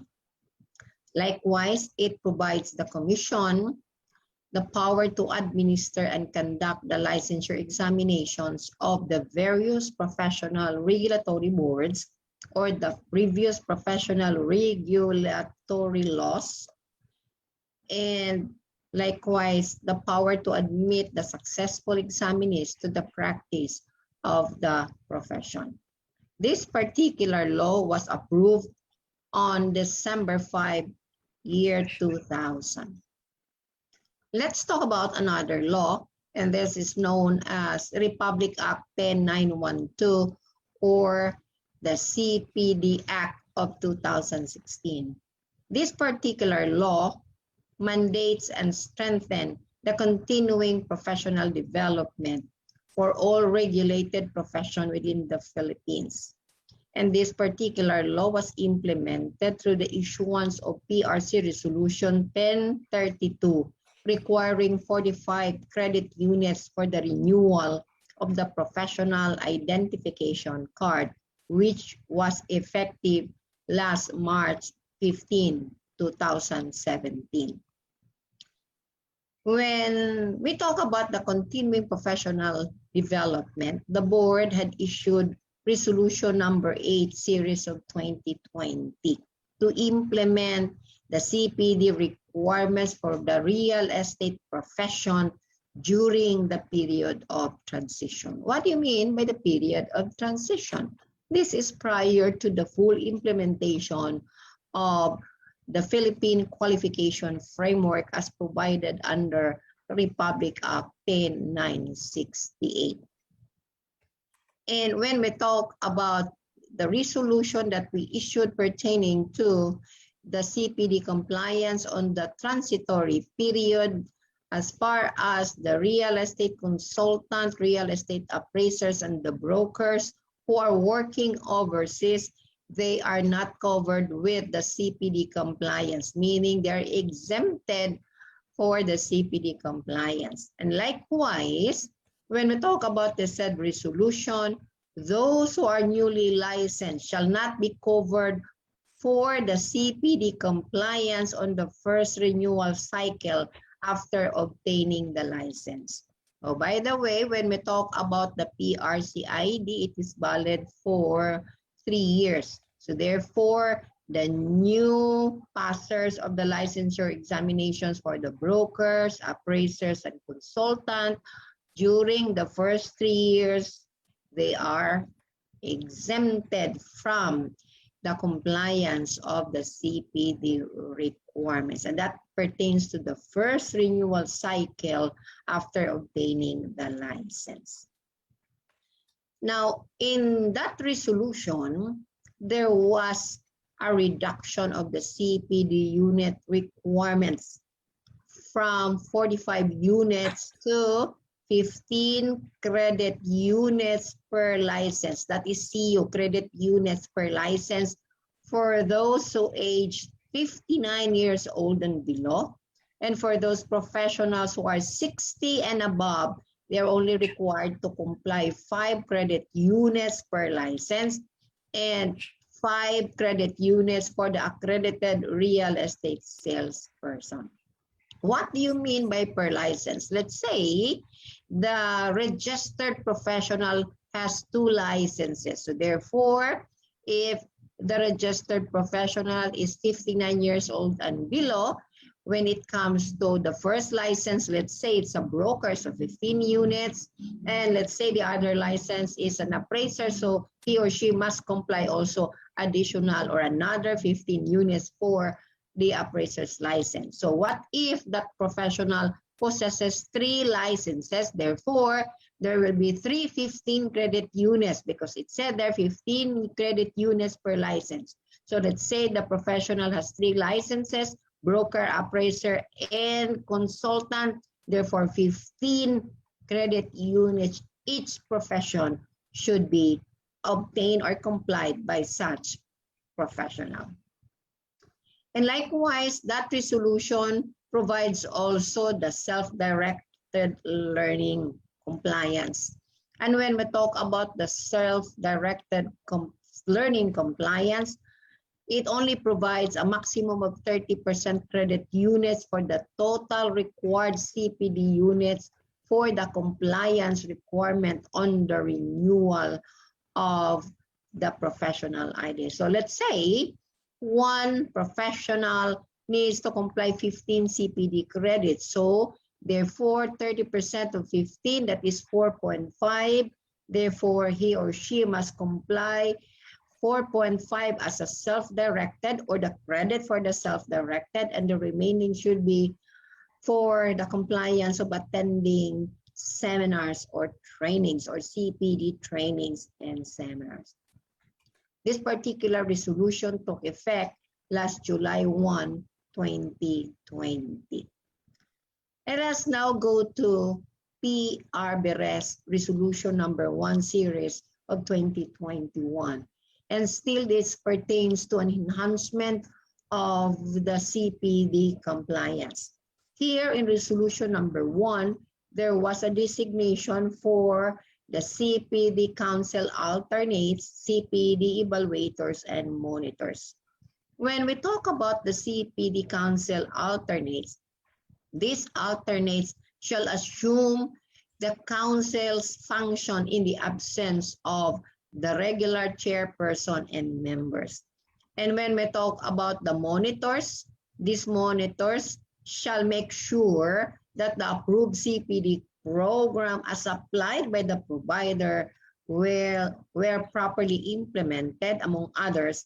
And the CPD monitors, once they will perform the function of monitoring, they shall receive double credit units of the approved program. So let's say, for example, the approved program is 12, so therefore the CPD monitor will earn 24 credit units.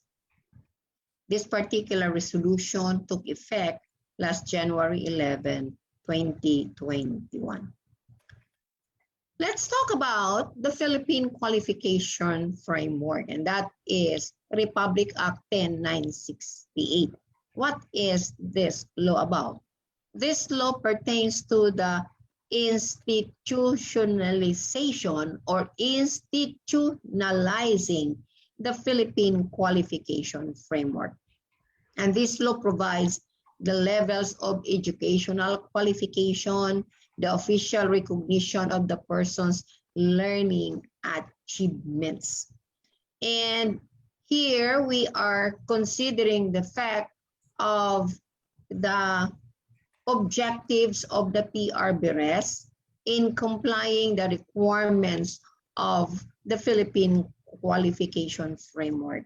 That's why looking forward for the real estate profession, we are looking for the full implementation of the career progression and specialization program as the process of accelerating the working life of the real estate professionals. And likewise, in this particular law, there will be conferment of fellowship and diplomate certificates on specialized field in real estate profession. Conferment again of a fellowship and diplomate certificate on specialized field in real estate profession. And with the conferment thereof, there is also an earning of the professional title known as professional real estate consultant, real estate appraiser, professional real estate broker, and that is under level 7. And likewise, in level 8, there will be earning of the professional titles as expert professional real estate consultant, expert professional real estate appraiser, and expert professional real estate broker. And that is as far as level 7 is concerned. we know that there are a lot of laws pertaining to real estate development or real estate laws at that matter. But for the highlight of the real estate profession, I had already discussed the same. And for any changes and updates thereof, that would be based on the issuances of PRC and the PRBRES. So for the Professional Regulatory Board of Real Estate, these are the incumbent officers, or rather chairperson and members. So our chairperson is Honorable Ophelia C. Binat. The members are Honorable Rafael M. Fajardo, yours truly, Honorable Pilar M. Torres Banaag, and Honorable Jose Arnold M. Tan. Our official email address is prb_realestateservice@prc.gov.ph. So for any concern, you may contact us in that particular official email address. Thank you so much, and God bless us all.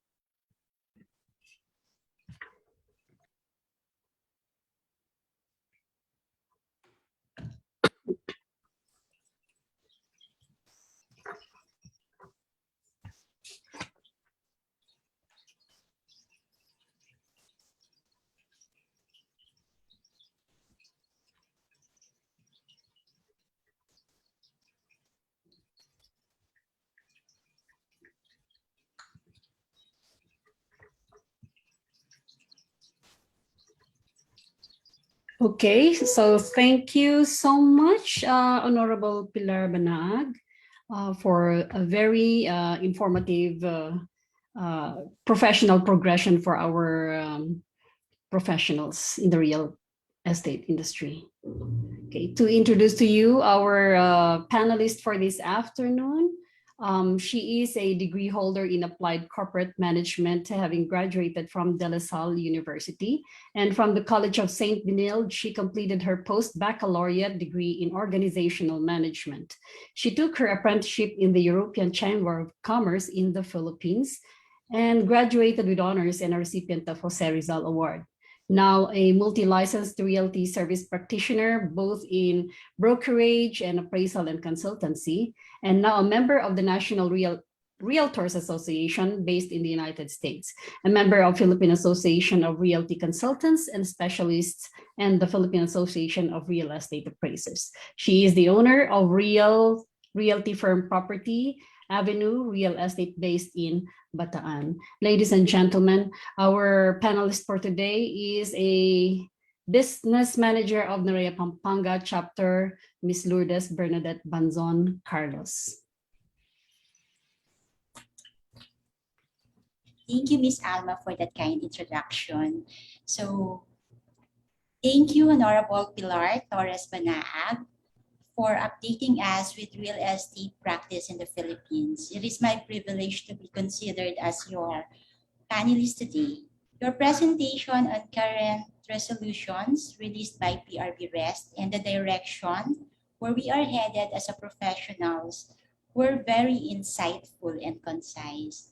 On your topic of who were allowed to practice real estate, I have noticed that several times you have stressed out that real estate practitioners such as real estate broker, real estate consultant, and appraiser, even the accredited salespersons are natural persons.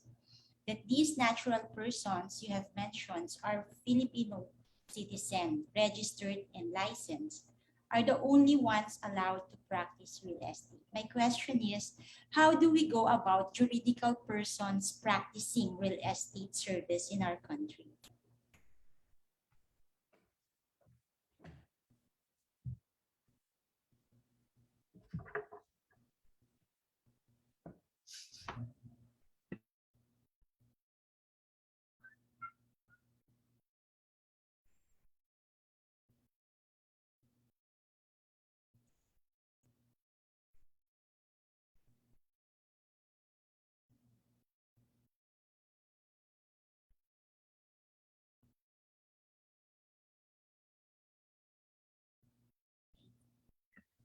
Okay, I think the question is already forwarded to Honorable Pilar Banag. Ma'am?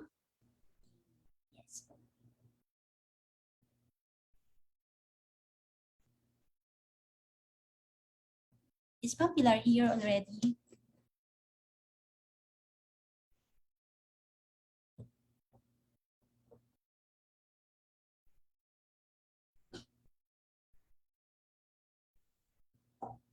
Yeah, maybe call on the secretariat to kindly check on the microphone or attention of Ma'am Pilar Banag. Maybe she could not get through.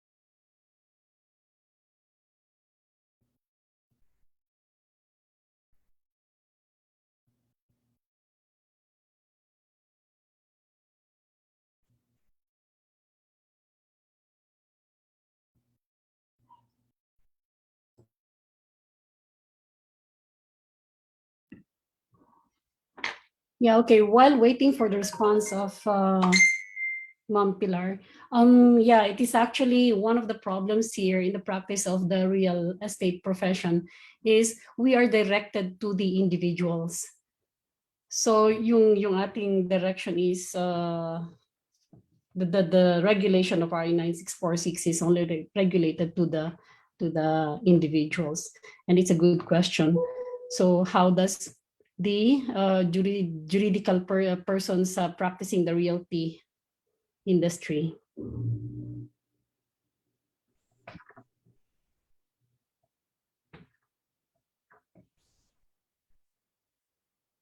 think Ma'am Pilar is having some trouble connecting. Okay. So anyway, that will be one of the things that we need to consider. But under the real estate service or RE 9646, it is quite known that a juridical company or persons can conduct the profession or the business, provided they are there is at least one professional who is licensed to carry on the business or the company. Yeah. But the discussion a while ago dealt with the progression for individuals. I agree on that. Okay.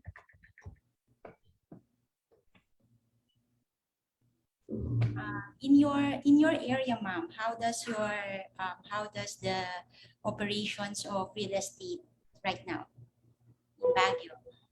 For Baguio City, ma'am, we always have this. We always follow what is how it is regulated. So for each company, if they wanted to undergo to conduct their own business, it always has to be represented by a licensed professional.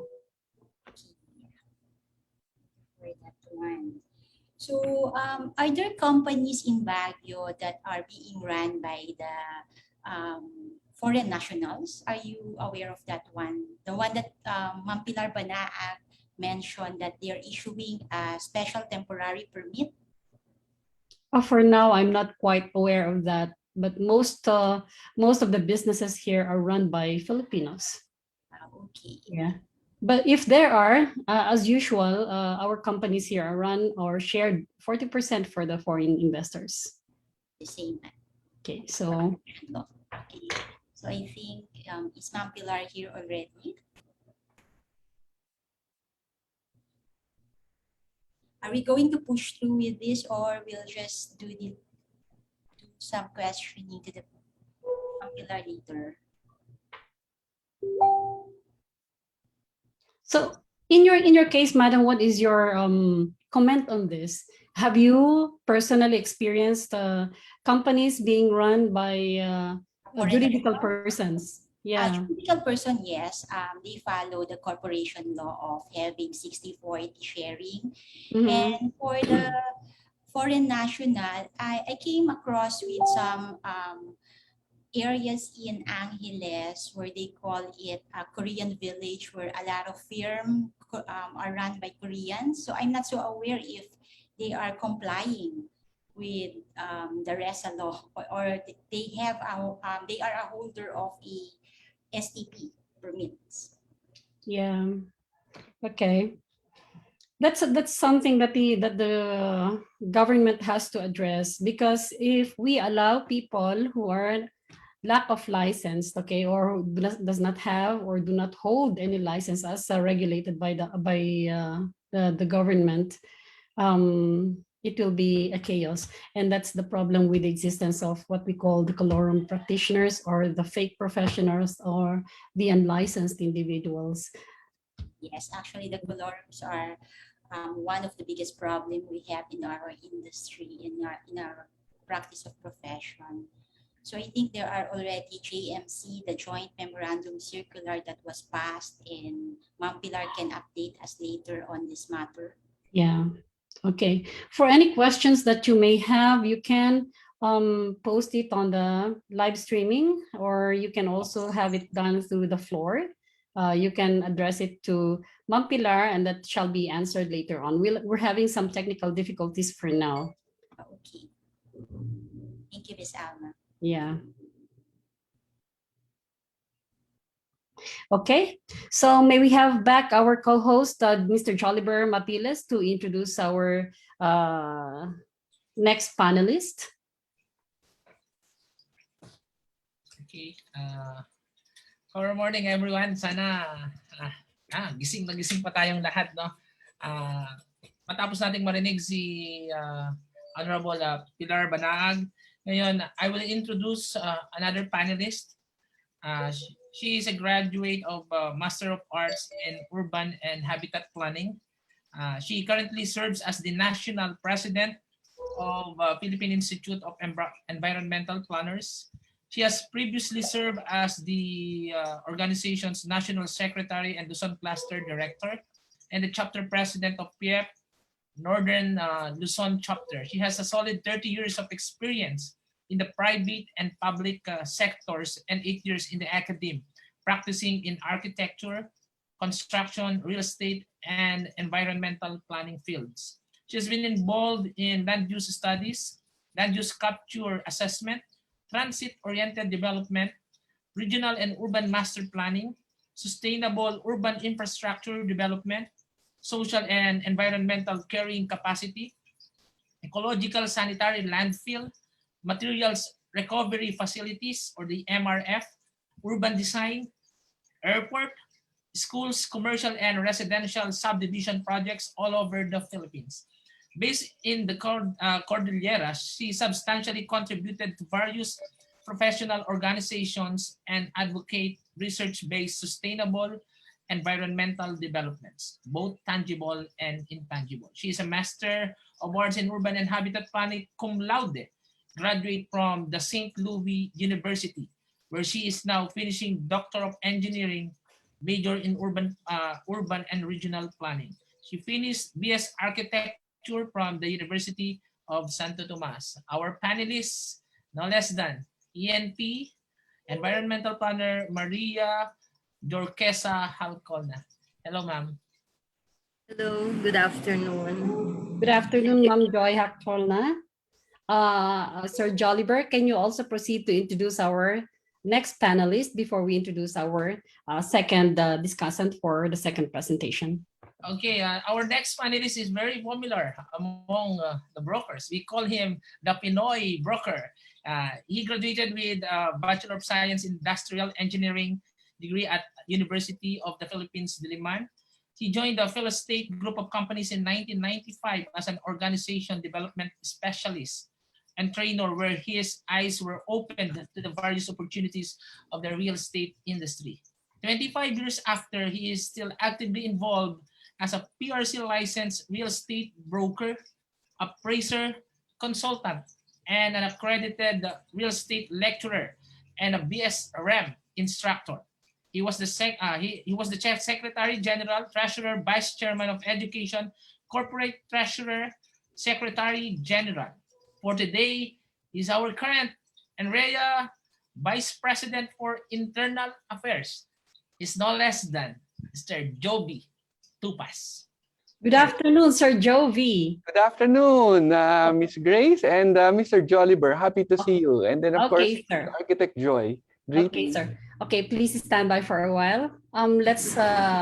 Let's also introduce our other panelist for today. He is the principal architect of RB Archi Design Studio, evaluator, CPD Council for Architecture and of PRC, and the chapter president of UAP QC Elliptical, director, Committee on Continuing Professional Development and Administrative Faculty of Edwan Colleges, and professional lecturer of the National University. So we've got our panelists for today. Get ready for our next second presentation. Maybe call back Ms. Nicole Choa to introduce our second presenter.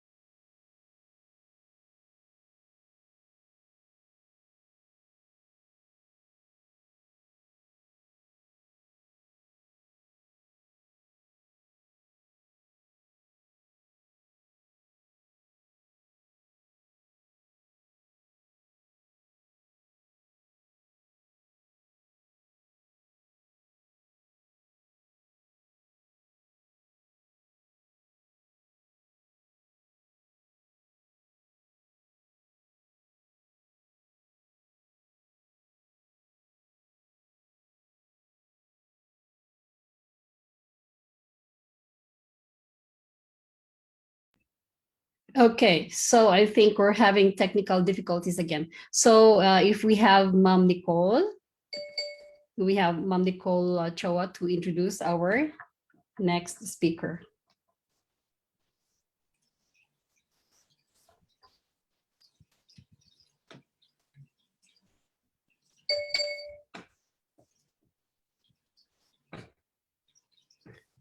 Okay, anyway, so Ms. Nicole is having some technical difficulties. Let me just get this opportunity to do the honors of introducing our next speaker for this afternoon.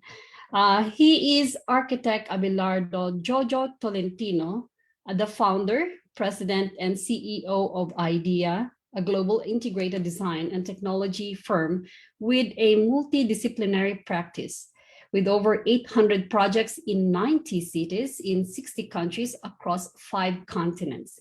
IDEA ranks 45th in the World Architecture 100's annual survey of the world's biggest architecture practices. IDEA is recognized worldwide as a frontrunner and expert on virtual design and construction, the first Asian practice to embrace the leading edge technology in 2005. In 2019, IDEA won the Innovation Company of the Year by the Nordic Chamber of Commerce Philippines. As an individual, Sir Jojo has been given several awards and recognition for his work and contribution to the industry. His awards include the Philippine Professional Regulation Commission's Outstanding Professional of the Year Award, the National Commission for Culture and the Arts Award, and the Ernst Young's Innovation Entrepreneur Award. With 25 years of commitment to excellence, IDEA continues to its mission to develop partnership, innovations, and pioneering technologies that create transformation solutions. Ladies and gentlemen, our dignitaries, let's all welcome our guest speaker for today, Sir Abelardo M. Tolentino, Jr. Participants of this NREA convention. I'm Jojo Tolentino, and I'm the president of IDEA. Our topic for today is a smart city and how digital transformation drives smart city developments. Most of us live in what we call traditional cities. And traditional cities are cities that rely mostly on pre-planning, and revisions can take a long time to implement. The data that it uses are mostly data that are analog in nature, and it deals with physical things. Unlike in a smart city, everything, information, measures are more proactive and adjusts itself in real time to address the needs of the moment. And one good example of this, which we encounter on a day-to-day basis, is traffic. In a traditional city, when there is a traffic situation, the measure is to reroute motorists so that we can reach our destinations faster. In a smart city approach, the way they address traffic is by gathering real-time data and pushing that data to motorists through mobile devices, through other platforms, so that it becomes a more proactive approach. And motorists and people using the streets will know of a situation and take the necessary measures much faster in a more timely fashion. So that's just one example of what's the difference between the more reactive approach of a traditional city and the more proactive approach of a smart city. And the smart city approach has proven to be useful, especially during the pandemic, where technologies were used to gather real-time data and tracking so that it can keep its citizens safe. You probably have heard of contact tracing using apps in other countries, and more recently in the Philippines.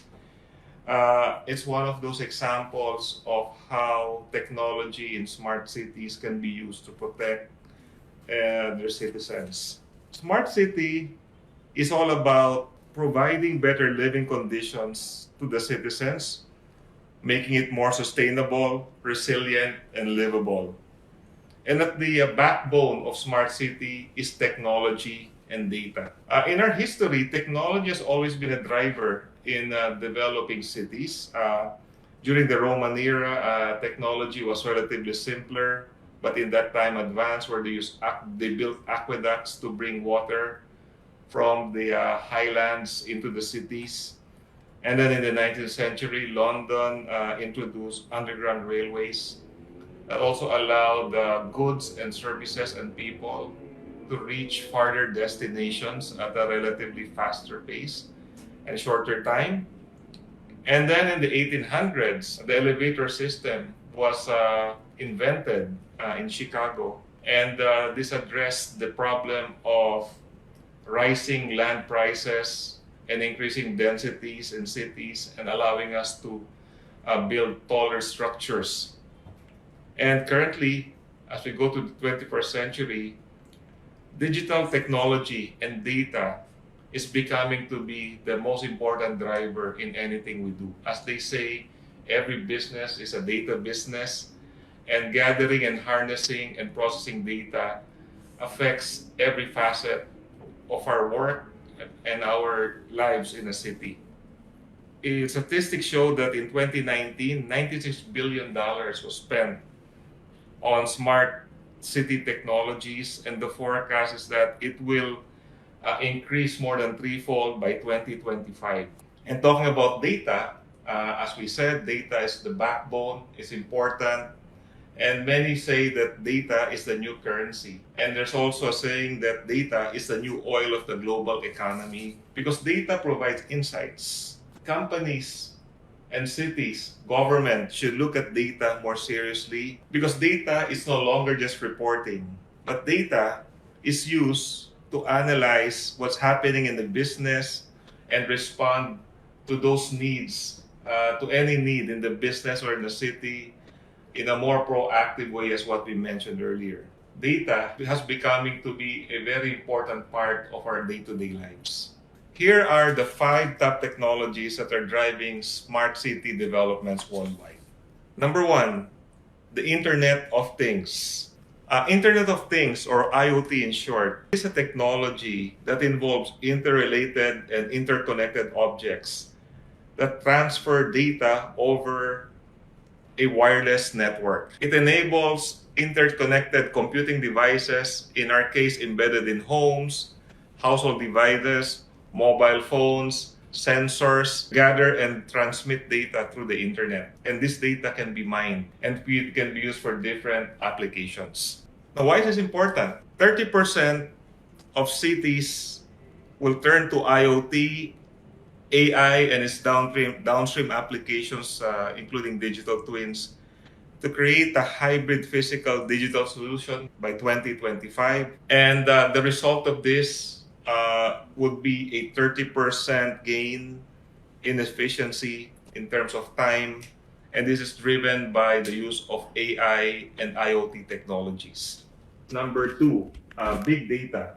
Big data is a collection of data exchanged from different sources, primarily the IoT, the internet, researches, published researches, and anything that's available in the World Wide Web, so that it could be gathered, organized, processed, and analyzed. And to demonstrate how important data is, in the last 3 years, we have produced 90% of all the available data worldwide. And it is expected that in 3 years' time, we would be tripling the amount of data available.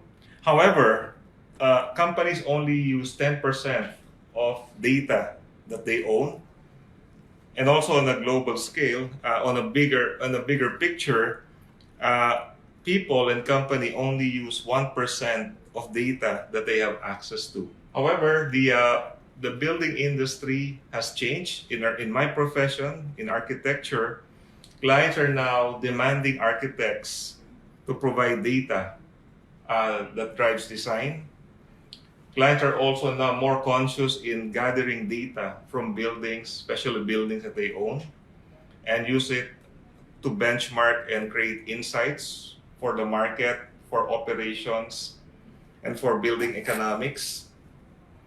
And because of this, data is changing the process as much as it changes the output of any project, whether it's building, cities, or large developments.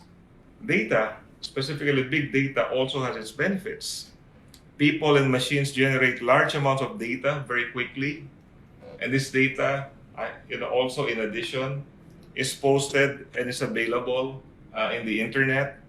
And that same data is what we gather and analyze so that we can gain insights that drives new approaches and innovations on how we do things. Next slide.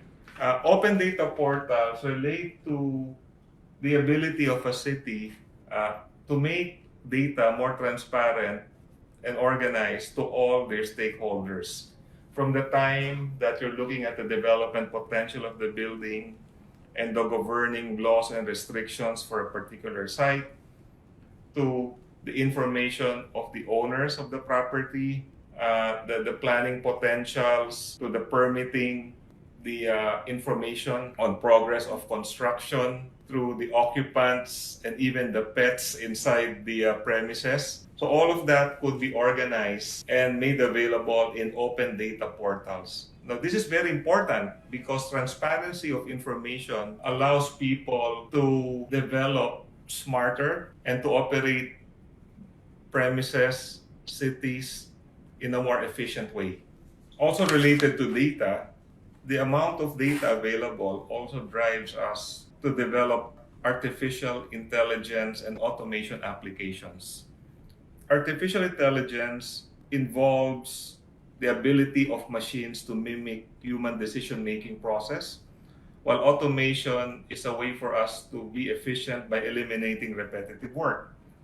And the combination of these two allows cities, buildings, and individuals create predictive designs and also allow them to apply predictive maintenance applications in their facilities. AI and automation also drives us to process data in a more efficient way. This data and the efficiency of processing data allows us to form insights. And these insights is what drives cities, buildings, and individuals to operate inside facilities in a more efficient way. And number 5, the concept of digital twinning. This is an up-and-coming trend wherein all physical assets are transformed in digital form, populated with information, so that it becomes a single source of truth of anything and everything about a city, about a building, and about a component inside the building. Now, digital twinning is a repository of data that can be processed and analyzed and used in different ways. For example, it gives powerful predictive capabilities for predictive maintenance and for future planning work. It also simulates designs before it gets executed. It can simulate a user experience. And because of that, it results in efficiency, less mistakes, less wastage. It allows us to evaluate different approaches to planning and development and assess what's the best approach before it gets executed. There are cities now in Europe that are undergoing the digital twinning process where they'd like to have a digital representation of their whole cities, including all the buildings, historic and upcoming buildings, populate that with data, connect it using open data portals so that it becomes useful not only to developers and designers, but to all occupants in a particular city or in a particular building. The other aspect of digital twin is the aspect of resiliency. Digital twins provides information in real time that can be useful in cases of emergency or disaster situations. We've seen examples of how slow government or people respond to this disaster situations, primarily because of the lack of available data. That the digital twin can address that situation because digital twins allow us to access data when it's needed. A smart city is a data-driven city, and by 2050, it is estimated that 70% of the global population will live in urban areas. And because of that, our urban areas and our cities should be developed, operated, and maintained in a smarter way. Our future relies on the availability of data. The future is about data and intelligence. Because of the demand for efficiency, conservation of natural resources, the ability to access data real time, there is no turning back. New developments have to evolve into smart cities. And we are all stakeholders, and we should have that mindset that what we're doing in our future developments have the concepts of smart development and smart city in mind. And on that note, I'd like to thank NREA for the opportunity to present.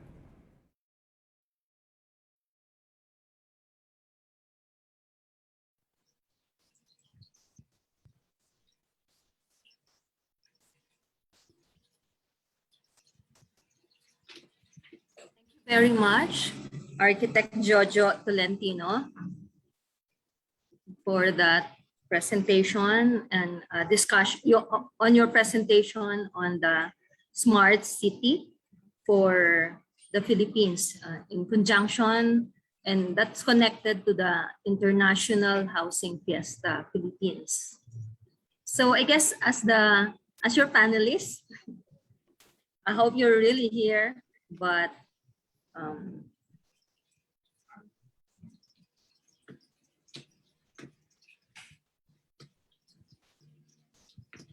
shall we proceed, Alma? Yes, ma'am. Yes, ma'am. Okay. Yeah, okay. Take it away, Sir Joliver. Yes, ma'am. The topic of architect was very insightful, especially the use of smart city. Any words from you, Ma'am Joy? Any comment?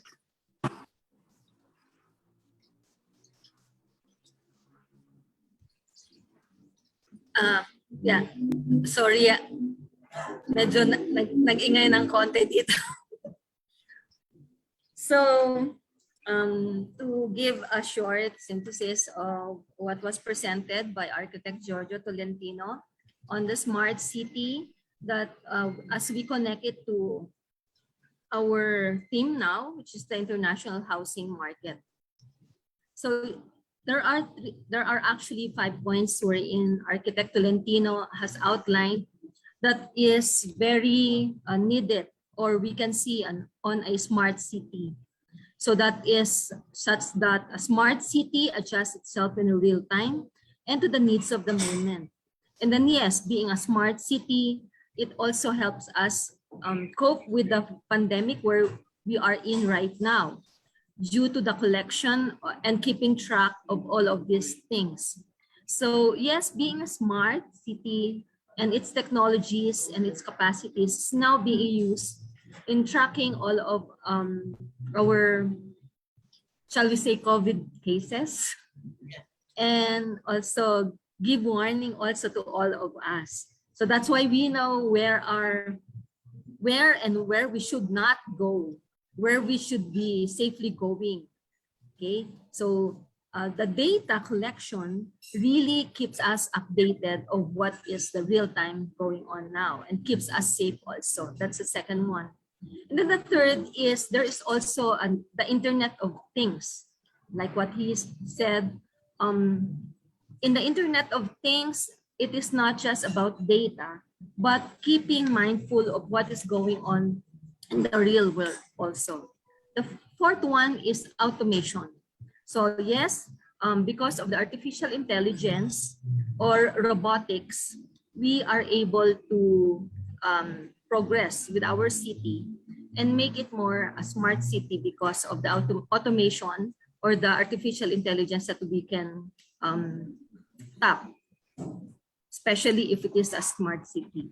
And then the last one that he said is that in a smart city, there is the digital twinning or virtual design and construction. It replicates the real, it hopes to replicate the world. Now, this is the thing that I'd like to point out though, and it is my experience just now, just today. It is really very promising if we are going to have a smart city. However, we have to, our country have to keep up. For example, yesterday I was really excited to join today, and then all of a sudden I was notified that we're going to have a whole day 6 a.m. to 5 p.m. No electricity. Yeah. And so I was hoping to be in a smart city, but I wasn't. So yeah, as we aim to have a smart city, because hey, all of us who are realtors, we should be mindful, and we know that when we sell lots and even house and lots and condo, one of the primary consideration is location, location, location. I guess now we should include, is it a smart place? Is it well connected? And in that connectivity, please do consider power. Not just power, not just from the national grid, because if it is just from the national grid, you might experience what I experience now, power outage or power interruption. Please let us endeavor to use renewable electricity. And also, number 2 is to have a smart city. Let us plan our developments not on a car-centric view, but let us have a pedestrianized, walkable vision for our smart city. Thank you. Joliver? That's my take from... Yes. Yeah, I just have a question about the big data. We all know that we are in the big data era. All the information and technologies are already built, and now we are talking about the data and the data scientists. How we as environmental planners too, how can we balance the use of big data versus the data privacy of the Filipinos? Yeah. Well, the Data Privacy Act is applied on something else, ma'am. But if it is on a research, like for example, yes, in urban planning, data really is very much needed. And therefore, when we search for data, there are also available publicly available data. So we, with respect to data privacy, we do and we will have to communicate also and then give the reason why we are getting those data. So it protects the identity of the people who are included in that data. So only the result will be the ones that's going to be given to us. And we have several sources, of course. The PSA. Medyo naglalag na si Ma'am Hakcholna. Yeah, anyway, with these technical difficulties that we have, Jolliver, we have Sir Architect Ron Biando in the room. Can we also have him comment on this presentation that has been presented by Architect Tolentino? Sir Ronnie? Yeah, thank you, Ms. Alma. The present Architect Jojo Tolentino actually dwelt on the future cities at that. Human settlements have been evolving over the centuries, and years of planning have managed us to address issues on urbanization and the ills that go with urban development. We have introduced to different urban theories and models like concentric zone theory, sector model, nuclei model, to name some. It is interesting to note that the talk of Architect Jojo is centered on the smart city, so future city, and data have been a driver in the creation and shaping of our cities. His talk provides an insight on the difference between the traditional city and the smart city.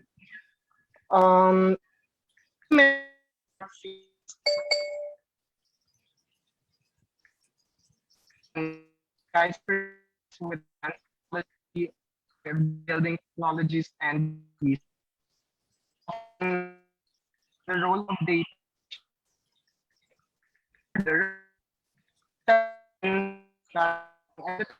choose challenges and problems facing, and data are and identify.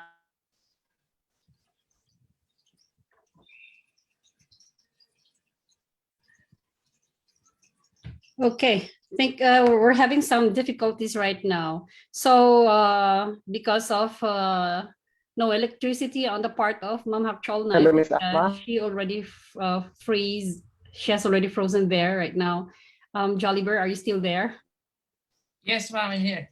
Yeah, okay. And I think Architect Ronnie?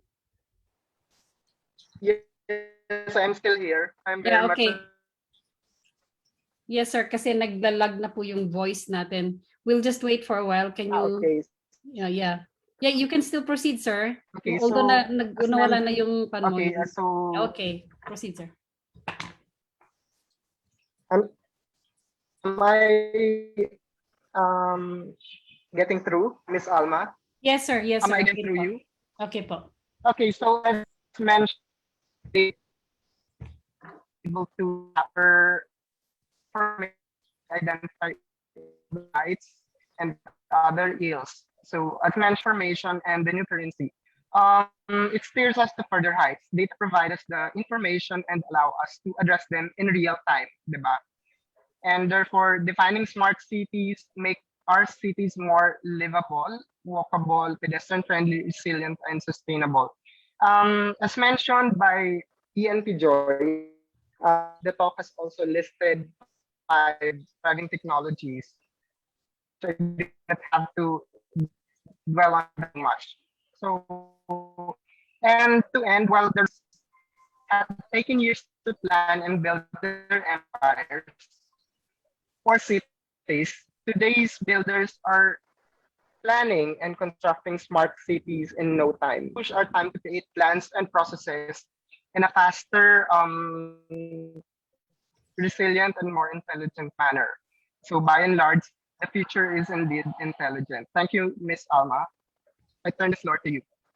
Okay, sir. Thank you so much. Yeah, it cannot be denied that the Philippines is indeed a third world country, and no matter what we try to be a smart city, meron pa rin tayong mga other concerns. But still we are trying, right? So that's a good thing to know. Okay, so thank you so much, Sir Architect Ronnie Biando and Architect Hak Cholna. For all other questions that you may have, you can direct your questions on the floor and it will be answered or addressed to accordingly. So Jolliber? Yes, ma'am. Actually, natutuwa ako din sa Smart City na I've been observing yung ginagawa ng Singapore. Yung simpleng stoplight lang kasi pag na-analyze na kasi through the big data kung kailan ba tumatawid o hindi tumatawid. Kasi ako dito sa San Fernando, Pampanga, may area kasi dito na ang tagal ng traffic light pero wala namang sasakyan. But we have to follow kasi red, green, and orange. Pero kung mako-convert natin as simple as the traffic light in Smart City, makakatipid tayo ng energy. At the same time, makakatipid tayo ng time kasi yung simple traffic can really affect the economy. Minsan malilate ka dun sa isang transaction mo. Maybe it's a worth 100 million transaction. Dahil na-late ka, hindi na tuloy yung transaction. And then that's a loss for a lot of business people. So if we can integrate smart technology, hindi lang una sa bahay, mas maganda sa bahay muna magsimula. Then doon sa buong subdivision and the entire community, I guess the future is promising for a smart developed city. Yeah, we keep dreaming. No problem with dreaming because it keeps us moving on in spite of. Okay, so that would be all for our second presentation. That's on Visions of New Design for Housing and Communities by Architect Abelardo M. Tolentino Jr.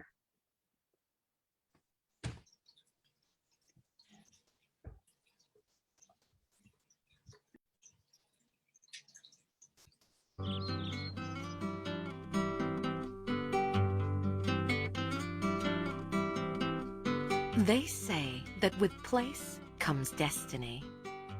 Where you are is who you are. The Lakeshore welcomes you with open arms. La la la la la la la la la la la la la. The Lakeshore is one of the few places in Central Luzon where the experiences of daily life are magnified by the sheer drama of the environment.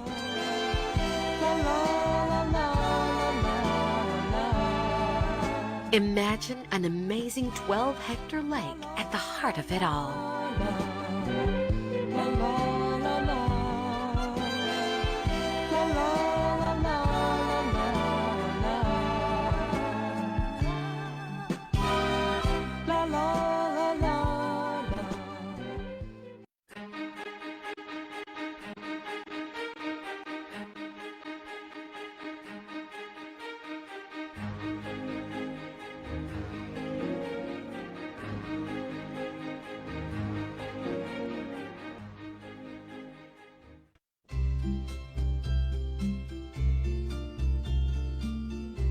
Reignite your passion for living and blaze the way to a bright tomorrow. Only here at the Lakeshore. Still in all, I'm happy. The reason is, you see, once in a while along the way, love's been good to me.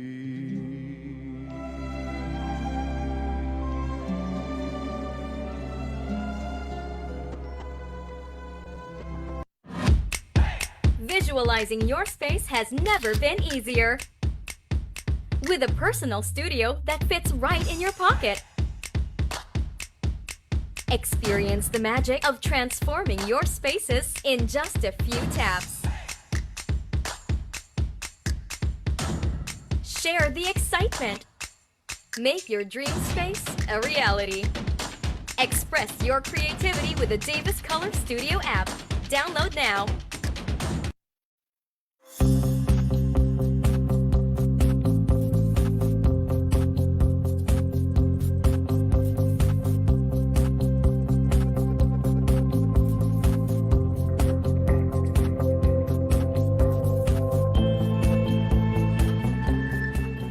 In the summer of 1989, MegaWorld entered the real estate market with the goal to redefine and revolutionize the industry. Since then, MegaWorld has become the leader in residential condominiums and BPO offices. Today, the company has an international marketing network that spans continents. MegaWorld lends its expertise and experience to the transformation of the urban landscape and the enrichment of lives. Since its conception, Chairman and CEO Dr. Andrew Tan had a vision. My vision is to give customers the very best value for their real estate investment. We at MegaWorld do this by offering them better lives in the communities we create. His innovative entrepreneurial spirit brought about the creation of the Township, a pioneering real estate concept that would give birth to MegaWorld's now famous live, work, play, learn lifestyle. MegaWorld Townships offer convenience and luxury in the very best locations. Here, residences, offices, lifestyle malls, theaters, dining destinations, retail shops, wellness centers, and schools converge. Townships spur economic activity, promoting business growth and social vibrancy in the surrounding areas. The Eastwood City Township, launched in 1996, was the first of MegaWorld's many landmark achievements. Now, the cyber city of McKinley Hill in Taguig City and the tourism-oriented Newport City in Pasay City are townships synonymous to complete and integrated living. MegaWorld's reach has also extended to other parts of the metro, where cities are enjoying newfound energy. The Mactan New Town, rising in Cebu, will be the first large-scale township in the Visayas, another real estate milestone made possible by the company. Innovation, convenience, luxury, value. All these are privileges of the live, work, play, learn lifestyle that MegaWorld offers in its master plan developments. MegaWorld, making your world bigger and better. Lysandra comes from the most trusted in the home building industry, Vistaland. Present in more than 40 areas nationwide and growing, Lysandra confidently prides itself as a key player in the real estate industry, ensuring a convenient, safe, and secured life for every Lysandra homeowner. You are surely close to all the progress in each Lysandra affordable house and lot projects. With every homeowner in mind, Lysandra made sure that all its communities exhibit an angat and aliwalas life. The affordable and house and lot offerings, coupled with accessibility and community amenities, guarantee that every Filipino can lead a truly satisfying life. More than building houses and communities nationwide, Lysandra can definitely turn your dream into reality.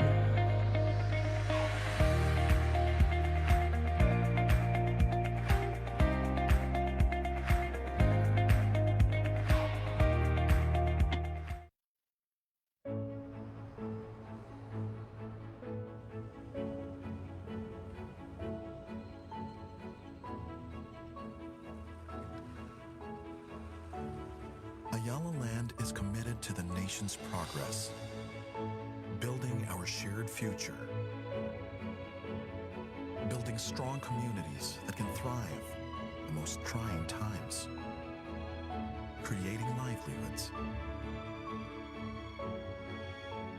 and caring for people under any circumstance, and continually advancing the principles of sustainable development.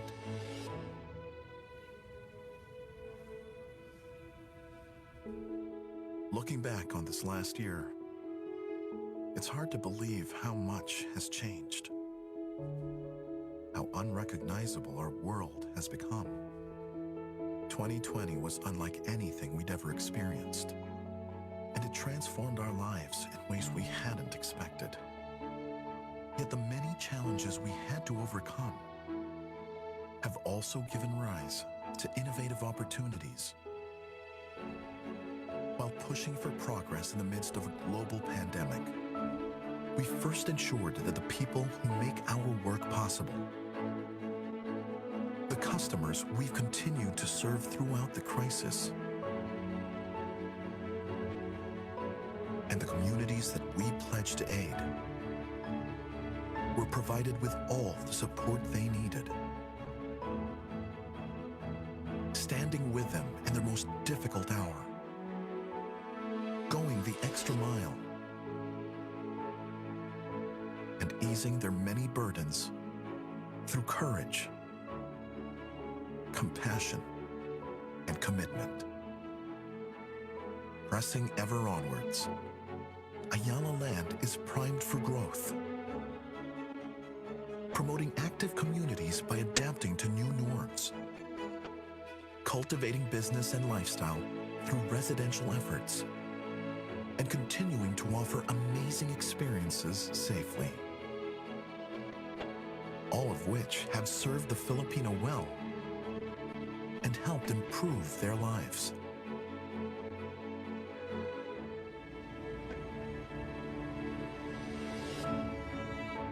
Ayala Land continues to spur centers of growth through its diverse offerings.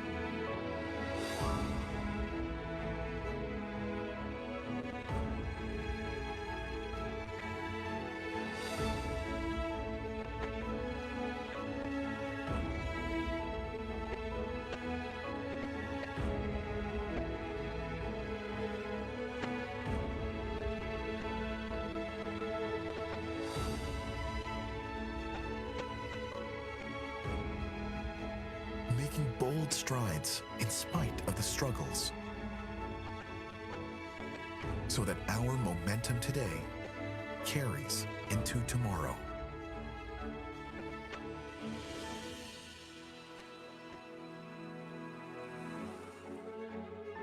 By integrating environmental protection with its expanding business operations, Ayala Land champions sustainability as a means of strengthening the local economy and enabling widespread recovery. Having pioneered sustainable development in the Philippines, Ayala Land remains dedicated to its long-term vision, constantly evolving its policies and practices, and aiming for carbon neutrality in its commercial properties.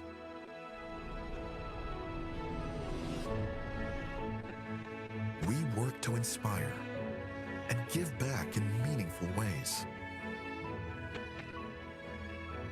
creating vibrant hubs for lifestyle, leisure, and entertainment, fostering communities as well as culture and the arts, and providing the utmost value to business and society.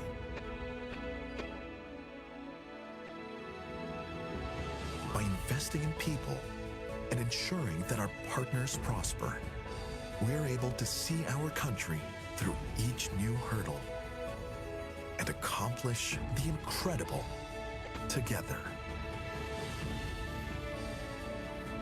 At Ayala Land, we're building a brighter future for Filipinos.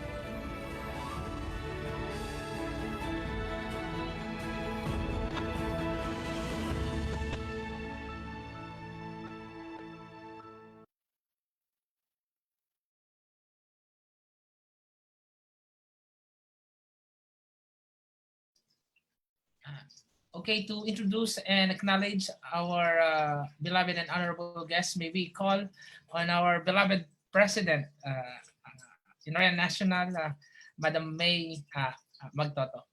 Yeah, good afternoon, everyone. Thank you for attending this afternoon session. Because Honorable Pilar is needed in this session, so I called her. But the initial program is all talk are pre-recorded. and only the panelists will just give comments. And because Ms. Lodette prepared some questions for her, so she's here, even she canceled her appointment this afternoon. Thank you, Honorable Pilar, for being here. Welcome po. Sorry. It's okay.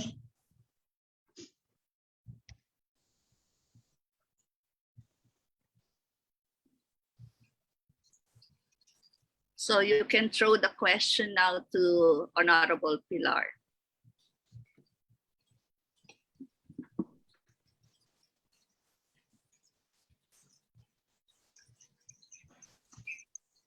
Kaya pa yata.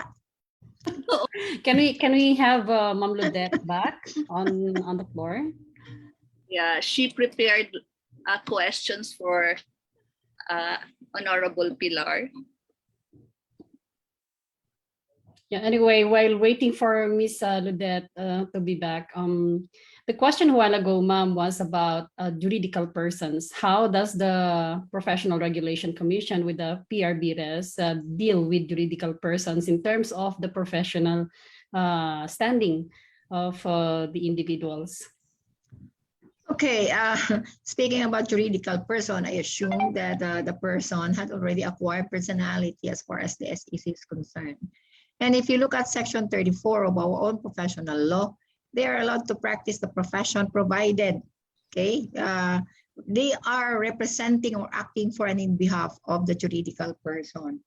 So only the licensed professionals in their individual capacity and officially representing the juridical person can practice the profession as provided in Section 32, Paragraph A of our law. So nobody can act for any behalf of corporation or a juridical person at that matter without compliance as far as the requirement of RA 9646. Okay, thank you so much for that, ma'am. You're welcome. Anyway, may I have this second question? This is directly coming from me while we are waiting for Ma'am Ludette to be back. Kaya ako surprised doon eh. Okay, okay, go ahead. Thank you so much, Ma'am. You have discussed about the professional progression, and we have professionals who earn their degrees, who earn their licenses based on this 120 units, right? And now with this progression, there's a need to have the consultant level, which is the real estate consultant, before you get another progression level, right? So what happens to those who were not able to make it for the 5-year or 10-year requirement before you can get the real estate consultant? Okay, I think in that aspect, you have to go back to the basic, the requirement in taking the licensure examination, because career progression will only take place after a person that is a natural person had already secured the license at PRC, meaning the person is already duly registered and licensed natural person. Career progression would only sit in if the person would like to advance. But this is a situation wherein it is the voluntary act of the professional. So if you would like to become a licensed broker or a licensed appraiser or licensed consultant, you have to take the licensure examination first. And in connection with your question as far as being a licensed consultant, which is in level 7, and also requirement in level 8, therefore grab the opportunity now. We are still accommodating the last batch of the non-BSREM graduate to take the consultant's licensure examination, because starting next year, the PRBRES and the PRC will be strictly implementing already the BSREM graduate or any real estate to that as accredited by CHED. Okay, thank you so much for that, ma'am. Do we have Ms. Ludette already in? Wala pa, ma'am. Pero may tanong lang ako kay Honorable Pilar. Na-stars ako, first time kong makasama sa forum si Ma'am. Ma'am, may question lang po ako. Dati po kasi parang may initiative ang PRBRES na yung sa TESDA para dun sa mga high school graduate, parang magkaroon ng ladder rise para ma-qualify sila as salesperson. Andun pa po ba yon yung possibility na tayo sa TESDA? Practically, if you talk about TESDA, hindi si PRC ang nag-i-initiate noon, si TESDA.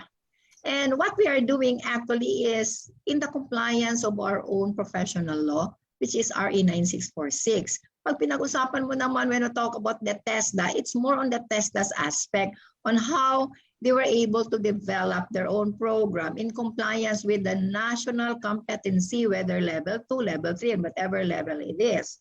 But on the part of the PRC, particularly on the PRBRES, we merely follow what is provided as far as our own professional law under RA 9646 or any law that may require us to the possible compliance of any educational attainment. So for the moment, we are still following RA 9646, of which we said at least 2 years in college as part of the requirements of accrediting the salesperson.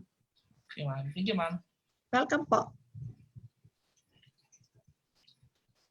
Okay. Nandiyan na ba si Ms. Ludette? Kanina, ready siya eh. Yeah, she's ready to fight a while ago, ma'am. Yeah. Honest, when President May called me, sabi ko, oh my God, hindi kasama sa program. Hindi ako na-briefing doon. That's why I accepted other appointments. Kaya ang ginawa ko, I just canceled it when President May called me about the necessity for me to be here to answer all of those questions. Iba kasi yung diniscuss namin during the drive at saka during the briefing.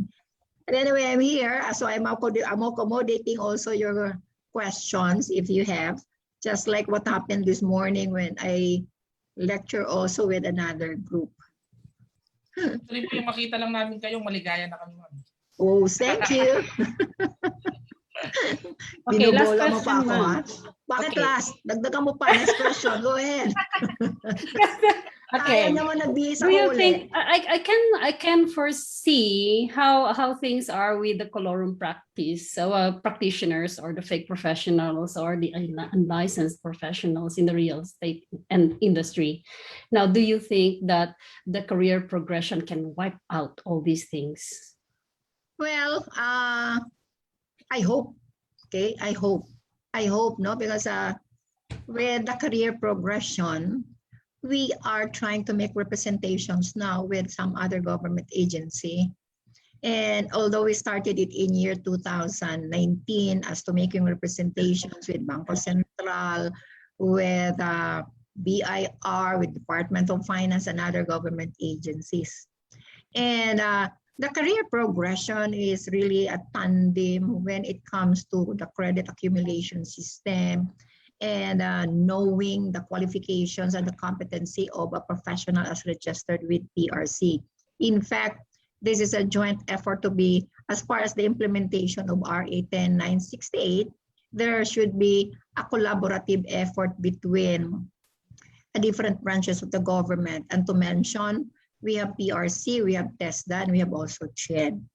And as far as the effort of the eradication of the illegal practitioners, which is provided as part of the duties and responsibilities of the PRBRES in Section 5, the board or the PRC itself together with the SHUD, we really appreciated also the effort of the SHUD in initiating the creation of the anti-illegal real estate task force, agency task force, no, wherein various government agencies was part of it.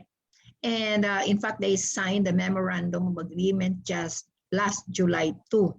We are hopeful when the implementing guidelines of the joint memorandum agreement with the interagency task force, it can totally eradicate the colorum practitioners. And that's why you have noticed now the SHUD is also strictly implementing the requirements to really identify who are those legitimate practitioners. And certainly with the cooperation of the Department of Justice, NBI, the ILG, CIDG, and other government agencies, we are hopeful that we can totally eradicate the colorum practitioners. Ma'am, may tanong po si Sir Joby. May I know how was the recent face-to-face appraiser exam po from Sir Joby Tupas? Well, based on the feedback, kasi kami nakakulong kami eh. Based on the feedback, it was successful, although in some regional areas, specifically here in Cagayan de Oro, out of 29 supposedly examinees, 3 yung absent for the reason na COVID. So 26 yung mga answer sheets na pinadala sa Manila, and so far we are waiting for the final feedback on other areas. So nantay namin yung final feedback ng aming licensure examination sa PRC pertaining to the successful, meaning successful examinees, quote unquote, for those who successfully took the examination yesterday.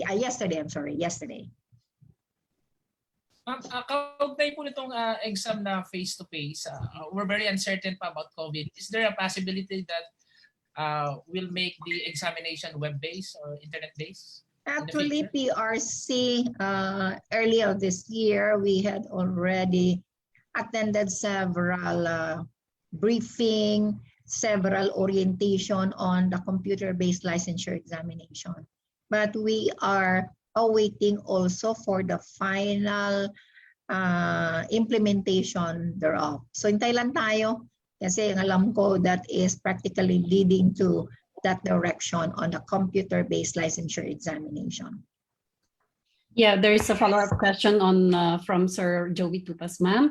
What is your ruling on the retakers? What do you mean by ruling of the retakers? They can still take the examination. Yeah, like for example, those who were who had COVID sickness. Okay, if that is they can submit proof talagang COVID, no? So they can still take the examination. So hindi na nila kailangan magbayad pa. Meaning whatever registration fees that they had paid, that is still considered part of the registration payment, and they can take the next licensure examination based on the PRC schedule. This appraiser exam, ma'am, is only for those who graduated the REM. Yes, BSREM. That has been our requirement since 2016 already. For the retakers who are 120 unit earners, they are no more. Kasi yung pinag-uusapan dito is already the minimum requirement of taking the licensure examination. And that includes the academic requirement, which is a graduate of BSREM. Hindi na kasama, hindi na natin pag-uusapan yung non-BSREM graduate. Okay, that would be a final answer for that, so that no more issues to come in with regards to the retakers. I would like to add, kasi ang dami pa rin nagtatanong, aside from the retakers or those who are non-BSREM graduate. No, we cannot call them retakers, but these are non-BSREM graduates. Non-BSREM, yeah. I would like to add, even those who manifested that they want to avail the grandfather clause. The availment of the grandfather clause under Section 20 for those to be registered at PRC without examination has already ended July of 2011.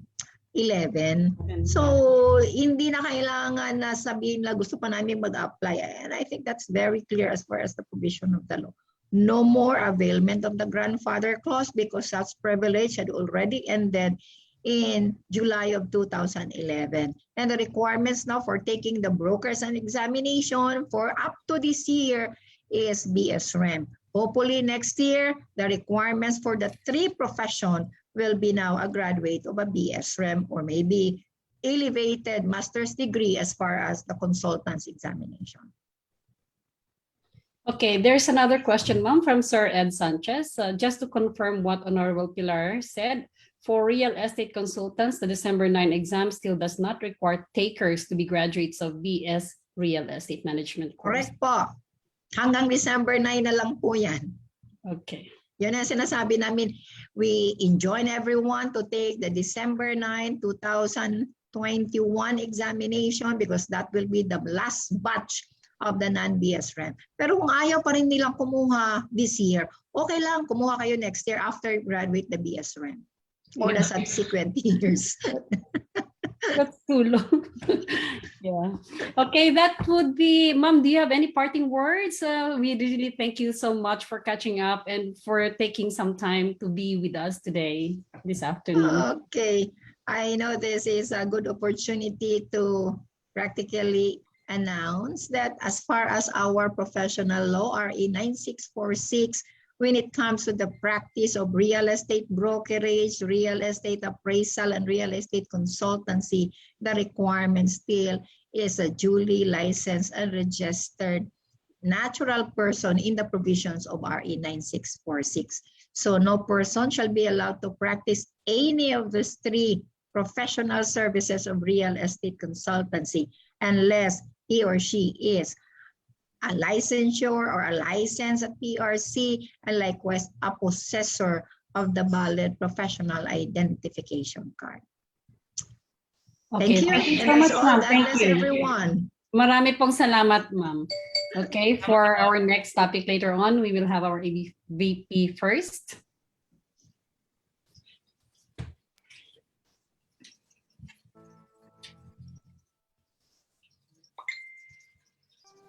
In life, we are always in search of something better.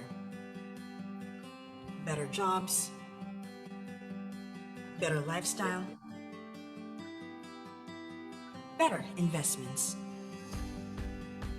Here at Forest Lake, we offer you an alternative, an extraordinary, and a better experience through My Forest Lake portal. Our online portal gives you access to viewing and purchasing of memorial lots safely and conveniently from your home.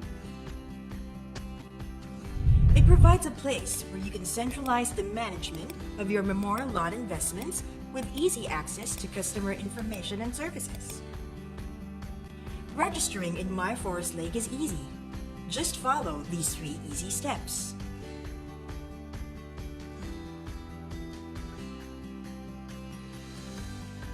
Creating a new account is simple. Go to www.forestlakememorialparks.com. Click on Customers on the upper right corner of the site and you will be directed to the My Forest Lake customer portal. Step 1. Click the link and fill out the form or register using your Facebook account by simply clicking on Login with Facebook. Step 2. Input necessary details as needed.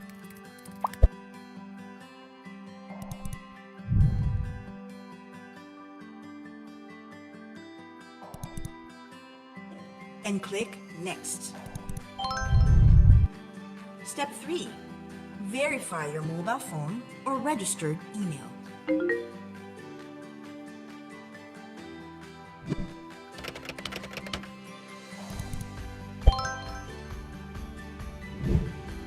Congratulations! You have successfully registered your account. Enjoy a faster, easier, and more secure way of managing your Forest Lake investment at the palm of your hands. View and purchase lots within the safety and comfort of your home. Take advantage of online services exclusive to registered customers. No more long lines when paying your dues. You can now pay through our secure payment options and documented online transactions. You can even chat with our customer service representatives for any concerns. Convenient, right? For inquiries, email us at customerportal@forestlakeparks.com or contact our branch office. Sign up now and start enjoying a better online experience now with Forest Lake. Visit www.forestlakememorialparks.com or follow our social media pages on Facebook, Instagram, and YouTube. Sign up today and start your investment journey with Forest Lake.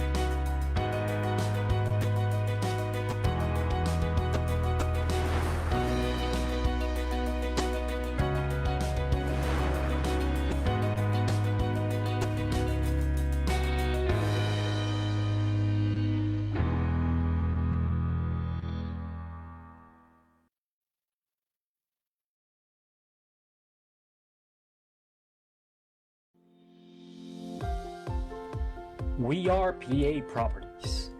For 26 years, we have been recognized as one of the fastest growing real estate developers in Southern Luzon. We build dreams.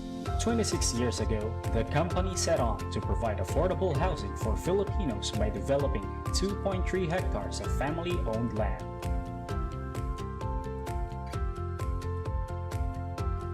We help in solving the country's housing backlog. To address the 12 million backlog by 2030, the company has developed over 180 hectares of land, providing over 20,000 housing units, resulting in the creation of 40 different communities in Laguna, Batangas, Bulacan, Cavite, Pampanga, and Metro Manila. We are innovative.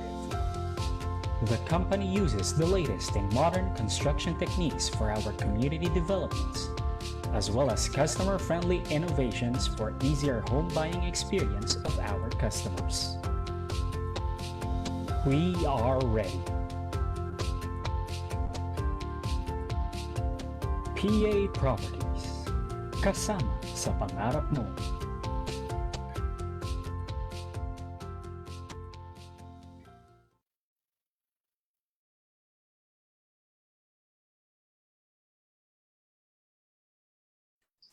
Okay, thank you to all our sponsors. To introduce our next speaker, may we call again to our National Treasurer, Ms. Nicole Choa.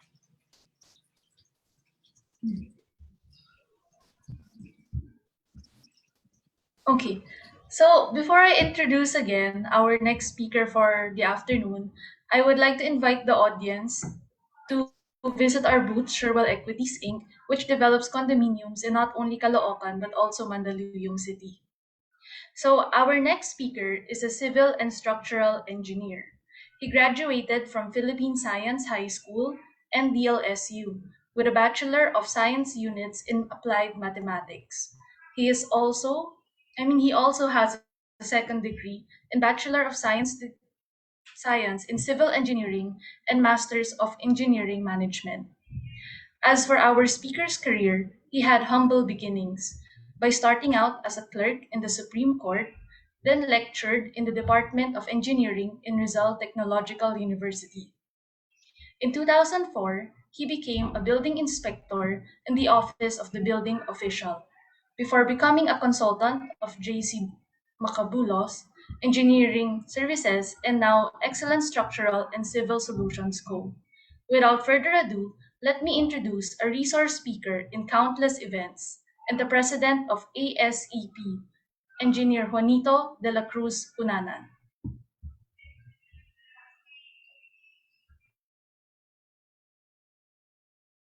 Nicole, and thank you very much to Andrea for inviting the Association of Structural Engineers of the Philippines to talk on the occasion of the International Housing Fiesta Filipinas.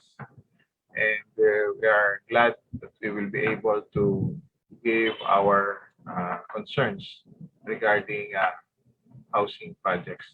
And let me share my screen. Presentation is about engineering the built structures.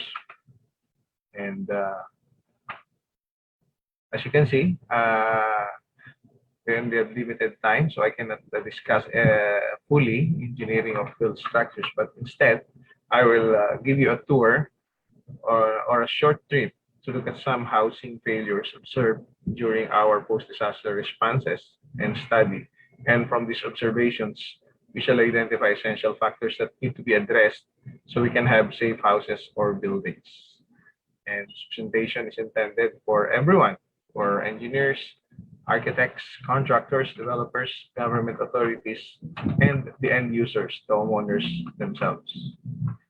In our history, in our design of structures, we considered two major culprits in the destruction of our structures, and these are the earthquakes and typhoons. So I will show you some photos of common failures caused by these two. And on this picture is compilation of pictures taken by the Philippine Red Cross on the recent earthquake with reported damages that hit the Masbate in August 18, 2020 with a magnitude 6.5 earthquake. And this earthquake had 2 people confirmed dead and at least 50 people were injured. So in the pictures you can see, this picture, by the way, was taken by the Philippine Red Cross. And during these times, ASEP cannot go to its mission on post-disaster study due to the pandemic. And looking at this, we can see that these failures could have been prevented, but unfortunately happened without any intervention from us. And also another devastating earthquake was the Cotabato earthquake of 2019. This is a 3-series earthquake. 3 earthquakes with magnitude more than 6 happened successively on October 16, 29, and 31. And these pictures were taken by our team when we had our post-earthquake survey and study in November 2019 on our way to Kidapawan City from Davao City. So this picture shows failures, common failures that we see in the houses, wherein the common failure is the absence of reinforcement and poor quality of materials or the hollow blocks used. So the second slide will show you pictures with inadequate reinforcement, poor quality of materials, and hollow blocks. As you can see, the broken walls are common in all these structures that were damaged. About 90% of the houses in that subdivisions were reported damaged, and only very few will survive. And these are the 2 stories that are, should I say, slightly engineered, while the ones on the right, the 2 stories, were also damaged from moderate to severe damage. So there is a pattern, and these patterns later I will discuss to you in detail the reasons why we have these damages. And another noteworthy to mention, to show again, are these 2 condominium buildings in Davao City that were damaged by the same earthquake of October 2019. So as a result, the left building, which is originally 5-story, fell down on its knees and now become only 3. And as you can see on the right, the damages on the columns at the ground floor and 2nd floor. So the main reason is inadequate lateral support, and should we say poor design or inadequate design. And the other building on the right sustained severe damages as well, but was able to remain standing, despite the severity of the damages on the columns and crackings that we observed. And in this picture taken from Google Earth Pro on May 2020, you can see that the building, after around 6 months, was completely demolished. And the building on the right, which is perpendicular to the other one, was studied whether will it be retrofitted or not. And after a year, this is on October 2020, this picture showing that the building on the right side was also demolished totally. So these are the damages that we saw in Cotabato. But it is also worthy to go back further and see the most devastating in this new millennium, the Bohol earthquake of October 15, 2013, wherein several houses were damaged and a lot of casualties on the people of Bohol and in Cebu. So, for example, this one is a top-heavy building, and you can see, soft story failure was present on the left. And if you can take a closer look at the middle picture, it shows a very small structural member that I think all of you would agree it's adequate to support the two-story. And the third picture shows that there is insufficient anchorage on the building that supports the upper floor, which caused the collapse. Of course, this one is considered totally collapsed already and can no longer be retrofitted. The next picture are from Bohol also, showing the failure on masonry or concrete hollow block walls. Well, most of the time, engineers do not design masonry walls as part of the structural, and hence are forgotten to be designed. And in the event of strong earthquakes, they become collateral damage or non-structural falling hazards.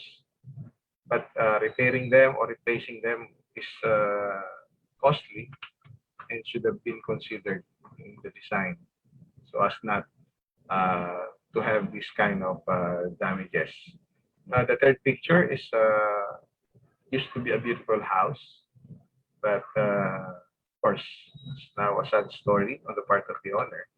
And when we took this picture, we have a chance to interview the owners, and they said that they spent a lot, and from what we learned, they spent more on the architectural finishes rather than investing on the structural frame of the building. Of course, as you can see, the structural members, the columns, are undersized and poorly reinforced. And according to the owner, the foreman,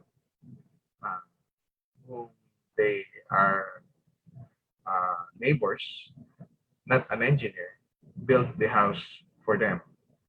Okay, so had a clue on what's next.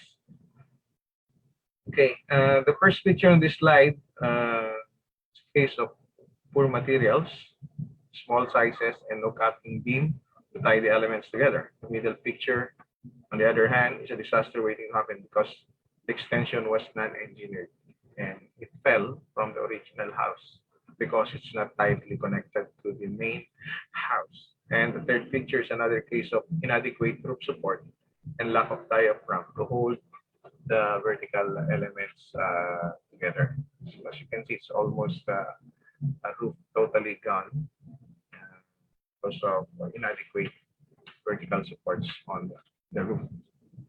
Okay, on the next slide, we have the leftmost picture showing a tilted storage shed with a collapsed shed by its side. The structure has no stiffness, made up of poor materials, and they appear to be poorly maintained. Same was true for the pictures on the middle and on the right. The right picture is one very common failure. The roof rests on unreinforced masonry wall. Since the wall was not properly reinforced and had no lintel posts and beams and had no capping beam for confinement, they fell and so bringing down the roof as well. On this slide, the first picture gives an impression of poor concrete. When we interviewed the people, they said that it was a common practice in the province to use sea sand in their concrete mixes. This explains why steel bars are heavily corroded inside the concrete. Middle picture is somewhat funny because it shows that the window was very strong. The window remains standing while the walls are damaged and collapsed. Well, sometimes people give more importance to architectural elements than to structural elements. So probably giving them the benefit of the doubt, they do not know that it's more important to invest in structural rather than in the architectural components of the building. Well, as you can see, concrete, whether good or bad, has the same look when it's cured. and you can only see it after a disaster strikes, that it's good or bad.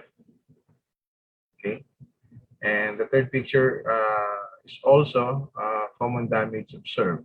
Many parapets lack the proper anchorage, so most of the parapets in the buildings or in the houses that we see are partially or totally collapsed. Okay, in the next slide, we have a joint failure on the left picture. And the second picture shows absence of reinforcement, which caused the cracking.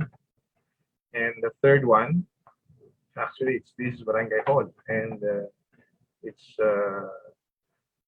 housing the daycare center as well. Good thing that the event was on a holiday, and there are no students using that daycare center during the time. Otherwise, many would have been hurt. And,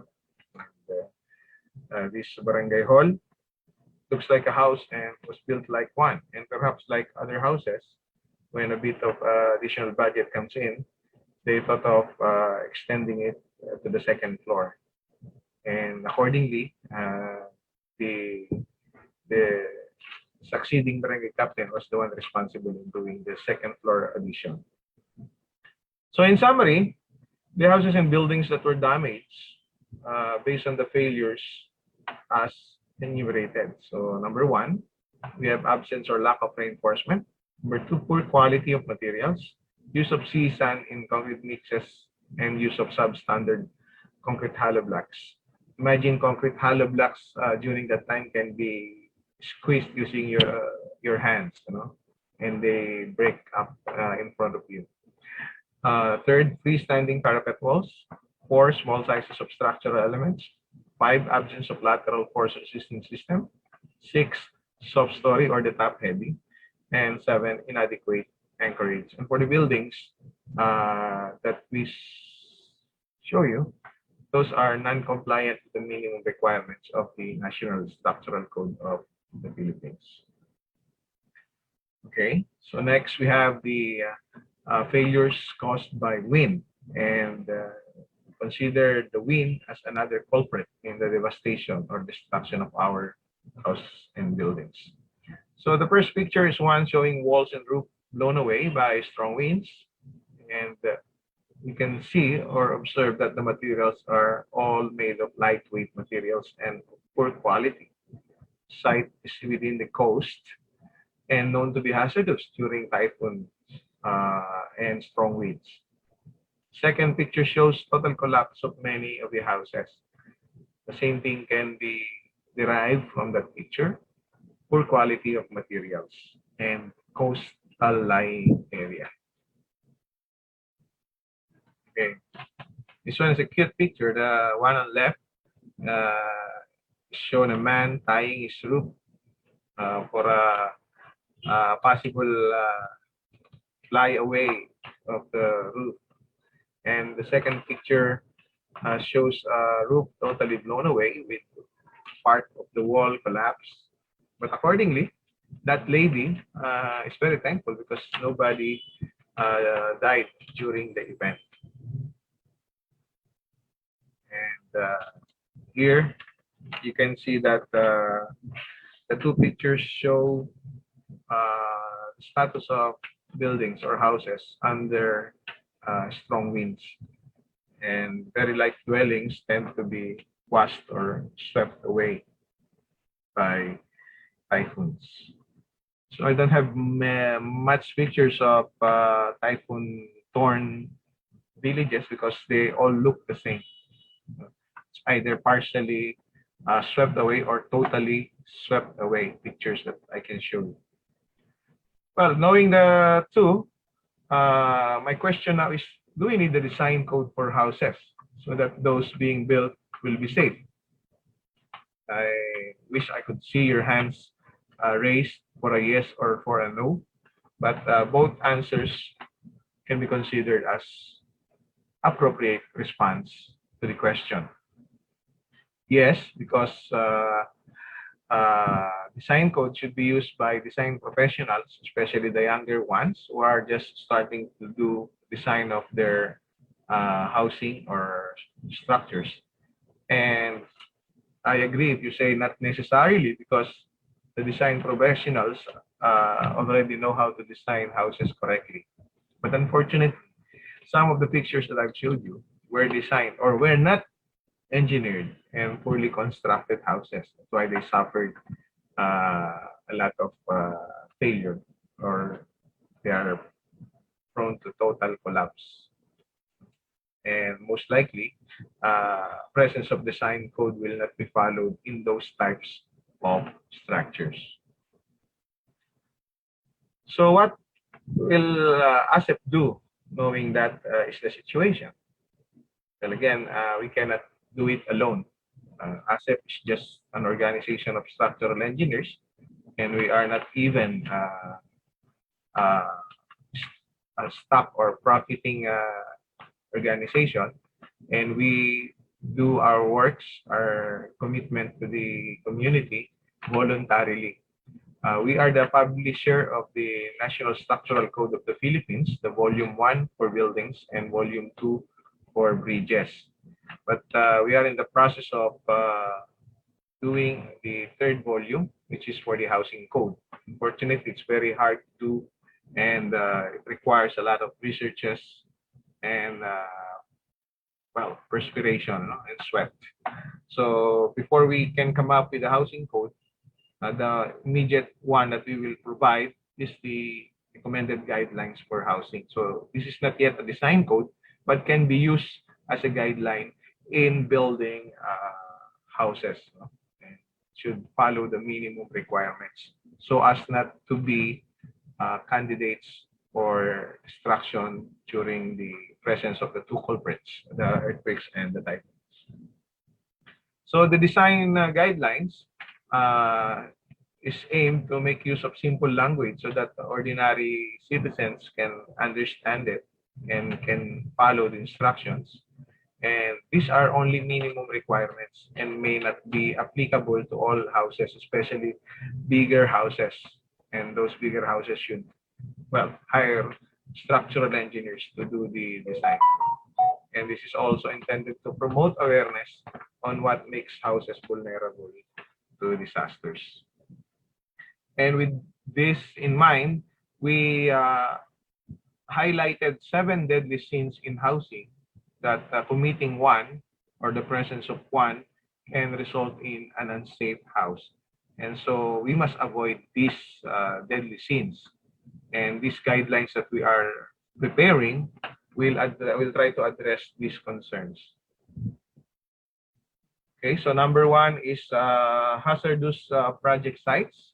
So never put housing or building in a hazardous project site such as a coastal area, a fault line, landslide prone area, or somewhere where there is a slope like the one on the bottom left.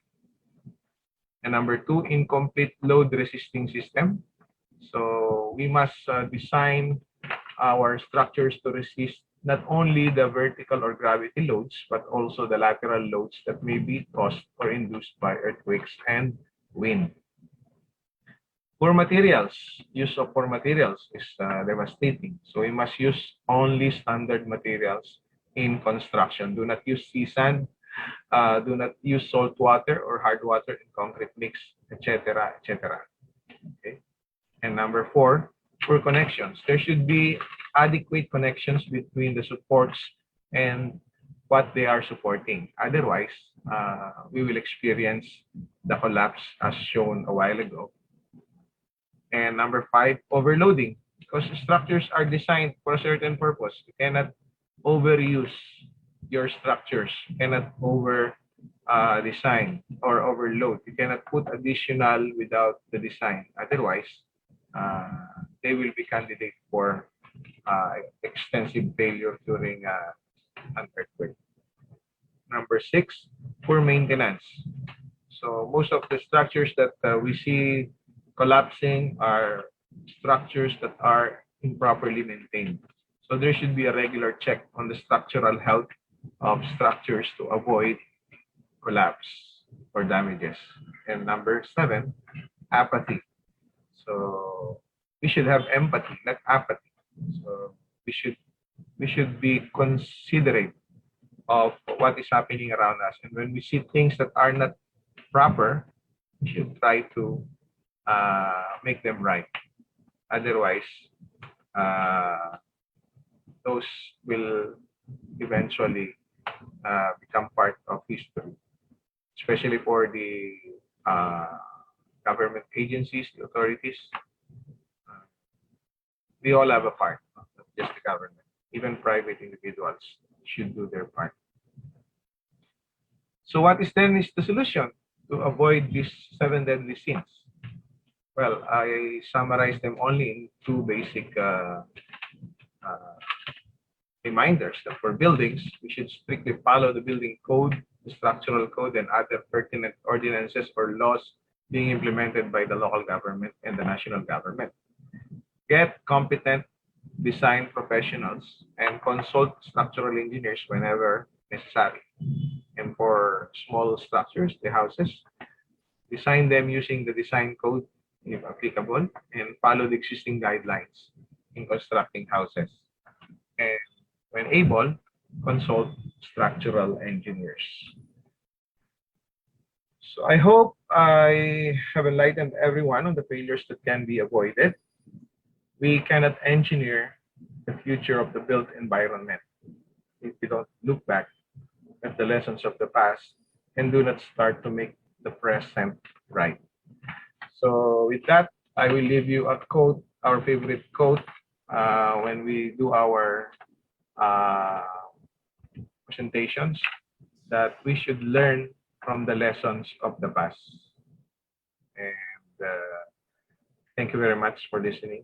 Good afternoon.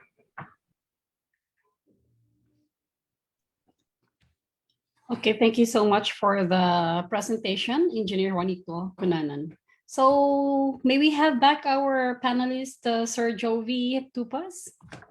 Yes. For any comment on this presentation?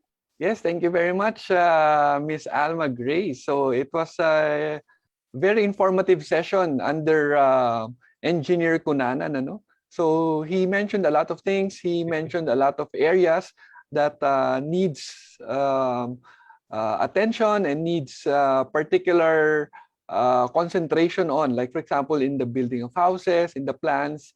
Actually, based on experience from building my own home, we consulted a real licensed architect, a real licensed civil engineer to do the works. And then we submitted it to the building officials, and it was only after it was approved, and it was only after the foreman came in when suggestions started coming in. Like for example, the foreman would say na, sir, gusto nyo bang ano, yung for example, yung rebars na gauge medyo baba na natin konti because yung architect is sobrang overspec. So that's why if you're the homeowner and you see a difference of say 20,000, 30,000, parang pwede naman eh. And then the foreman will assure you na, sir, that is already okay. Masyadong overspec lang to si architect kasi, pero pwede naman yan. So, okay. So, minsan you try to scrimp a little, thinking na, okay lang, baka tipid, sayang din naman yung pandagdag din yon. And then once the house or the shell is already done, then you think of ideas na, engineer or foreman, pwede ba maglagay ng ano, since high roof naman, pwede ba maglagay ng attic, ng additional flooring, sabi naman ng foreman, yeah, sige, pwede. Lagyan natin ng abang para mas maganda, para just in case may sipa mo, pwede. Okay. And then during construction, may panibagong CR ka, may panibagong extension, may panibagong firewall. So, I agree with what Engineer Cunanan said.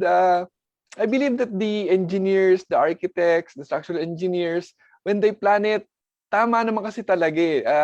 They try to stick to their minimum. It's only when the actual construction happens, when things go wrong or things change, either for the better or for the worse, primarily because due to the fault of the homeowners themselves na gustong i-maximize, gustong mabago, gustong change.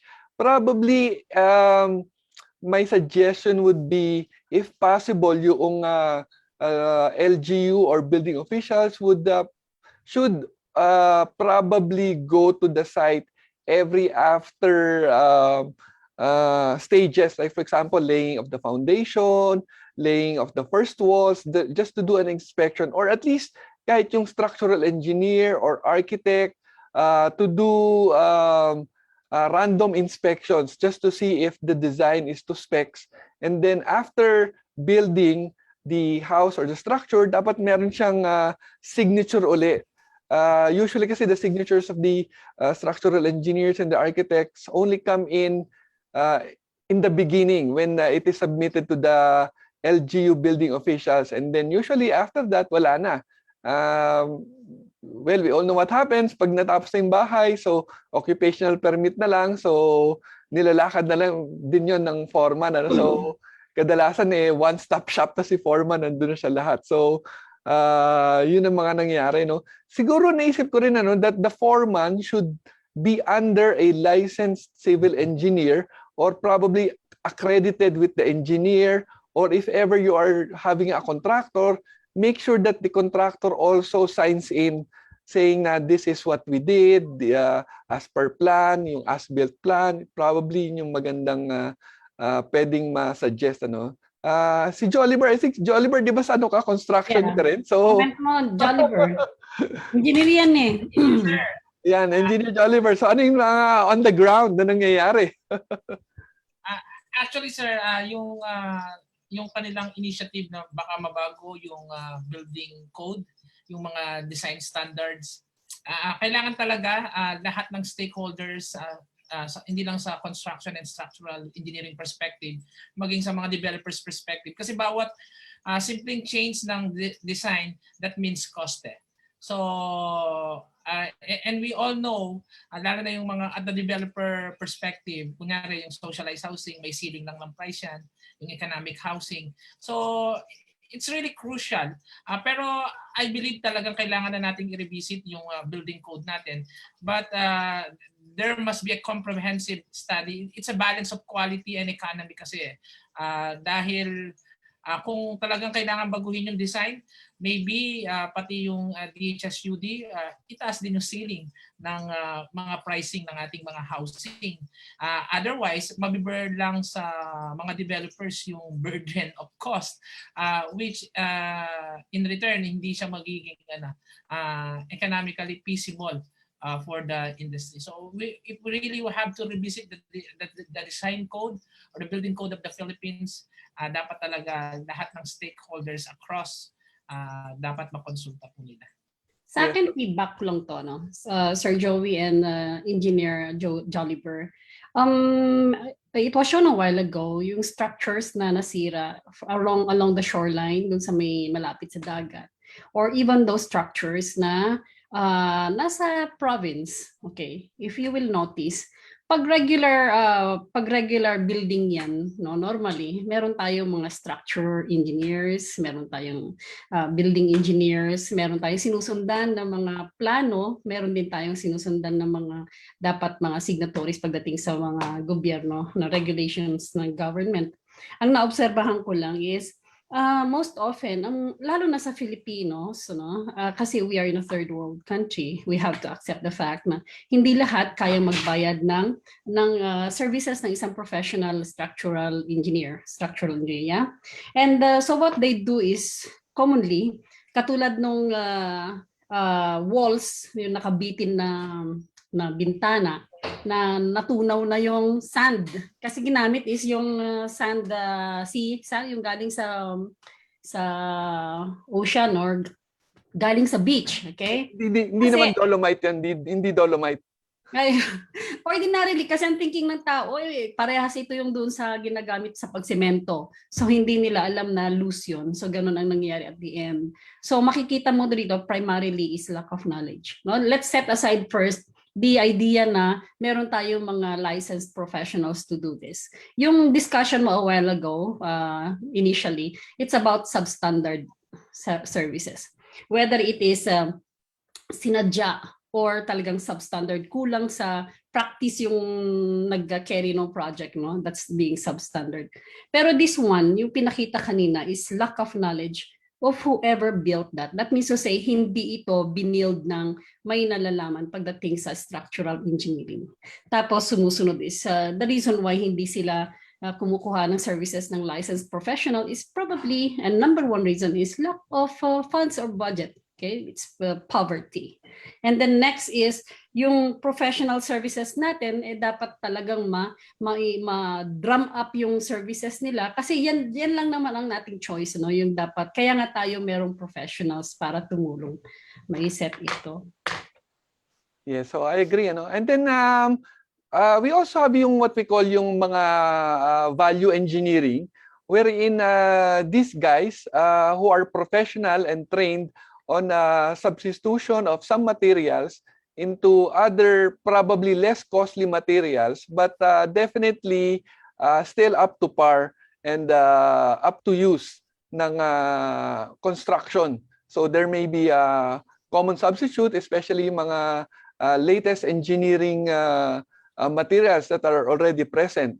Yan. And then I would also like to note, meron tayong nakalagay sa ating chat box, si Mr. Ed Sanchez also stated that there are actually house designs that are already readily available and pwede naman daw kopyahin na lang at saka i-present na yon. So probably you may just need to have a licensed architect or licensed engineer, most likely baka may copyright yon, or maybe I don't know kung may mga architect dito or ayun si Engineer Joliber, meron ba kayong mga for example, mga design na parang binebenta na ito na yung design tapos pirmado ko na?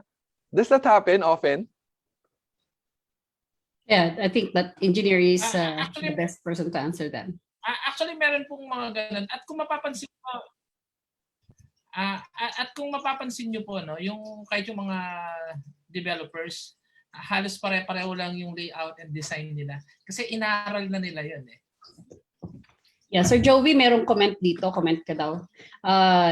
The difference, comment on the difference between the typical foreman and the practicing value engineer is that value engineers have the training and the math to detect where the overspecs lie.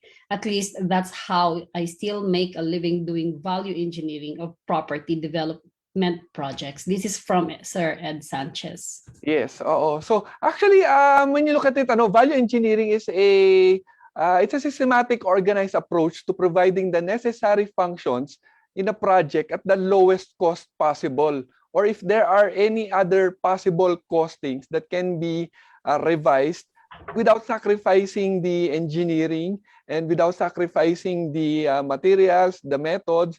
It's actually substitution of some materials without sacrificing functionality. So sometimes yung value engineering is also called parang value analysis.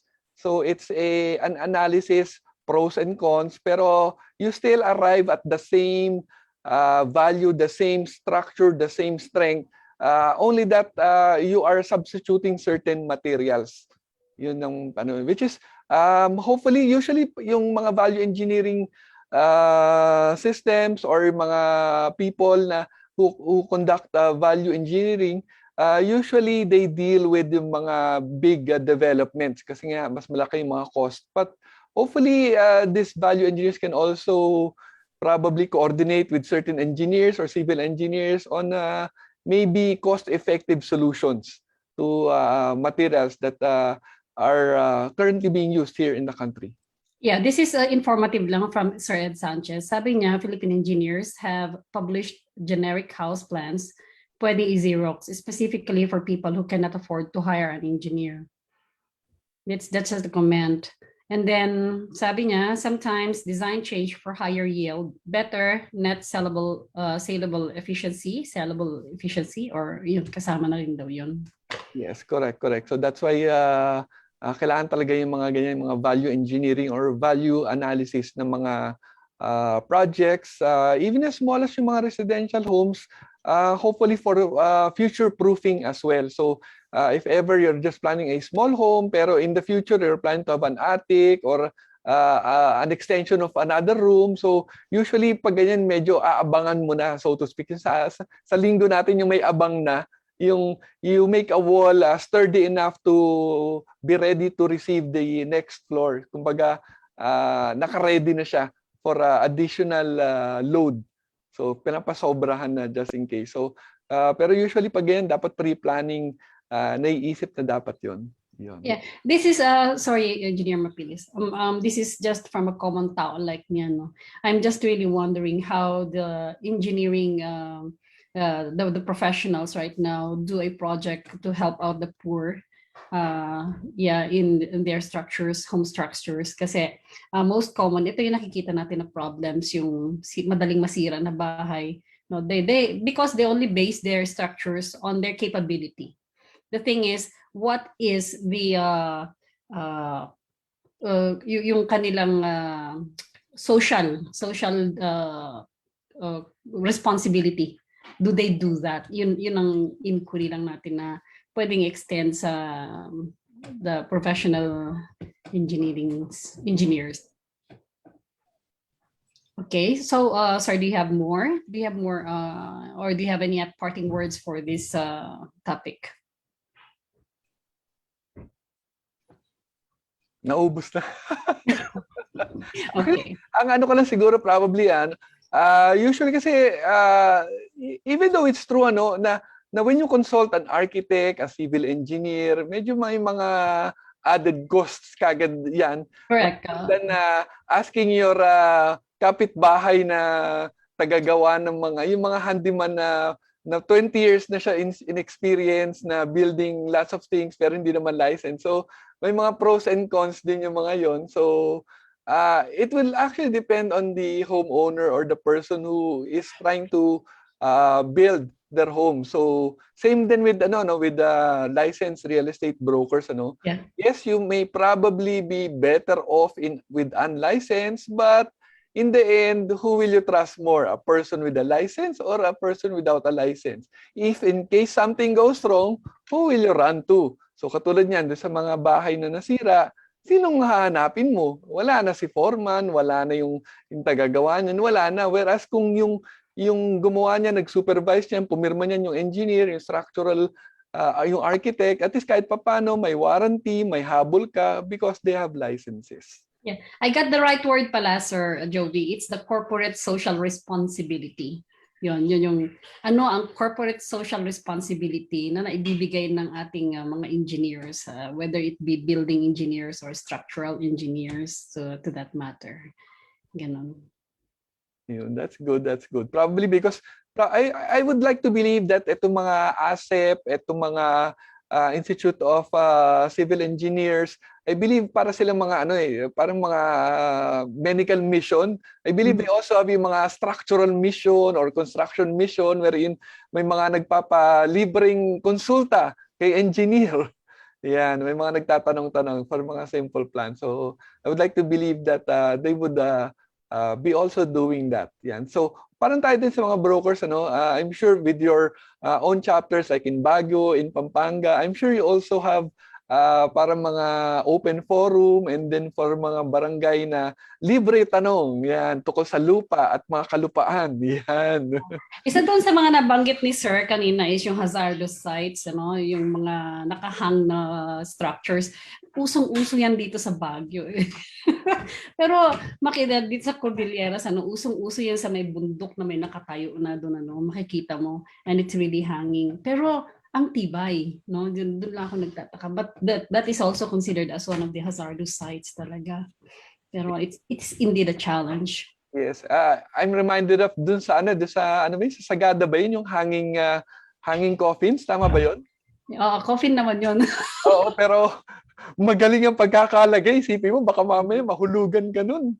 Yeah, ganyan kagaling ang tao, Sir Jovi. So we can innovate. Sabi nga nila, we can really innovate. Anyway, Sir Jovi, Sir Joliver, do you have any parting words for this topic? Nagpapasalamat po kami sa lahat ng sumubaybay sa naging programa ng NREA National. Sana po lagi niyo pang abangan yung mga gagawin naming mga webinars and activities sa NREA, welcome din po kayong mag-join sa amin. Even in our chapters, kung nasan man kayo, just give us a message para po makasama namin kayo sa organization. I think, Joliver, marami pa mga susunod pa after itong mga program natin. Marami pang mga kaabang-abang na mga programs and presentations after. Yeah, that Yes, will sir. be. Yes, sir. Again, thank you very much. Thank you for having me. Thank you so much, Sir Jovi. Ang galing-galing, Sir Jovi. Nasa doon. Okay. Yeah. So anyway, marami pong salamat sa lahat ng merong pang katanungan tungkol sa structural engineering at gustong i-address kay Sir Cunanan, Sir Architect Abelard, Architect Juanito Cunanan. You can always chat with us through the floor.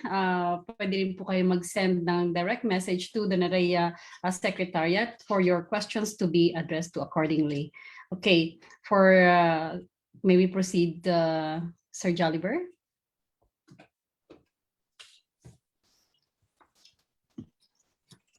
Okay.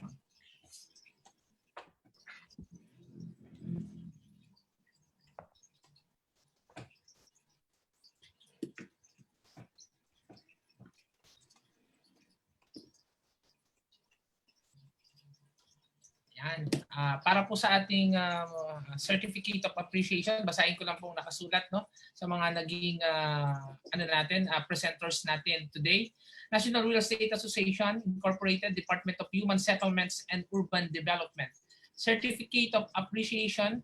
This certificate is proudly presented to Honorable Pilar Torres Banaag in sincere appreciation of your invaluable service to the association, particularly as special guest and speaker during the International Housing Festa Filipinas, showcasing to the world the best of Filipino housing on September 22 to 24 via Floor and NREA Philippines Facebook Live. This is signed by our board chairman, Mr. Benigno Cabrieto, Chairman Emerita and Chair Lady Board of Advisors, Ms. Marisa Del Mar, our Secretary General, Sir Ronnie Biando, and of course, our National President, Ms. Imelda Magtoto.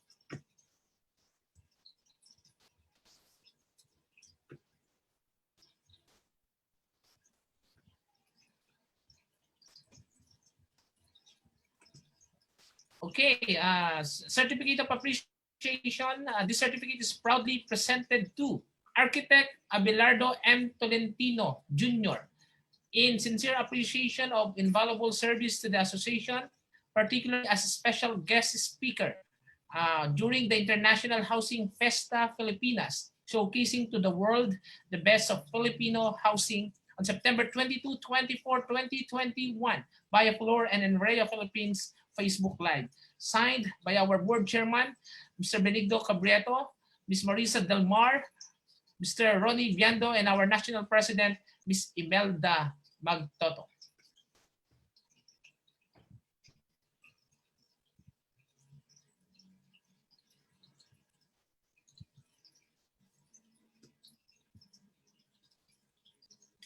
Certificate of Appreciation. The certificate is proudly presented to Engineer Juanito Cunanan in sincere appreciation of your invaluable service to the association, particularly as special guest and speaker during the International Housing Festa Filipinas, showcasing to the world the best of Filipino housing on September 22, 20 to 24, 2021 via Floor and NREA Philippines Facebook Live. Signed by Mr. Benigno Cabrieto, our board chairman, our chair emerita, Ms. Marisa Del Mar, our Secretary General, Mr. Ronnie Biando, and of course, our National President, Ms. Imelda Magtoto. Great, thank you very much, Engineer Joliver. For our panelists. Certificate of Appreciation. Okay, we offer this certificate of appreciation. National Real Estate Association Incorporated, Department of Human Settlements and Urban Development. We confer the certificate of appreciation to Architect Maria Jorquesa A. Hacholna in sincere appreciation of your invaluable service to the association, particularly as panelists during the International Housing Fiesta Filipinas, showcasing to the world the best of Filipino housing on September 22, 24, 2021 via Floor and Area Philippines Facebook Live. Signed our binational President Imelda C. Magtoto, our Secretary General Roni B. Biando, our Board Chairman Benigno T. Cabrieto Jr., and Chair Emerita and the Chair Lady of the Board of Advisors, Ms. Marisa Delmar. This certificate of appreciation is also conferred to Sir Jovi Francis W. Tupas in sincere appreciation of your invaluable service to the association, particularly as panelists during the International Housing Fiesta Filipinas, showcasing to the world the best of Filipino housing on September 22 to 24, 2021 via Floor and Area Philippines Facebook Live. Signed by our National President, Imelda C. Magtoto, Secretary General Roni B. Biando, Board Chairman Benigno T. Cabrieto Jr., and our Chair Emerita and Chair Lady Board of Advisors, Ms. Marisa Delmar. Also, this certificate of appreciation is being conferred to Ms. Lourdes Bernadette Carlos in sincere appreciation of your invaluable service to the association, particularly as panelists during the International Housing Fiesta Filipinas, showcasing to the world the best of Filipino housing on September 22 to 24, 2021 via Floor and Area Philippines Facebook Live. Signed by our National President, Ma'am Imelda C. Magtoto, Secretary General Roni B. Biando, and our Board Chairman, Benigno T. Cabrieto Jr., and Chair Lady, Chair Emerita, Board of Advisors, Ms. Marisa Delmar.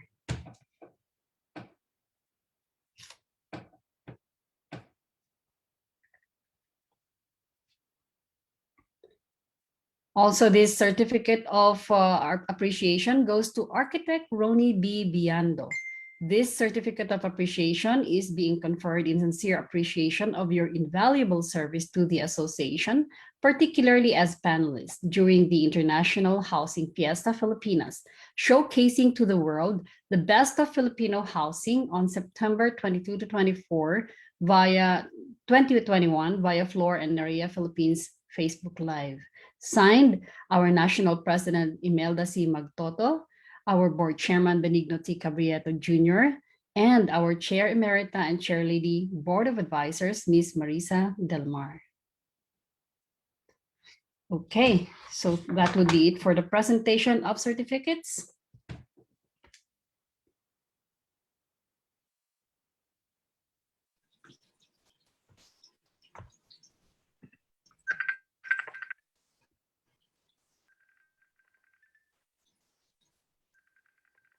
Okay, for our secretariat, may we play on the AVP, please?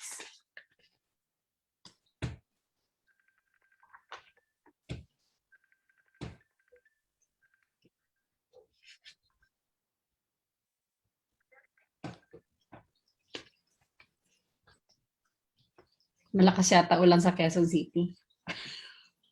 Jolliver. Tapos na? Yeah, tapos na tayo sa presentation of certificates. We are now proceeding to the presentation of AVP for our silver sponsors.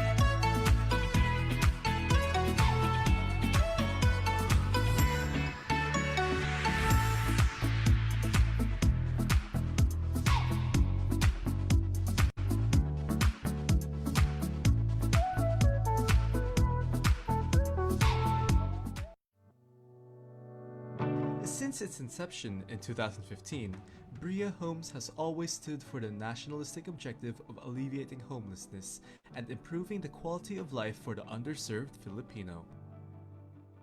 Through the years, Bria Homes has been continuously growing its vision through offering a wider variety of choices and expanding its footprint to cover more ground, reach new heights, and serve more Filipinos across the archipelago. With over 50 projects all over the country, the Bria Homes brand has been synonymous with the best value for money options, top-notch quality, progressive locations, ease of ownership, and a premier customer experience. Bria Homes has always gone above and beyond expectations, redefining the concept of a home builder and turning subdivisions into fully thriving communities. Township projects will always be Bria's differentiator amongst its competition, with customer-centric concepts designed with the needs of its home buyers in mind. Bria Homes has always stayed attuned to the times, adapting to the digital revolution, all in the name of convenience and safety to its home buyers. Sustainability has also been a paramount priority to our business as we continually move towards an environmentally sound Philippines, one Bria Homes project at a time. Bria Homes has continuously reimagined affordable housing. We will continue to build dignified dwellings, picturesque communities, and prosperous townships, formerly inaccessible to the everyday Filipino. We are, and we will always be, the beacon of best value affordable housing in the Philippines. We are Bria Homes, your home of choice.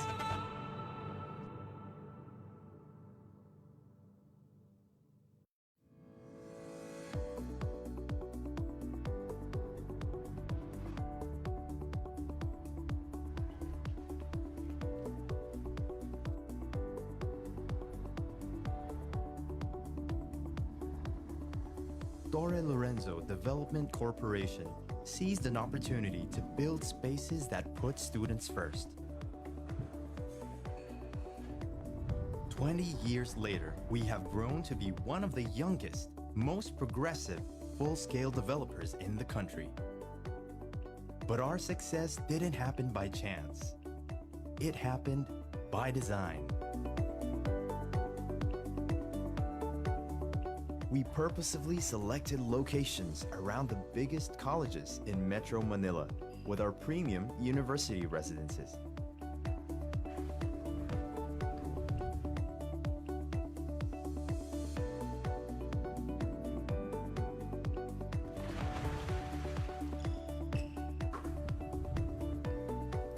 In these areas, we also created premium residences to cater to the young professionals.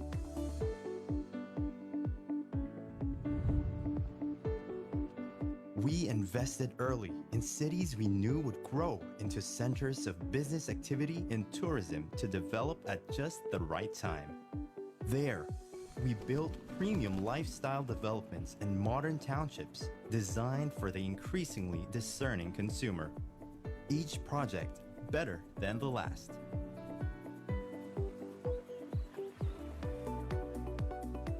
Today, the Torre Lorenzo name is equated with high-quality construction, innovative design, and a promise to respect the land and the community around us. Inspired by the country's economic growth, we plan to expand to other key cities in the near future. Over the years, we have nurtured a distinct culture that defines us and guides our every move. With this philosophy, we built a team of experienced, innovative, passionate people with a shared objective: to plan, to build, to sell, and to keep our developments new and progressive. For 5 years now, our strategy has enabled significant annual revenue increases, so that at the close of 2019, we would have grown in value from 1.47 billion to 12.6 billion. Our ambitions continue to lead us towards the forefront of the industry. only getting better with every milestone along the way. Join us in our journey. We can't wait to tell you what we have planned for tomorrow. We could tell you a lot about our new elevators, their features, materials, and colors.